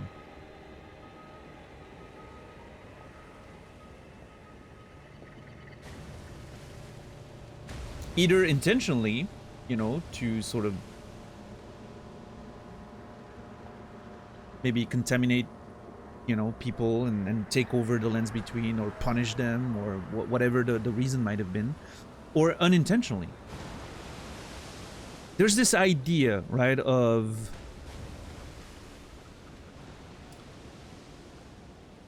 cosmic horror arriving on Earth through, like, meteorites or asteroids or whatever, like stuff, you know, rocks falling from the cosmos and bringing horrors with them. And I think there's an idea here maybe of, you know, obviously the game mentions comets and falling stars and all those things a lot. What if that's how the rot came to Earth, or the lands between in this case? Some cosmic rock crashed on the planet eons ago, and the rot was contained in it. And so people see that happening, right? And what is their reaction? Oh, it's punishment from some outer gods from the cosmos, right? Bringing this to us, and you know, it could be that the outer gods don't even exist. Who, you know, it's just like thought to be the case because of something coming from the stars and unexplainably. And we already know that they associate the stars with like fate and being able to tell the future by looking at them. So anything that comes from the stars is definitely of the divine, right? I guess is the sort of the posture of a lot of people there in the lands between. So a comet hitting the ground, bringing rot with it, definitely a power from the outer gods, right? Could be the idea there. I like that. I actually kind of like that. I do want to write that down somewhere as a theory. In Kaled, I guess. Based on the gold needle description, it was crafted as part of a ritual to ward away the meddling of outer gods from the stars, question mark, and is said to stole the incurable rot. Maybe an implication that the rot was brought by the outer gods. Was it brought to the lands between by a comet slash asteroid slash space rock accidentally and seen as an act of the outer gods? Association between the stars and fate slash the divine.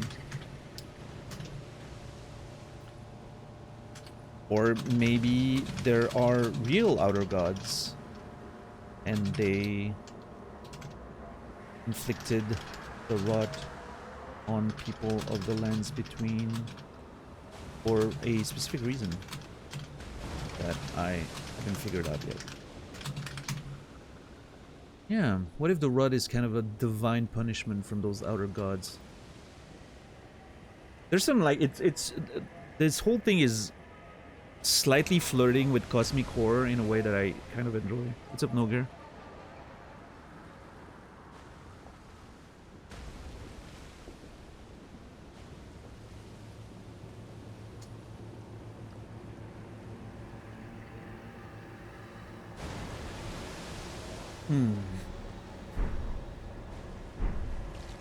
Well, now, I mean, we still have a lot to explore.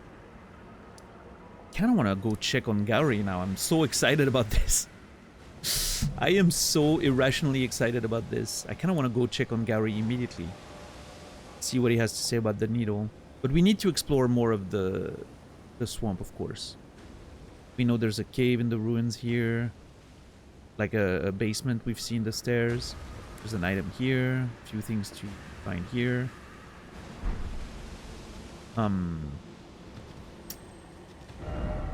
But yeah, let's go find Gowry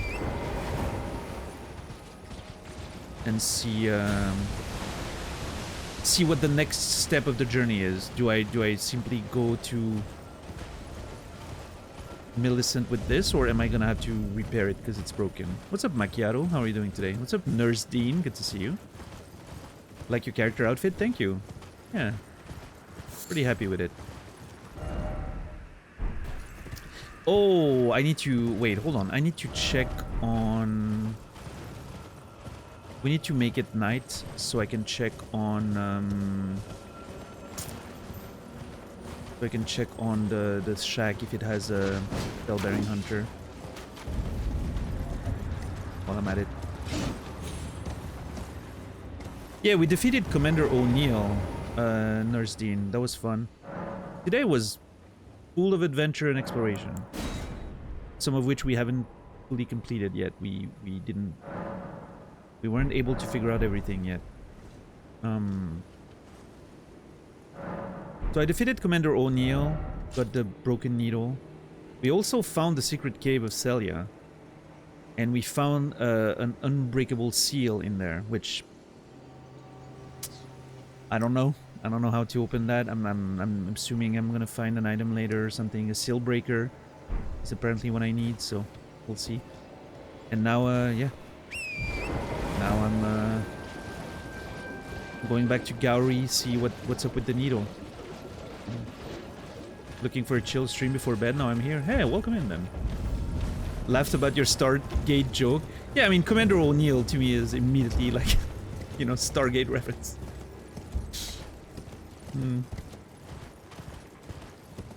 We have Shepard in chat.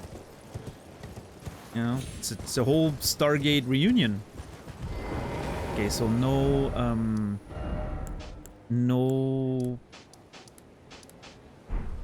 Bell-bearing hunter here. Noted. Alright, Gowrie, I have a needle. Please tell me what to do. Oh, you found the unalloyed gold needle. As promised, I've detailed the secret of Celia right here. Go on. It's yours. Celia's secret. This better be about the fucking seal. What's up, Mick? I nearly died of laughter after someone called this area Ohio. Yeah, someone made that joke the first time we were here. It's pretty funny. Now let me have a look at the needle. Okay, it's broken. Well, this is a marvel indeed. The work of a true artisan, a meticulous, bold craftsman who grasps the essence of life. Okay, you're glazing. Can you give me some time with this? As well made as it is, it won't be much use snapped in half, will it? Okay. He's glazing the artisan a bit too much, I feel. Listen, it's just a needle, okay? Okay, hold on. Gowrie. Let's go back to the notes.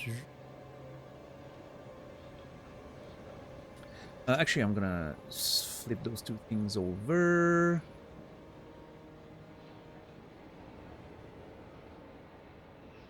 Flip those things over. Bam, bam, align. There we go. Yo, Jonas, what's up? I am in fact, yes. We're 60 streams into the adventure today. And I have 2 remembrances. That should tell you how thorough the playthrough is being.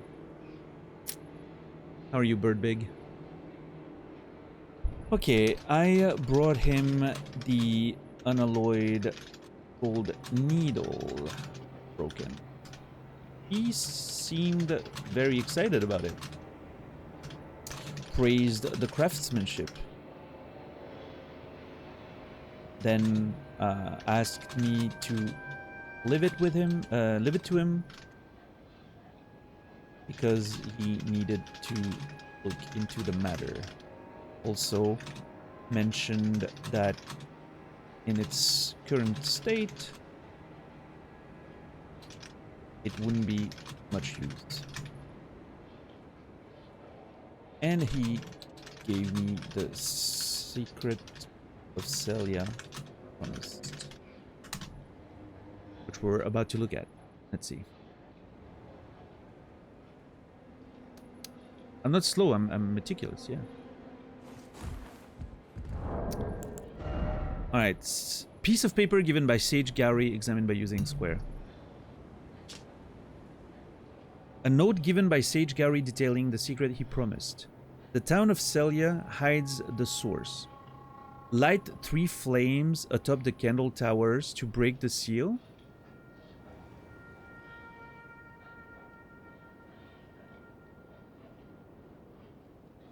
What? I mean, we did that the first time we were here. We did that before we found Gowrie, in fact. I'm pretty sure.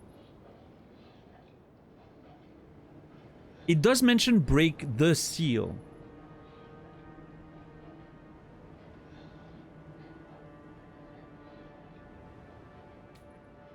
Hides the source? Light 3 flames atop the candle towers to break the seal.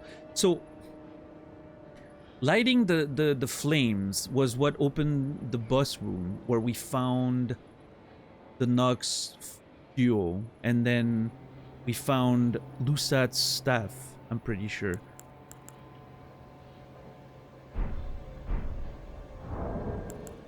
But that's also what opened the way for us to get to the road above it, including...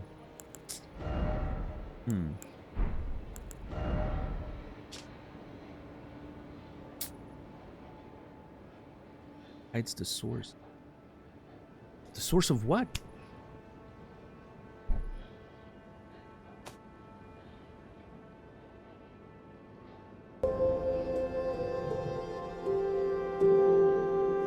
What's up, Natus? Thank you so much for 48 months.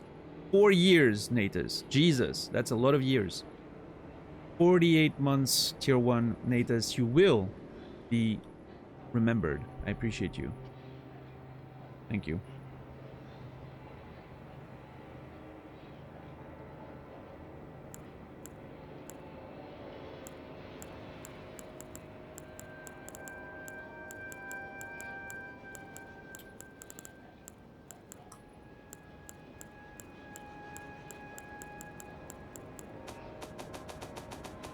So, is the staff the key to all this? Somehow? But then,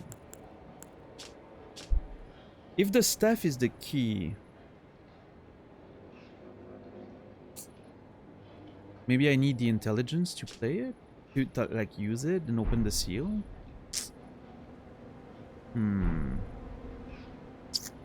This could be a thing that where I'm just simply not allowed because I'm not intelligent enough, and I should be able to like wield the staff properly, and then I can break the seal with it. Can you give me some time with this? Of course. As well made as it is. Of course I will give you some time. In fact, I'm gonna run to a grace and come back, and that should be exactly the amount of time you need. I think I could get out of the game and load back in, but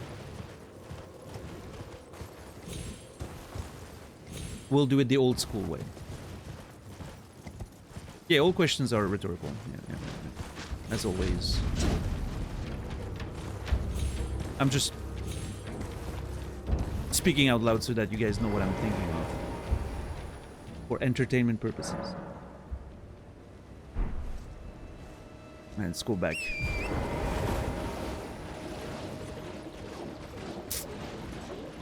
Well, I'm kind of worried that Gauri's secret was literally just how to solve the town of Celia, which I don't quite think needed explanations. That it seemed pretty intuitive, but I'm not saying Gauri's reward is shit, but I kinda am. I kinda am. You know. Yeah, that was a bit of a ripoff so far. But again, it could be linked to... It could be linked... Maybe... Hold on, let me... Maybe I should probably take a note in the to-do list. Maybe linked to the secret of Celia that Gauri gave us. Something about the source and the towers. Something I need to do with the staff of Lusat. Do I need 52 intel? Yeah, all those questions. I don't know. Some people might need those hints for intuitive puzzle. I'm not against the idea of having hints for puzzles, no matter how simple, because what's simple for one person is not necessarily simple for everyone, right? I get that. I'm just saying, like, he built it up as a sort of secret, which, you know, to me, a secret implies that it's not just out there in plain, you know, daylight, but different strokes, I guess. I have awaited your return. No, hey, well, I'm here. The needle is repaired. Let's go. Now it will forestall the rotting sickness, I'm sure. Okay. Will you give it to the girl, Millicent? I Sure. will reward you in kind. Another secret, I'm sure, Gowry.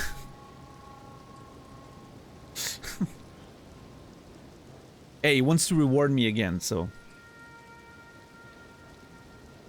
Millicent rests at the church atop the cliff beyond Celia, the town yonder, tended to by the witless pests who worship her, or rather her rotting sickness, as a god. Oh, that's A cool. wretched fate, indeed. The poor girl, she never wished for any of this. Do you find it peculiar that I would show such concern for the girl? Well, I'm the one that found her. A mere babe in the swamp of Aeonia. She is one of my dear daughters. But the rotting sickness erodes one's memory. I doubt that she remembers the first thing about me. Oh, I must be getting old. I didn't always worry so much.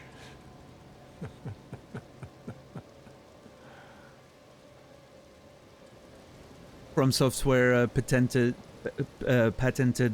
creepy laugh there. Love it. Now, all you need to do is deliver the needle to Millicent. She's convalescing in the church atop the cliff just beyond Celia. Do so, and you shall receive a handsome recompense, of course. Now, all she's convalescing. Do so. Okay, I'm gonna have to watch that again. There's a few things here that were really interesting. You find it peculiar. I have awaited your return. Okay, let's save here. First of all, let's... I think I wrote Millicent wrong. I'm pretty sure I wrote Millicent with one L at some point. Millicent. No, I didn't. Hey, look at me.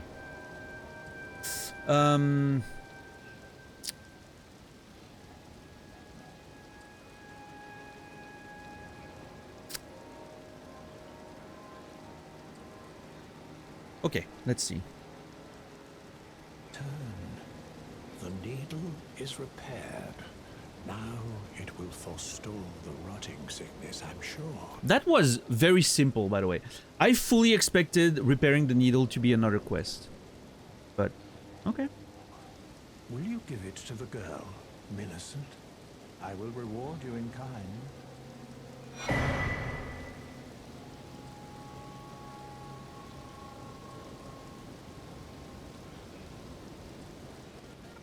Yonder, tended to by the wicked.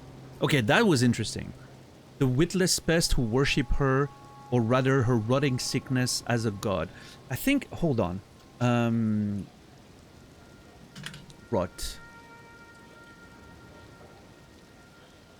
Oh. Put a space. So that it doesn't...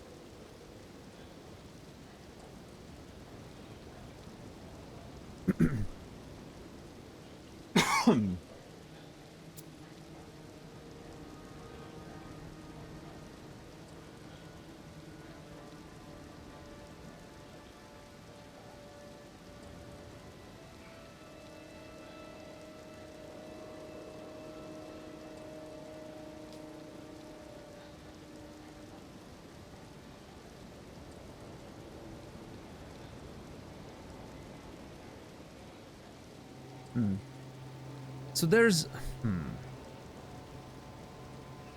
I'm pretty sure... What's up, Dova? I'm pretty sure...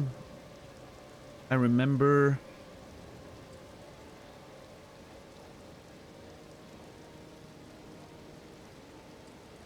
We had an item, I'm pretty sure we read a description of an item that mentioned, like... That already made that association with, like, the rot being praised as a sort of divine thing. And again, it goes into that idea that I just expressed of... What if if the rod is something that was brought by the outer gods, it makes sense that it would be considered divine, right? Coming from the stars, coming from like the cosmos and all that. It would have that divine quality to it, which I think is quite fascinating.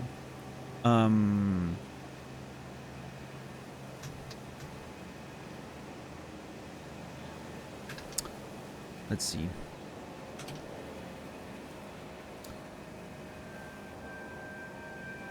Mentioned how Millicent... Actually, I think that should go in Millicent's...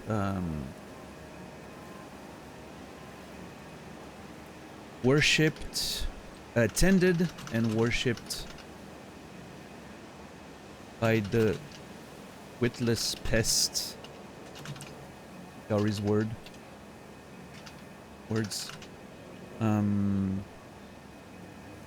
As a god, or rather, the rot in her is seen as divine. Again, going back to the idea of the rot being a gift, quote unquote, from the outer gods. Anyway, let's continue. Pests who worship her, or rather her rotting sickness, as a god. A wretched fate, indeed. The poor girl. She Never wished for any of this. Well. A mere babe. Okay, and then he said, do you find it peculiar that I'm caring for this girl? Right. But then he says he found her. Well, I'm the one that found her. I found her, a mere babe in the swamp.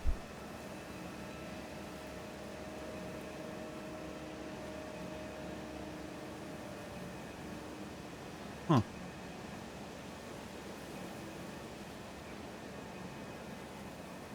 Was found as a child in the swamp of Aeonia by Gary.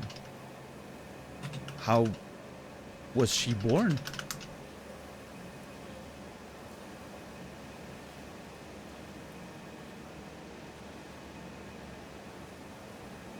Is she born of the rot?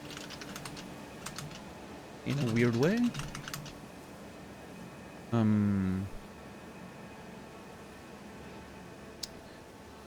What did we, what was it about,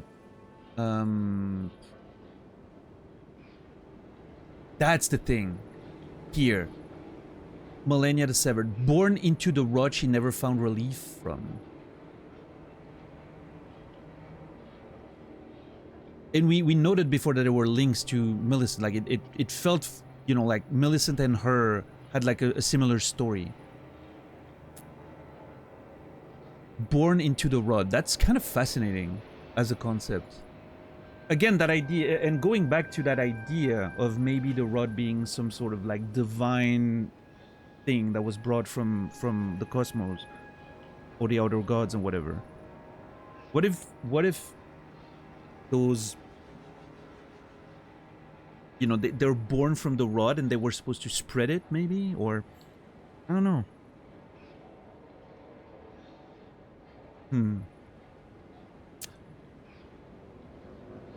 What's up, Cloud? How are you doing today? Let me go back to my theory down there and add to it. What if the children born from the rod, Malenia, Millicent, were supposed to be carriers and spreaders?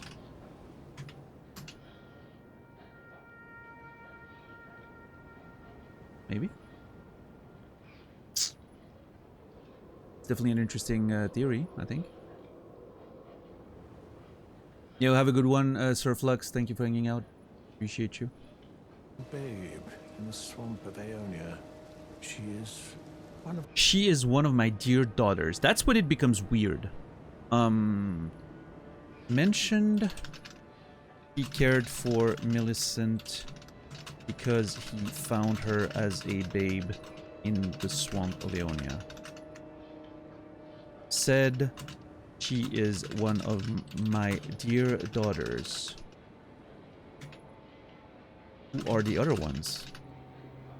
Real daughters? Or other children found in the rot? Was Melania one of them? Although, I think the swamp happened after Melania's time, right? Melania fought Radahn. But that was before the rot happened, I think.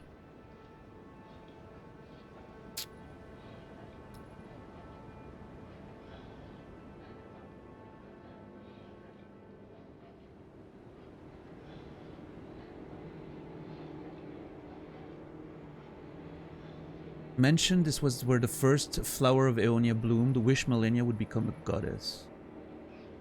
Oh, that was the spirit above the cliffs. He was like, yeah, you know, like Melania maybe will become a goddess. That's a link between like the rod and again, like the rod and the divine, right? Again, that connection there. This is a lot of information. I feel like I'm missing a lot of context to put it all together.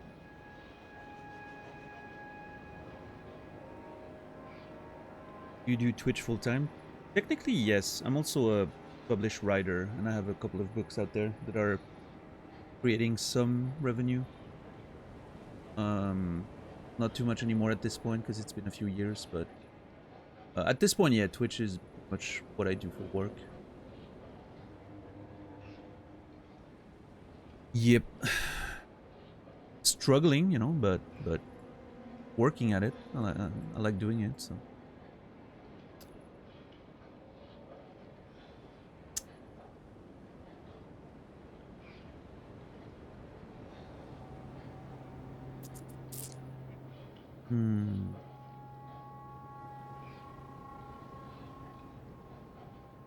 Explains your insights. I think being a writer helps a little bit, yeah.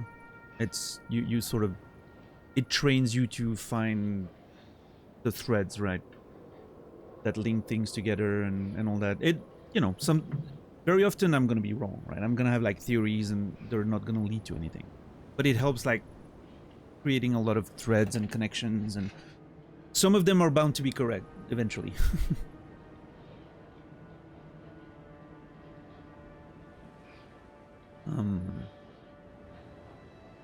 But yeah, a lot of it feels like I'm just like, I'm kind of, the way I'm approaching it in a way is very much how I would approach, you know, creating my own story. Like I have ideas for a world or a setting or a situation or a plot or characters. And then from there, I'm like, okay, how can I like keep elaborating on those, and how can I keep developing those, putting more depth into it, or themes and all that. And then I do the same work that I'm doing right now. I have all these sort of ideas for characters or locations, and I have to figure out how to link them all together and start, you know, making sense of all of it. You can have like, sometimes, you know, when you write, you have an idea for a character that has a specific appearance or power or something, but you don't know exactly how they got it, right? And so then you start developing that and trying to understand how it happened. It feels like the exact same process in a lot of ways when I'm playing a Souls game like that. I see what a character is and what a location is, and I'm trying to find a justification for it all, right? It feels quite, it feels like I'm training, I'm using the same brain muscle, if that makes sense. Ever wonder to what degree they just made shit up without rhyme or reason when they made the game? No, I actually don't wonder. I don't worry about that, because even if they did, it doesn't matter. I'm still gonna try to make sense of it. If I'm thinking about the lore more than the creators themselves, to me that's not a problem. I don't care. What I'm creating on the page right now, with my notes and my thoughts and everything, is worth more than anything they can come up with, right? If some of it is intended, great. If not, doesn't matter, right?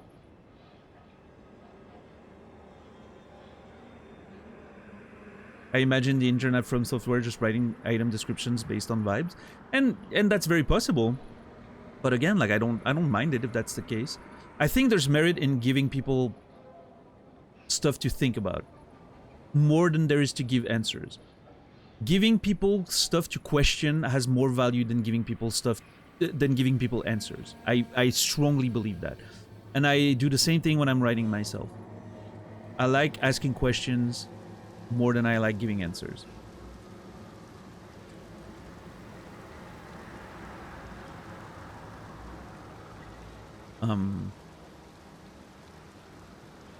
But yeah, I mean, it's very possible that some of those things weren't really thought, thoroughly. But yeah, I don't mind. Doesn't matter. I like filling in the blanks.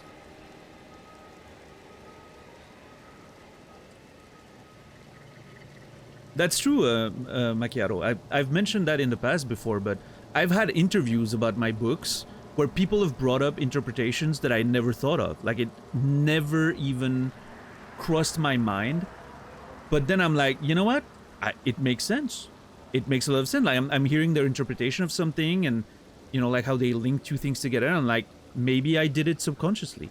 I didn't realize there was a link, but how everything was framed and how everything sort of came together, like it fit together, it sort of created that link without me realizing. So yeah, that's very true.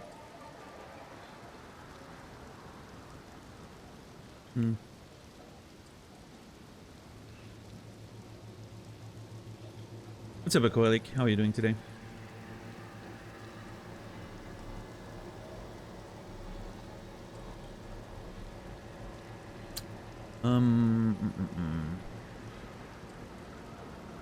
But yeah, I'm really curious what the deal with the daughters here is, if there's more of them. My dear daughters, but the rotting sickness erodes one's memory. The sickness erodes one's memory. Remembers the first thing. Okay, so the rot erodes one's memory. I kind of want to start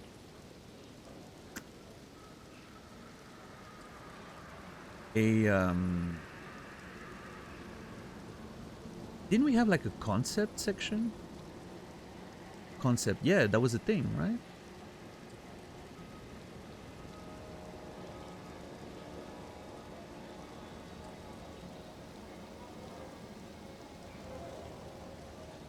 The rot,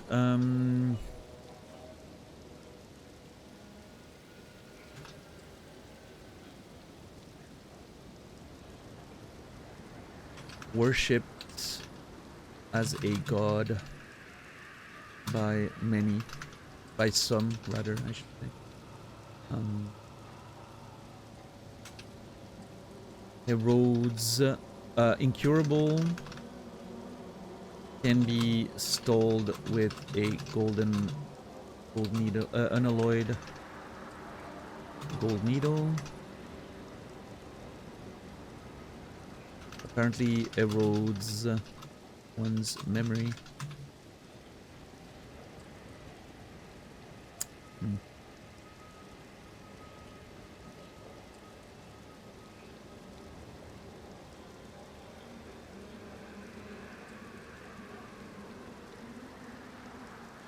The classical wire the curtains blue dilemma in English lessons. Yeah, that's what Captain Dax was referring to earlier. Yeah.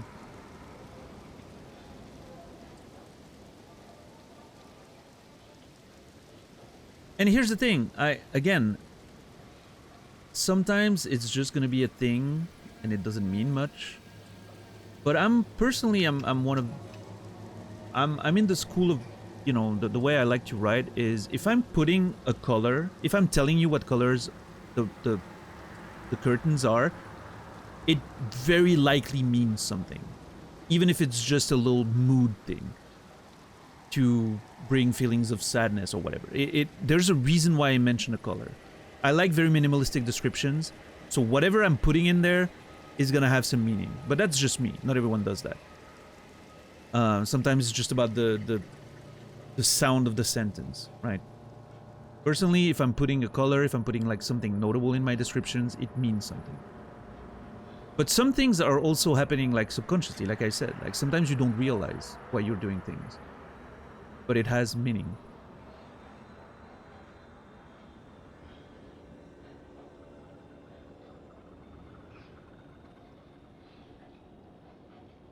says she probably doesn't remember him much because of the rot.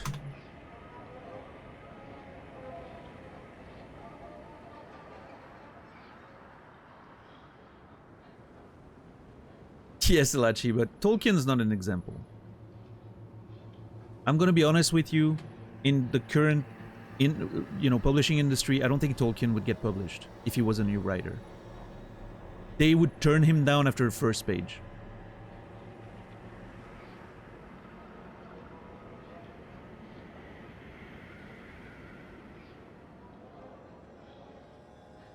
And although I understand why there's something cool about reading his books, I think they're overwritten, dusty, slow. It's not very interesting.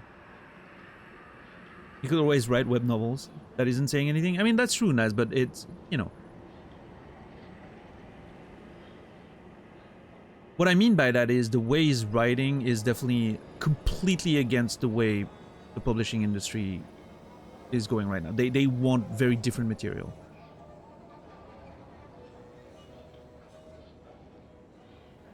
Modern fantasy doesn't do kindly with very long descriptive prologues and stuff like that.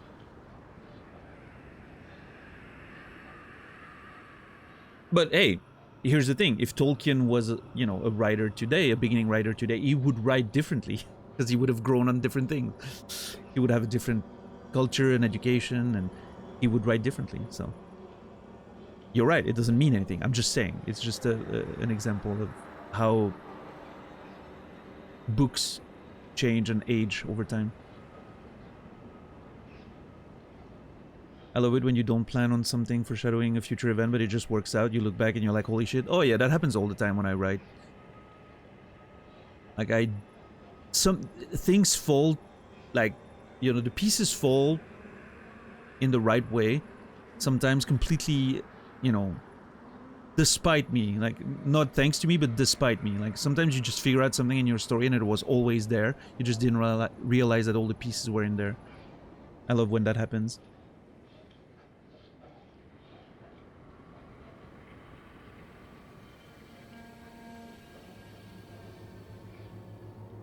Decreasing attention spans may be a big reason. I don't think that's necessarily the case. I don't think... I think a part of it is also... the genre has evolved, right?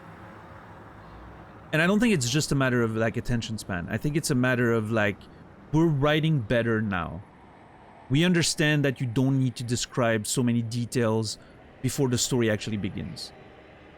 I think it's just refinement of how to...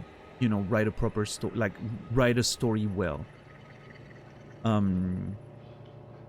But that's a huge conversation. There's a lot going on here, but I will say it's definitely not just an attention span thing. Because the writing, even in the 90s, before social media, was very different than in Tolkien days. And it kept evolving. Every decade it changes. Which, you could argue that maybe the attention span was different because TV or video games or radio, whatever, right? But I think there's more to it than just that. I think it's a very complex phenomenon, which attention span changing is a part of, definitely. But I think it goes beyond that. I think there's something to be said that writers today are just simply better at writing stories. And the reason for that is you are standing on the shoulders of giants, right? You are learning from those who came before you.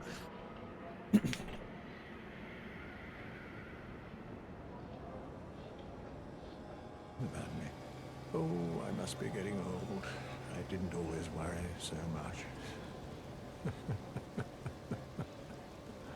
But again, that's a very long conversation, and it's a little late for me to get into it now.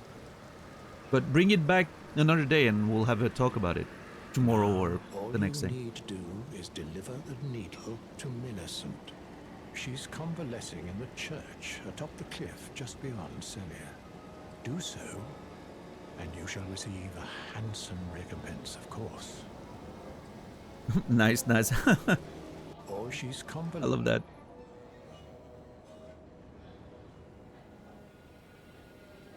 Is there a Kojima in the writing world, like the most self-indulgent author that does anything he wants?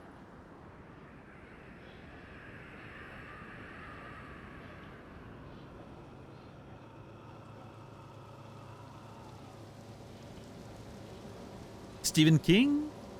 Maybe a little bit.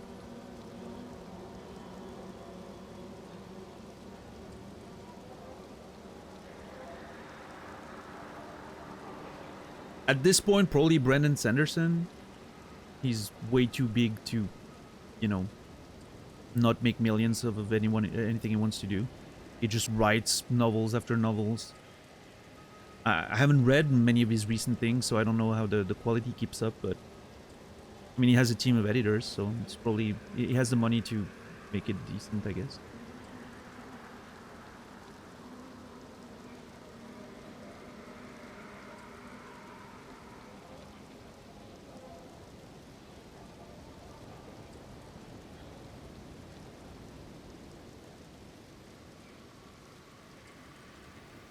Sure, Quasi. That's a very big factor for sure.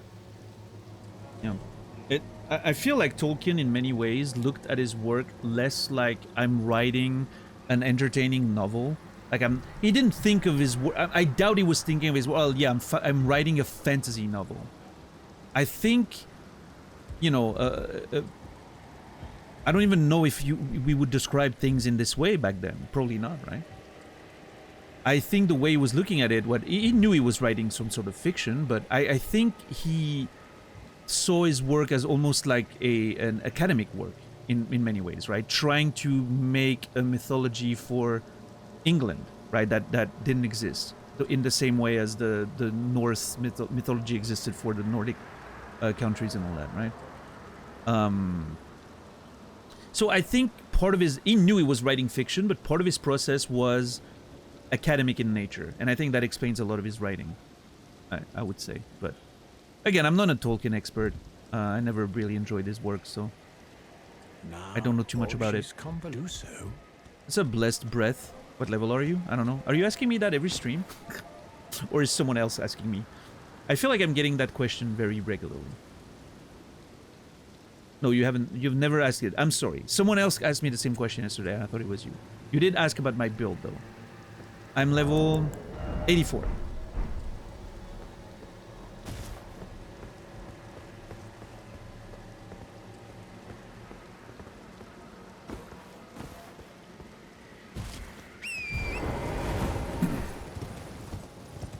Which, to be fair, we progressed. We wished phrase, words, difficult. We're starting to gain a lot of levels again, is what I'm trying to say. We're starting to gain a lot of levels again. We were stalled around like the 70s for such a long time, pretty much since I came back from Caelid. So the entirety of like Stormvale, Liurnia, and all of that were done in the 70s. We were barely making any progress. And now we're starting to level up faster again, which to me means that the game caught up with us level-wise.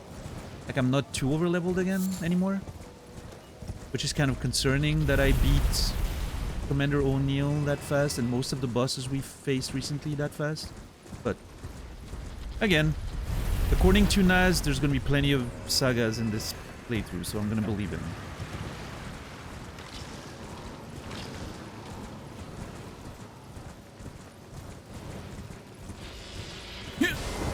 Got him.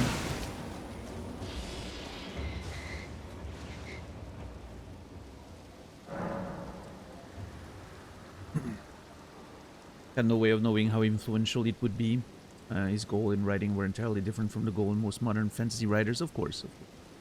And yeah, I mean, don't get my dislike for Tolkien shouldn't, you know, be of any importance to any of you that are big fans of him. I'm not saying he's a bad writer. I'm not saying that, you know. It was a different time. What it did for the time where he wrote was exceptional. If someone did that today and it hadn't been done before, it would be equally just as exceptional.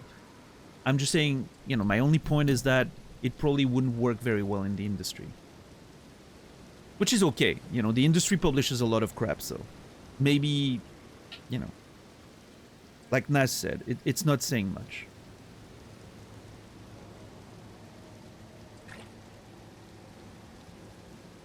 I just personally find it a little hard to read and digest. It's a little too thick for me. And I'm not talking about like the length of it or anything. It's just, it feels a bit... Reading Tolkien feels like walking through a rotting swamp in Elden Ring. It's slow. It's like you feel like it doesn't really move forward. Like it... I don't know.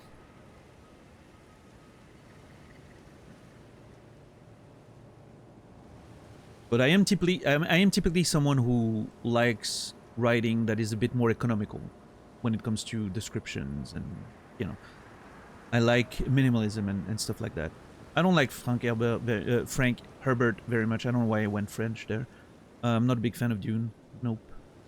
Same reasons, pretty much.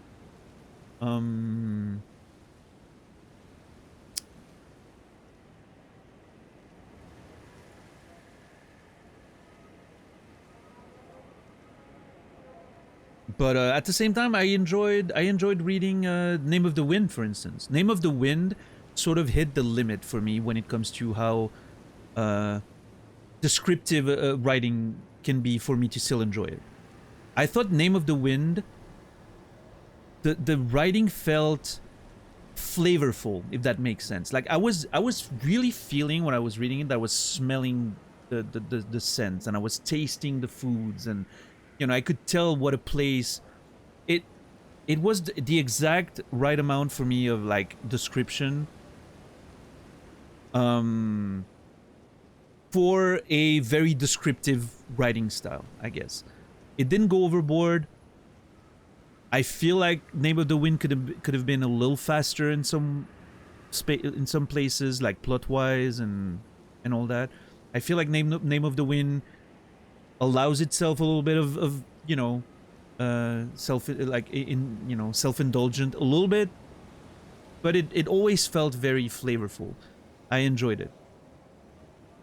It is somewhat poetry, a little bit, yeah. There's something poetic about it for sure. But I really enjoyed reading it.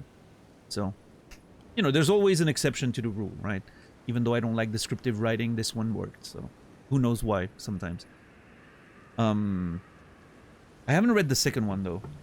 Because I've always said I'll read the second Name of the the second book, the Wise Man's Fear. Is the title? I'm not sure. I you know, it's been a long time. I always said I was gonna read the second one when the third one's release date would be officialized. So I'm waiting. At this point, I think I'm gonna have to reread the first one and then read the second one whenever the release date of the third one approaches, right? But hey, no pressure on Mr. Rothfuss. I want him to take exactly how much time he needs. And if he never writes it, that's okay too. He doesn't owe us anything.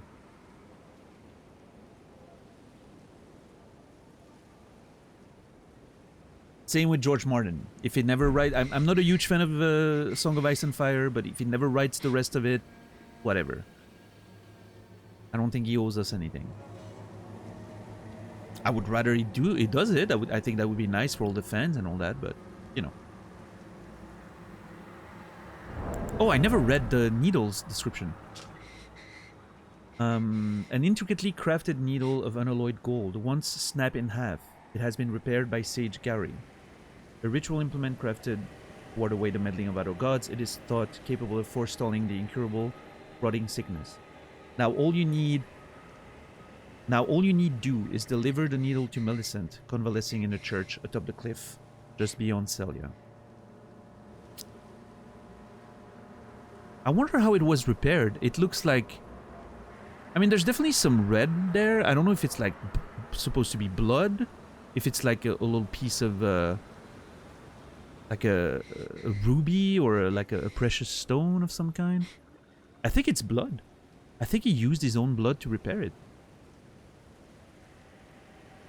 It's kind of strange.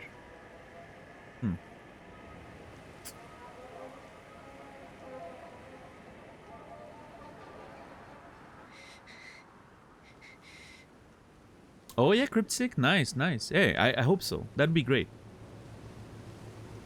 That'd be great.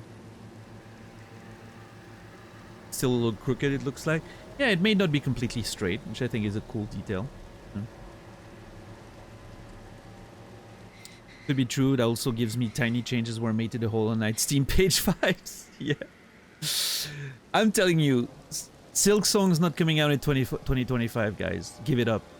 Give up on it. You'll feel better, trust me. It's gonna come out when it comes out.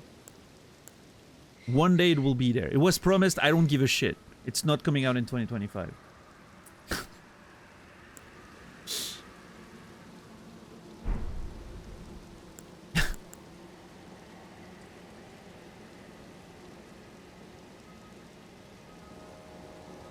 Alright, well, time to give the needle to Millicent. But that, ladies and gentlemen, is a story for tomorrow.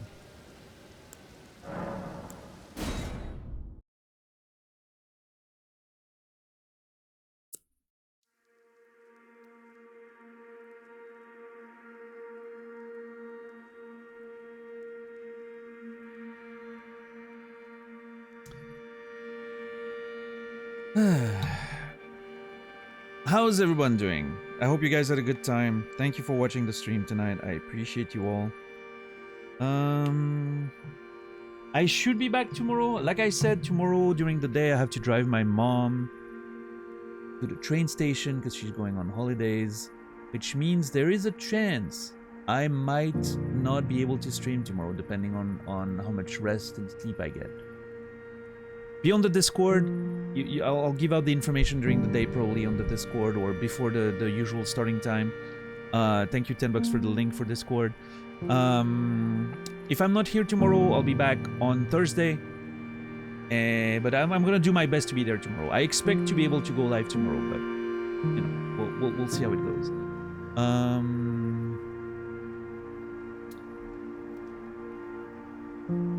But yeah, I mean that's pretty much it.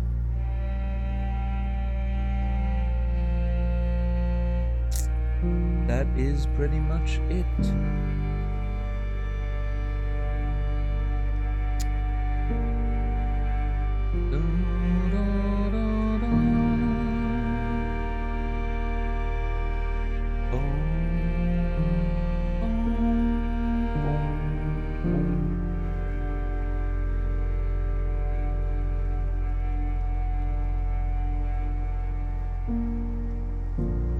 Alright, well, I am going to go eat some food. I'm very hungry and tired. I can't wrap my head around raiding right now, so I'll just I'll leave you guys to your own devices tonight.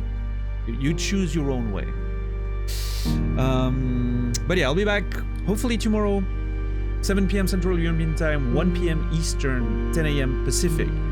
If not today, if not tomorrow, on Thursday for sure, for more adventures of Elden Ring and the continuation of the Millicent side quest. I'm very interested to see where that's gonna go. I wish you all a beautiful rest of your day, evening, or night. I will see you guys tomorrow or on Thursday. And until then, remember me, and I will remember you.